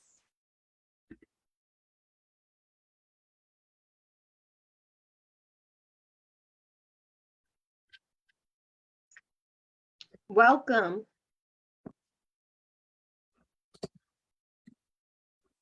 Hello Can there. you hear us? Yes, Okay. yes, I can. Wonderful. So 8 minutes, 2 minutes introduction, 5 minutes questions for members, and 1 minute closing statement. You may begin your introduction now. Okay. Well, thank you very much for this opportunity. My name is Adolfo Velasquez, and I retired last year from City College as chair of EOPS, Educational Opportunity Programs and Services, after a 17-year run at City College as a part-time counselor and then a full-time counselor and then chair. My history at City College goes beyond that. I was a student there for 3 years before I transferred to San Francisco State. So I earned my first degree in '91 as a reentry student. I earned my latest degree in 2021 as a retired faculty member. And the reason I highlight that is because that is the community part of community college that City College offers. And my goal, my objective here in trying to get on the board is to keep that community part, right? So in between those 2 degrees, 91 and 2021, 30 years, I've worked with BIPOC students. My concentration has been BIPOC students, the marginalized, EOPS, which came as a direct result of the student strikes at San Francisco State. So thank you, Anita. That was the objective, to the underrepresented students and underrepresented counselors, faculty. I can't tell you how many times I've been the lone Latino male, bilingual at that, in classes, And prior to City College, I earned, because I was a parent at a young age, I had to get I got a quick degree, quick meaning 1.5 years at Hill College. I was the lone Latino male there, but it was a career that lasted 20 years that got me through school. So my objective is, my history is just vast. I've worked with child development majors, nursing, try to get people into there. At EMPS, we have the most marginalized students there. We have low income, undocumented.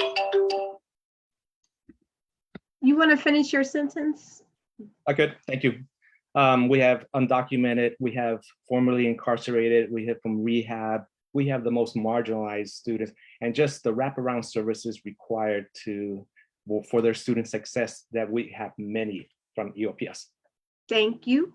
Member Williams had to switch over to her phone, so her video might not be on, but she has a question. Yes, thank you so much, Chair Barry, and I apologize. Adolfo, thank you so much for being here, and thank you for your EOPS work. I'm an former EOPS student, as well as Guardian Scholars, before coming to the board. My question is really around how do you feel about the current board goals? Some of those goals include fiscal stability, diversifying faculty. Also, we have a very large bond, facilities bond. How do you feel about that? What do you agree with, and what would you change in terms of the current board goals? Well, I agree with those goals. I mean, we need stability, financial stability. That's been a problem for a long time. But the biggest goal right now, has been mentioned before, is enrollment. We need students. Without students, there's no institution. So we need a big push on enrollment. That should be from an institution and not just on the backs of faculty members going out in the streets, recruiting and counselors out, teachers and counselors alike. But the institution as a whole has to really market and recruit students right at this point. But in general, I agree with the objectives of the board to move forward, to keep, again, City College a community college, as opposed to the junior college, which is the direction that it's been going in. So that's my view right there. Thank you, Member Lovett. Hi, Adolfo.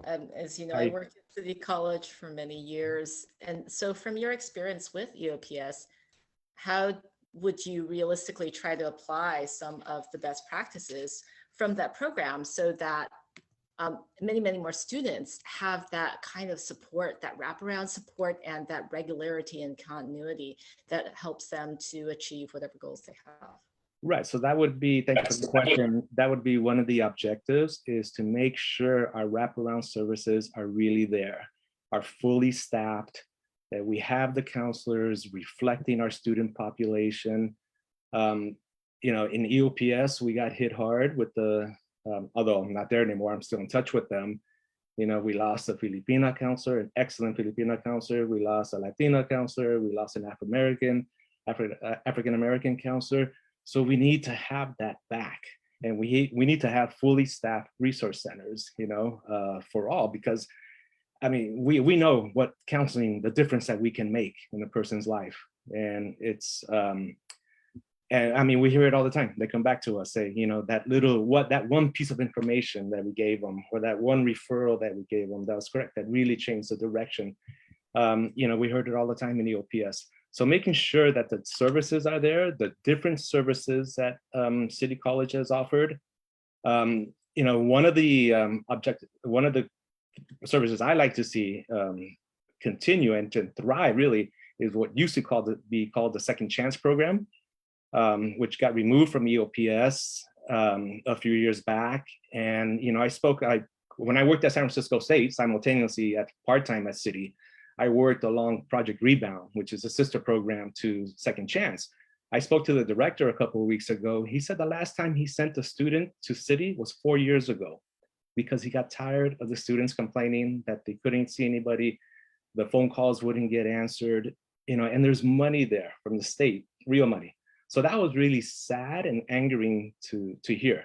But that's an example of wraparound services that, that we need. And we must, I would work hard to see that they're all there. I did a couple of semesters in CalWorks at City. So I can't promote more what the wraparound services can do for students. Thank you. Is there another member question? If not, I have one. Okay, I'll ask my question. You mentioned on your questionnaire that if the parcel tax passes, you want to see more wraparound services, which you just spoke on. Mm-hmm. And besides reentry, which I'm all for second chances, it's a no-brainer. People reoffend less if the higher their education is. But what other specific service do you believe is needed? Well, counseling by itself is needed. We know that. There's no secret to it. I think Anita mentioned it, and a few other candidates mentioned it. We have to have those counselors there, and sometimes our counseling is not valued by the institution, seen as that, but we do make a difference in students' lives. We have those students that come back to us and they only want to see that one particular counselor because, we provide all the answers and made that connection. So the services, I can't state it more, how we need to have it. We need to fund it. We need to have fully staffed, centers. We need to have counselors and people that reflect the population. I also did some work at John Adams, when I worked for the Welcome Back program that brought in immigrant doctors and nurses, pharmacists trying to get into the system here. It was a wonderful program, but that went away too. So we need to, so that's an example of one program that could come back. Second Chance is another one. So those are two great examples of what wonderful services can do for people. Well, thank you so much. Seeing there's no other questions and time is running out, go ahead with your closing statement. Okay, so you heard my experience, 20 years of City College as a student, counselor, chair. My experience at San Francisco State, where I worked with a lot of City College transfers. And one thing I want to point out that I'm not part of a slate. I am running for the 2-year position that's there, that seat available. So I want to make that clear, just to clarify that. And I really hope that, with my experience, that I have from both City and San Francisco State. I want to make another point that I am a recipient of the ethnic studies, the strike at State, and I carry on their legacy. I am a big promoter of ethnic studies classes. And earning the degree in fall 2021, it was in critical Middle Eastern studies I did. Sadly to hear that I spoke to the chair a couple of weeks ago, classes are a single digit enrollment. something they hadn't seen in a long time or ever. Well, thank you. And our next candidate is Trustee John Rizzo.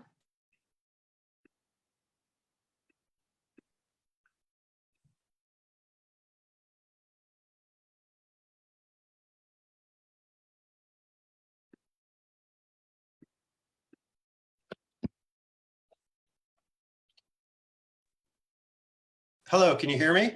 Yes, we can. 8 minutes, first 2 minutes, your introduction, 5 minutes, member questions, and 1 minute closing statement. You may begin your introduction. Okay, thank you. Thank you all for being here. During the pandemic, California community colleges lost 20% of their students. This was also a national phenomenon. It was higher in urban areas like San Francisco and Los Angeles. And this was on top of national enrollment drops due to the good economy, which is pretty typical in community colleges. In addition to that, City College lost millions of dollars in sales tax revenue. Sales were down in San Francisco. We get sales tax revenue part of that. So for the past few years, we have been trying to deal with these issues. And this is why we finally came to the conclusion that we had to cut ongoing expenses. We tried for several years cutting one-time expenses, but that was not the issue. Our auditors, our finance office, the state FICMAT team, and the chancellor's office were all saying that we had to cut ongoing expenses with our reduced income and our reduced student enrollment. The good news is that we have completely stabilized City College's finances, and we are in a very good position for accreditation. We are meeting all of the accreditation requirements, including providing funding for building maintenance and computers for students. We have had a above 5% reserve fund for 2 years in a row now. And that's another accreditation requirement. And we were able to give the teachers a raise. So we are in a good position for growth. Thank you. Was that 2 minutes, Moises? Yeah. Thank you. I didn't know if it was a 30-second warning. Okay. Is there member questions? Yes, Chair Barry, can you hear me? Yes, I can. Go ahead, Trustee Williams. Well, Member Williams. Thank you so much. And thank you, Trustee Rizzo, for your remarks. My question is in regards to the bond program. We have gotten a very sizable amount of funding from the city to improve our facilities and do some other projects. And I know you've taken a tremendous leadership role there. Could you talk about the importance of that program and looking ahead, what's ahead for the bond program?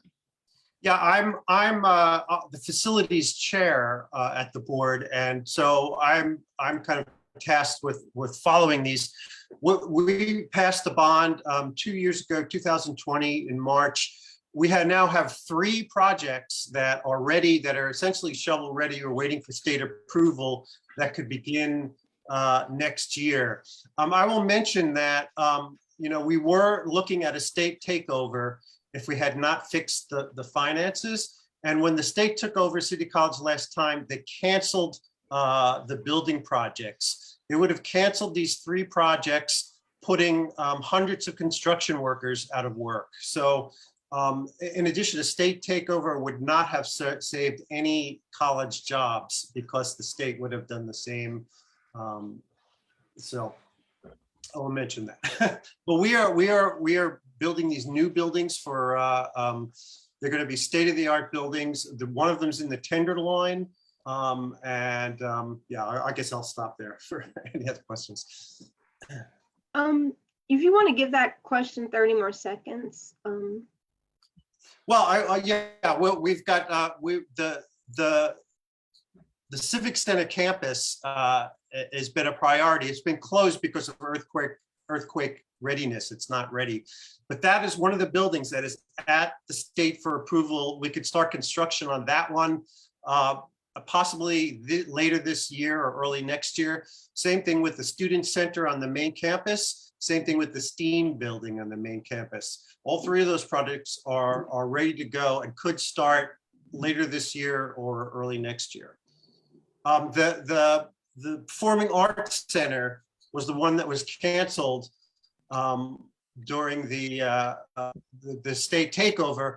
That put that project 10 years behind schedule. That's what we were talking about. This is why we did not want to risk a state takeover. To put these badly needed projects 10 years behind schedule was just not something that we wanted to do. Thank you. Member Baraka. Hello, Trustee Rizzo. My question is this. Your opponents, the AFT slate, state or accuse the current board of, or your slate, of rubber stamping the ideas of the faculty and chancellor. What's your response to that? Well, for several months, I was meeting with AFT leadership every few weeks, sometimes as often as every 2 weeks, to talk about their ideas of what the budget should be. Every one of those ideas I took to the chancellor, either in a personal conversation or at a budget committee meeting or at a board of trustees meeting. And every single one of those items I asked about and say, are they right or are they wrong? And so we did not rubber stamp anything. We took several months of detailed analysis of all these issues. And you know, when it comes to FCMAT and the accrediting agency and the state of California's chancellor's office, what they look at in the end are the numbers that come out of the computers of the finance office. These are not made up numbers. These are numbers that the computer spits out on the costs that we incur and the income that we bring in. And that's the bottom line. I mean, you know, one thing AFT said was, well, you know, the sales tax is you know, going to be at pre-pandemic levels this year. Well, the city, I checked that, you know, the city said that's not the case. Sales are still down. The sales tax is still down. When I walk in Union Square and see all those empty buildings, I think about not the shop workers, but I think about money that's not coming to City College. So there was no rubber stamp. Thank you for the question, Member Baraka. I have a question. Please explain for those who don't know about Proposition W and what percentage of that money did or not go to Free City College.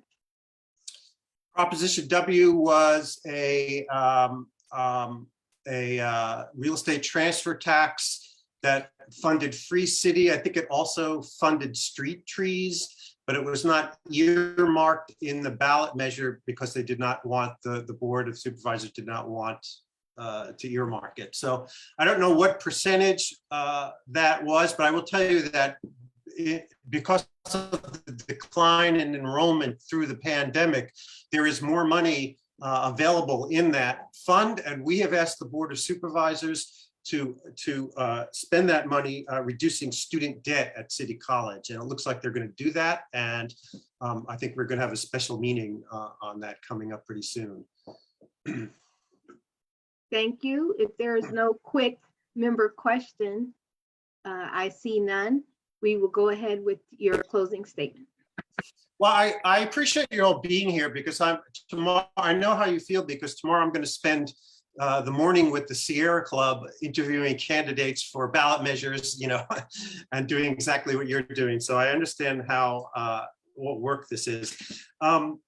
I just wanted to say that I have been working on the issue of diversity, equity, and inclusion for some time now. We worked to get rid of placement tests and remedial courses before the state of California made it mandatory. When we first brought this up, there was a big pushback, you know, saying you can't do this. But this has proven to be a barrier, a DEI barrier against DEI. We were ahead of the curve on that, but there are many other areas that we're looking at that I can't explain in 30 seconds, but this is an important area. I've gotten some training on it. I feel it's my obligation as a, entitled white person to, to work in this area. Perfect. Perfect timing. I mean. Thank you very much. Thank you. Appreciate it. Our next candidate for City College trustee is William Walker.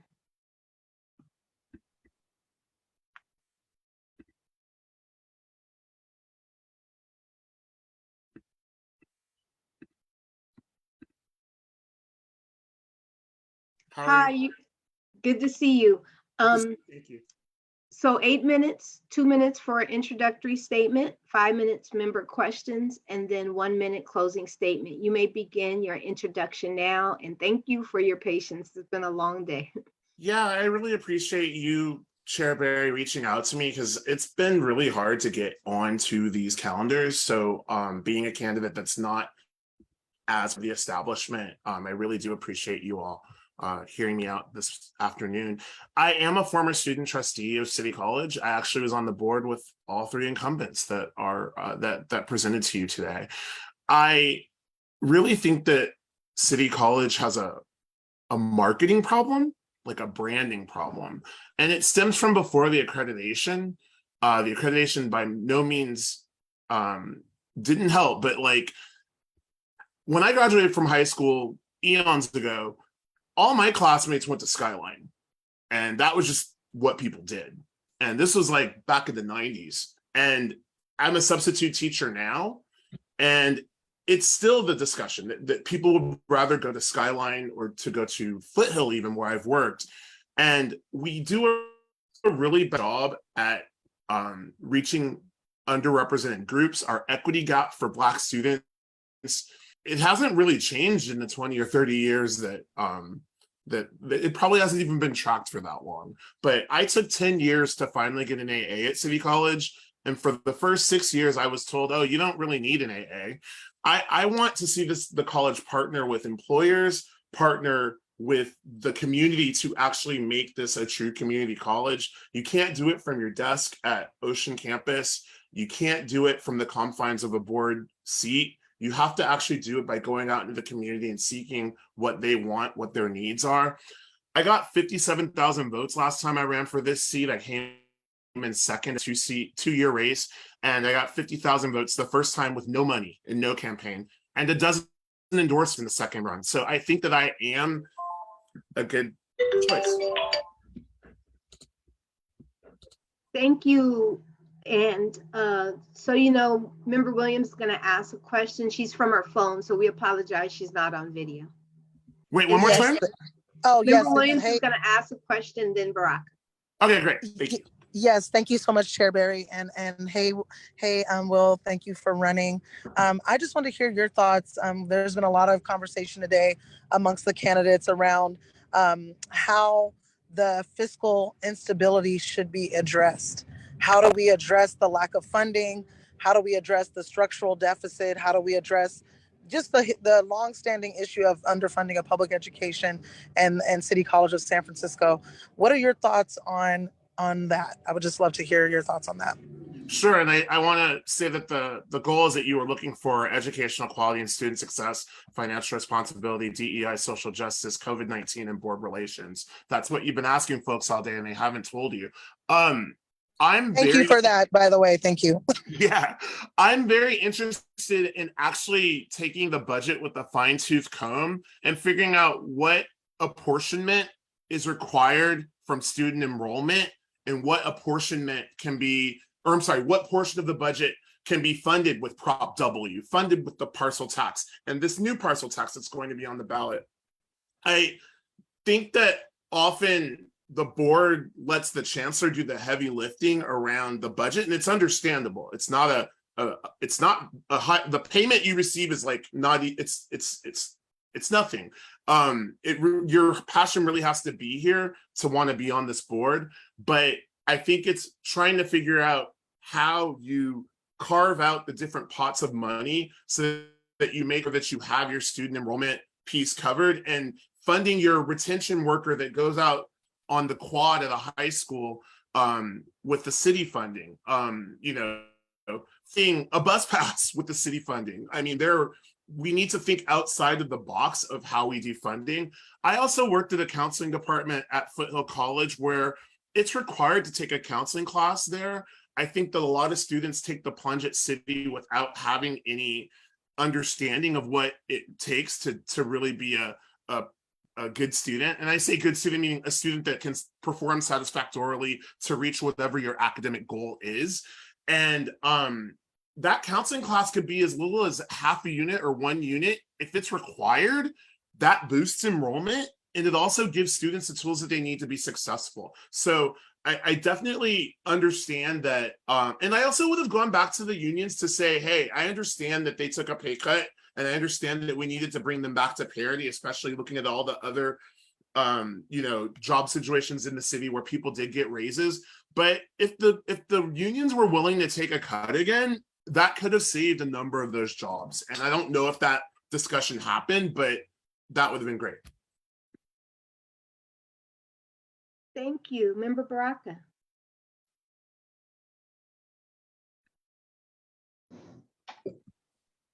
Sorry, I'm multitasking in my basement.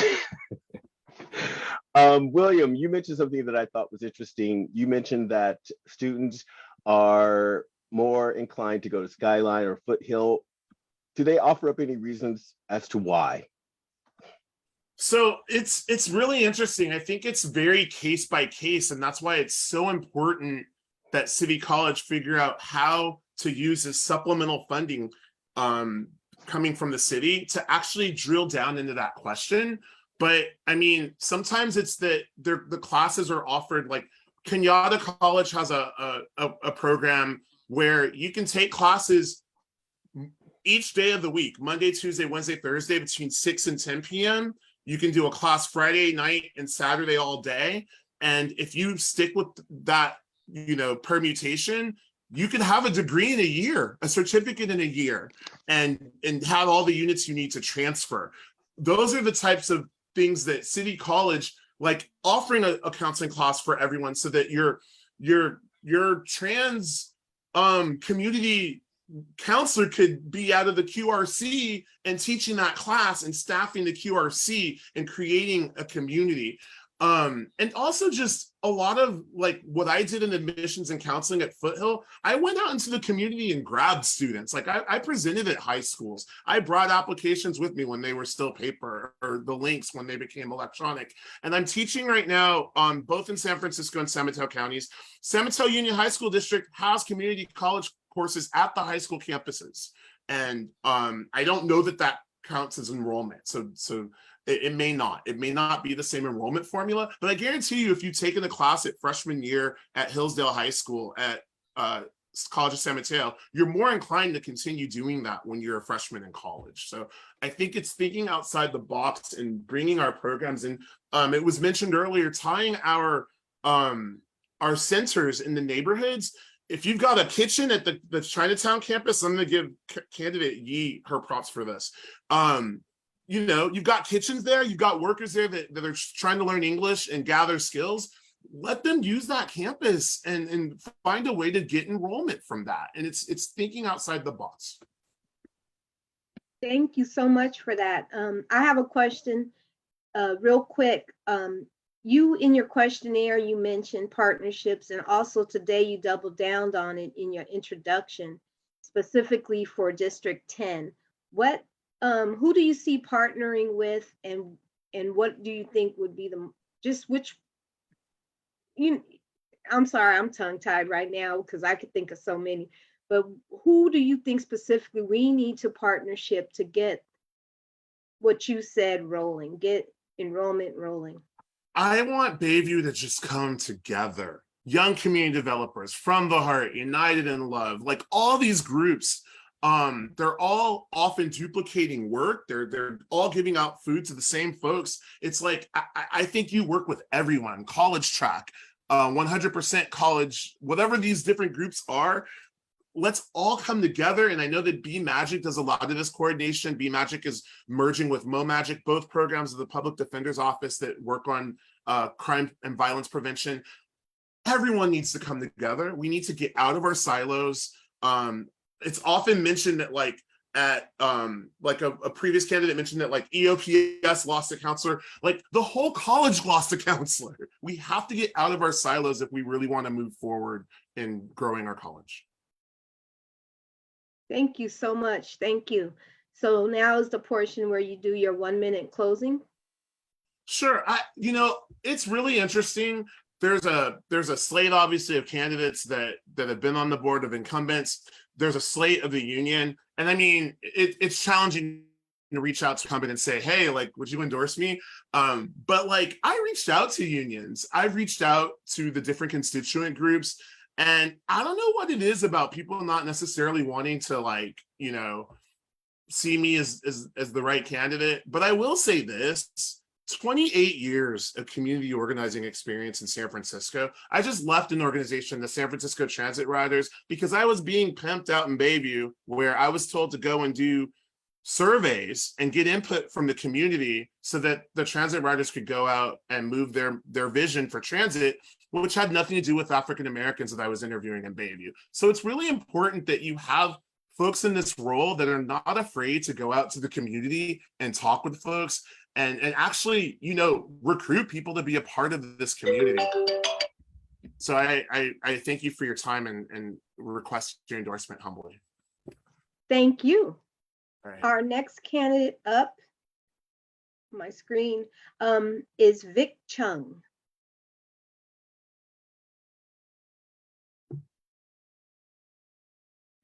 Hello. So 8 minutes, 2 minutes introduction, 5 minutes member questions, 1 minute closing. You may begin your introduction. Thank you, members of the committee.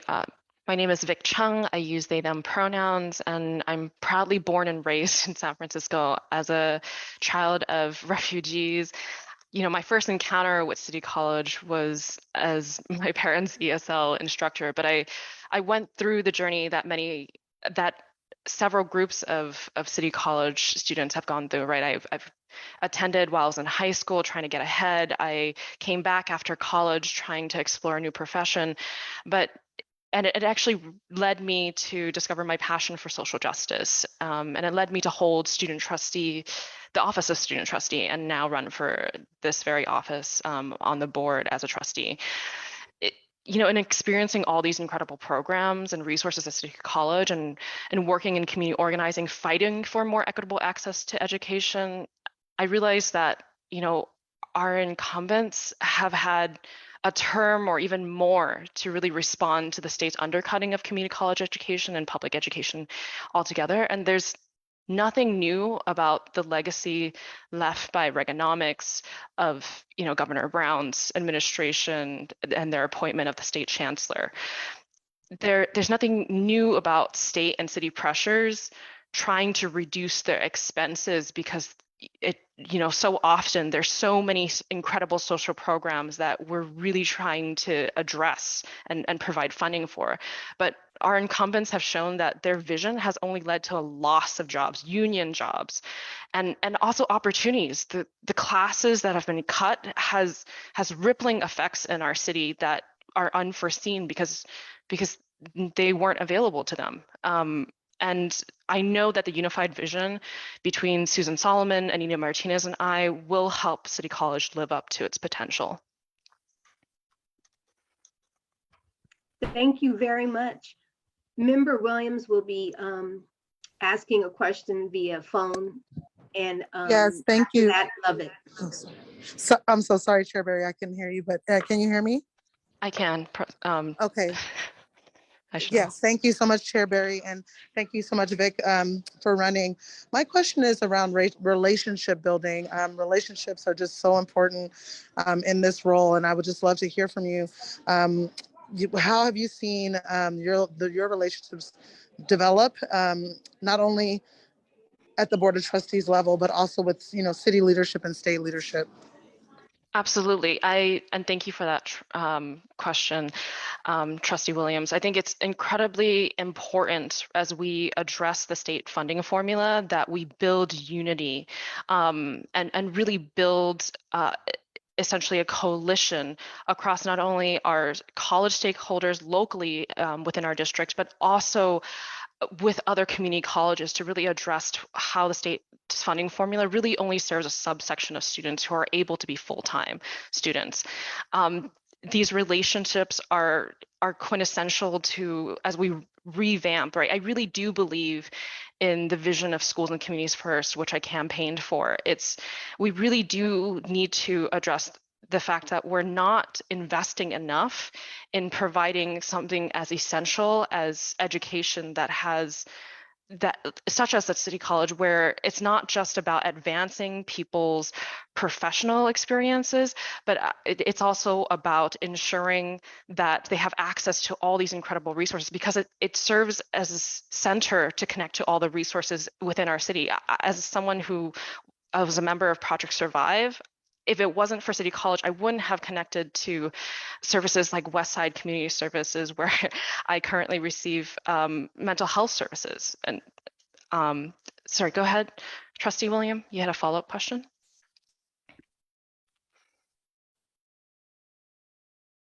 Or I'd just like to return it to Chair Barry then. No problem. Next, we have Member Lovett and then the proxy for Member Malia Cohen Imran. Thank you. I don't seem to have a raise hand feature as a co-host, so I just physically did that.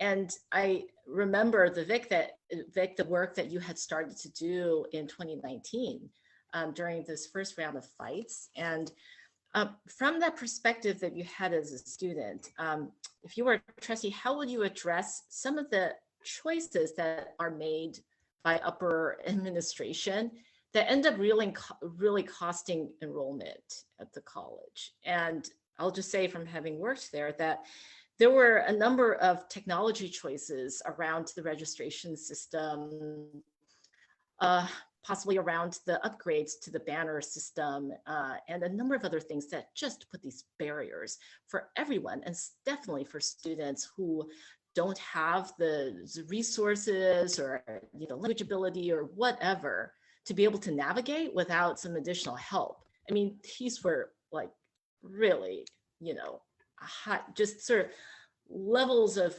obstacles and barriers that didn't need to be there. And without having to micromanage the operations, right? How can the trustee listen to what's happening on the ground to try to make these corrections? Because what happens is then the administration say, oh, we need money to fix the tech problems that would not have resulted except for decisions that were made early on.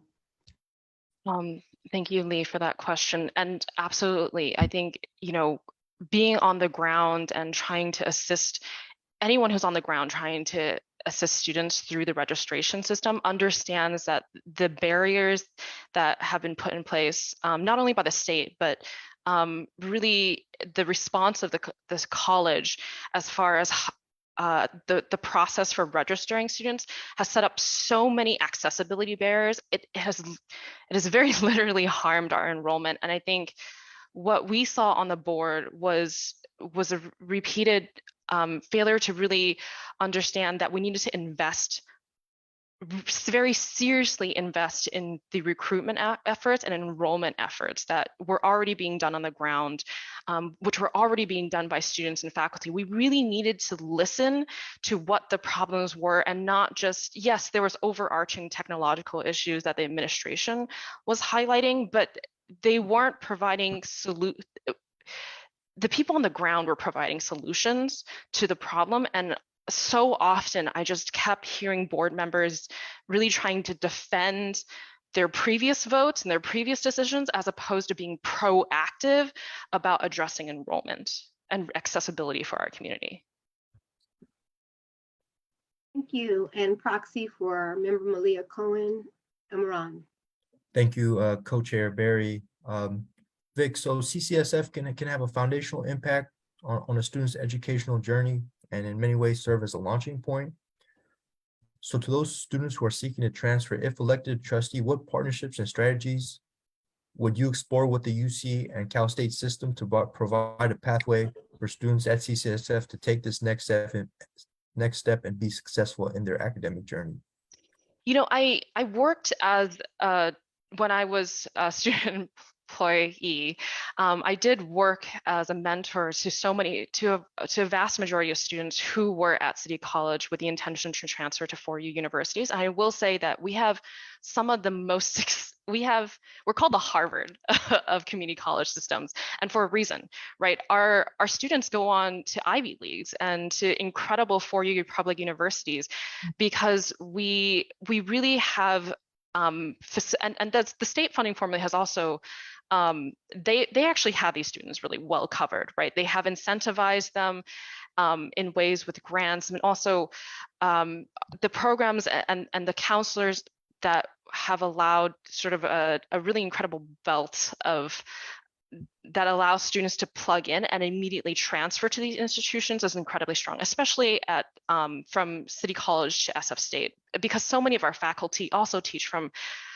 both at City College and SF State, and we're incredibly honored with that. And while I do believe that these students are an incredible bright star and are members, especially when those who are from marginalized communities who are trying to advance themselves, like myself when I was taking college courses at City College as a high schooler.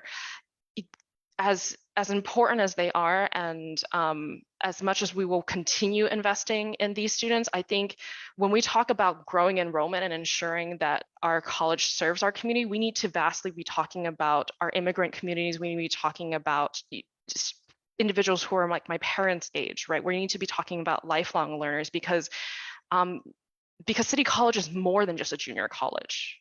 It is a community college that should serve us to make our communities healthier for the entire length of our lives. Thank you so much. And real quick, Member Williams. Thank you so much, Chair Barry. Can you hear me? Yes, I can. Okay, thank you so much. Thank you, Vic, for your comments. I just want to ask you, in terms of the role of a trustee, I know I've served as student trustee, served for student trustee for 2 years, and also served as president of the board for 2 years, and have learned a lot about, just sort of the role of the trustee. I'm curious, in your role, if you do succeed and make it to the board, how would you handle potential conflicts in decision-making with our labor partners? We as trustees have to sort of think about the institution as a whole. And I know that you've stated in the past that you're very much invested in advancing the goals of our union leaders. So can you speak to that? Absolutely. And I wanna state just very, very candidly, I do absolutely reject the concept that has often been peddled that our unions are invaluable to ensure that of protecting jobs for our city workers, and the process of them being involved in how the college is managed, as well as stakeholders such as the PGC system, the participatory governance system that includes faculty, classified staff, and students, is all are essential elements to helping us move forward and to have, because we build on each other, right? Even if I deeply believe that we all have the shared value of wanting to serve our community. And I think actually the conflict that we've experienced in the past at City College is not a true conflict. We are all grounded in wanting to make education accessible, and we've allowed I apologize. May I finish my statement to answer to the question? Yes, just finish your sentence, please. Okay, thank you. We must understand that we cannot let the state create this idea that making education accessible and balancing our budget are two separate issues. Increasing accessibility and increasing enrollment are in alignment with each other, as well as balancing the budget. Thank you. And now is time for your 1-minute closing statement. Thank you, Chair Barry. So I want to end with, I hope all of you endorse the candidates that bring, specifically Susan Solomon, Anita Martinez, and I, because we bring unity, courage, and vision. We need leaders that understand we need to bring together all the voices of the stakeholders at our local district as well as across the college. We also need individuals who have courage to hold administrators accountable and to advocate for change to our state funding formula. And we need them to have vision to invest and commit to increasing enrollment and equitable access to rebuild our college. Okay, thank you so much. I feel like baseball, we need to do a 7th inning stretch. However, our last but not least candidate, Morel Green, is up next.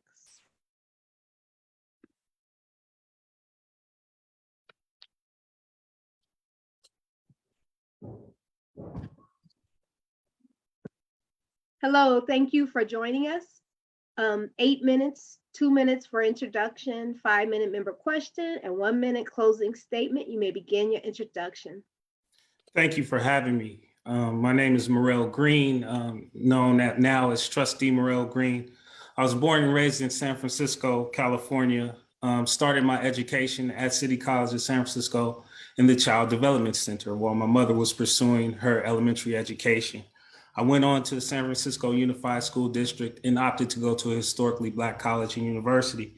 Upon completion, I returned back to San Francisco in the Western Addition where I was born and raised, and realized that not too many people knew a Black male that had graduated from college.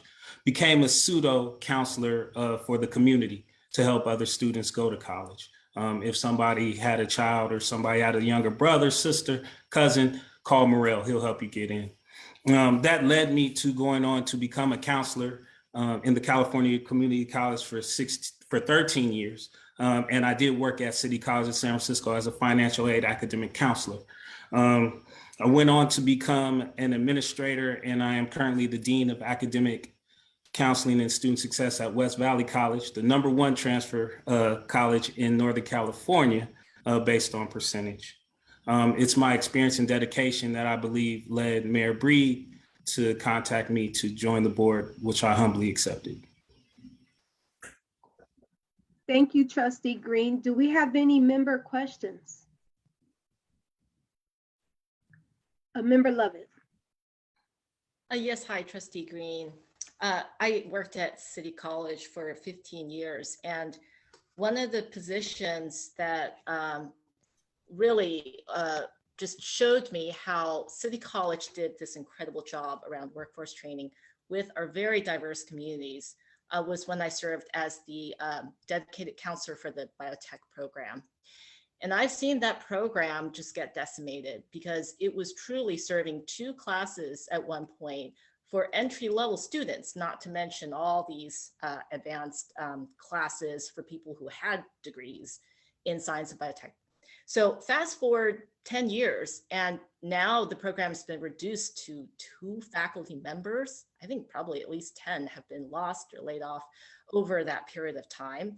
And not only that, it's shocking that $2.5 million of grants that are going to the biotech program to support all aspects of internships, equipment, all the things that go into training people for research jobs, especially people from our diverse communities. That can't be delivered if there aren't the people to do it.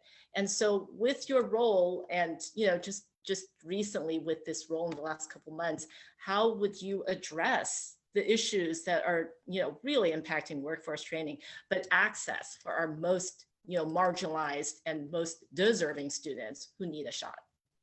No, great question. As I've come onto the board, I've received a lot of emails and calls from students of concern, faculty of concern. I have a meeting next week with a student from the biotech program who wants to address those concerns.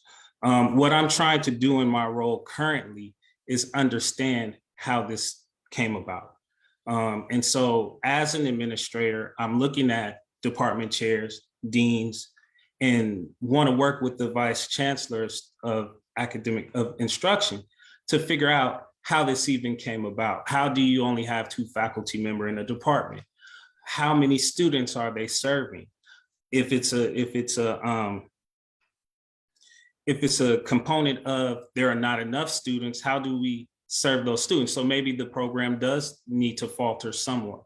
If there are a demand for students, why aren't the faculty there? It doesn't make sense to me, just to be point blank. And so I think there needs to be a full analysis of all the programs, of the needs, to ensure that there are staff, there are faculty to promote those programs. So yes. Thank you. Is there another member question? Yeah. Can you hear me? Yes. Yes, I can. Thank you so much. And thank you, trustee, for your service to the board. My question is, you are coming in as a new member to the board, or if you've come in as a new member to the board, what is your thoughts on college climate at City College? And I know you've been with the college in the past, but just want to hear you talk a little bit about that to give folks an idea of sort of as a board member, a new board member, what it's been like and what your thoughts are on the college climate. Thank you. Thank you for that question. College climate. So I have had the opportunity to work at 5 different California community colleges. I started in the Bay Area at Skyline College and went on to City College of San Francisco, but spent most of my time in Los Angeles, the largest community college in the state. And what I have found is that there are a lot of statewide initiatives that I'm also a part of. There are Association for California Community College Administrators, AMEND, African American Male Education Network and Development, which I'll talk about later. I never see City College at the table. And so when we talk about fresh ideas, there was a question that was asked earlier about why would someone look at an institution like Skyline as compared to City College. With City College of San Francisco, when we talk about retention programs, we're still talking about race most of the time. Oh, this African American community here, Asian American community here, Latinx community here. They have a retention program solely catered towards hip hop.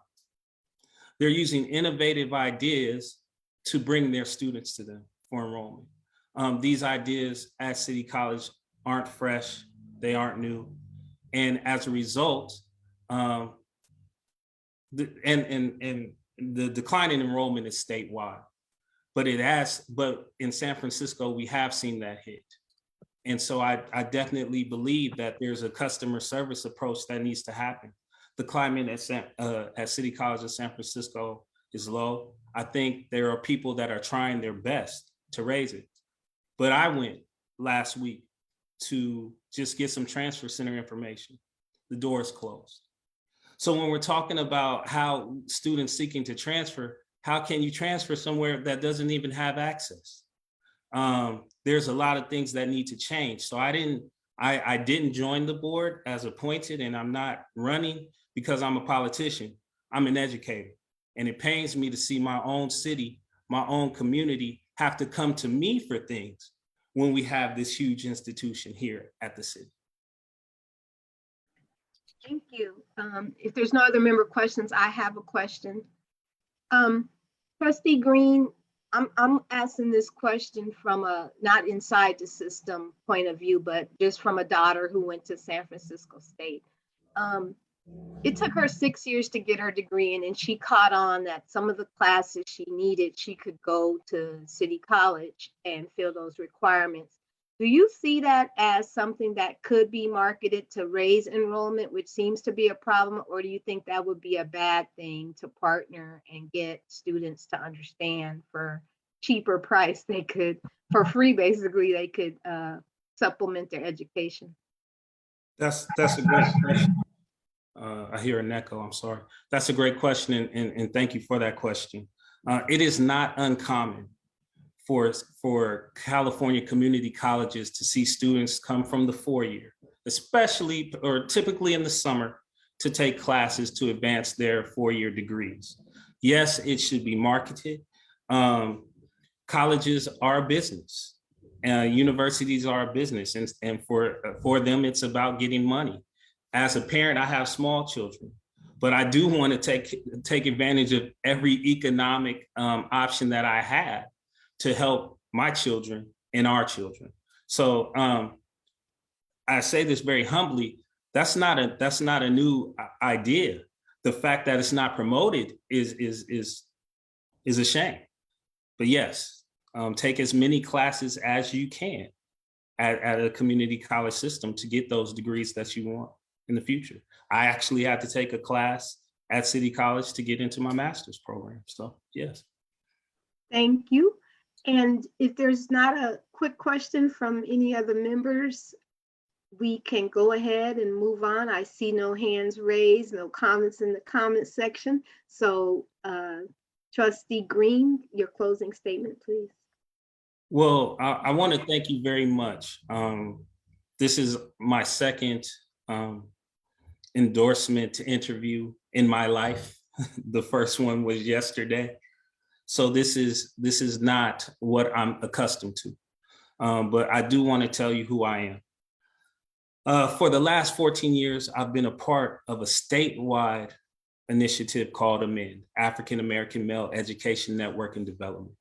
What we have done, we call ourselves AMEND, but it's spelled A2MEND, the number 2. We were just awarded $5.5 million from the state chancellor's office, signed by Governor Newsom, because we are looked at as the front runners of education when it comes to California community colleges, specifically to Black males.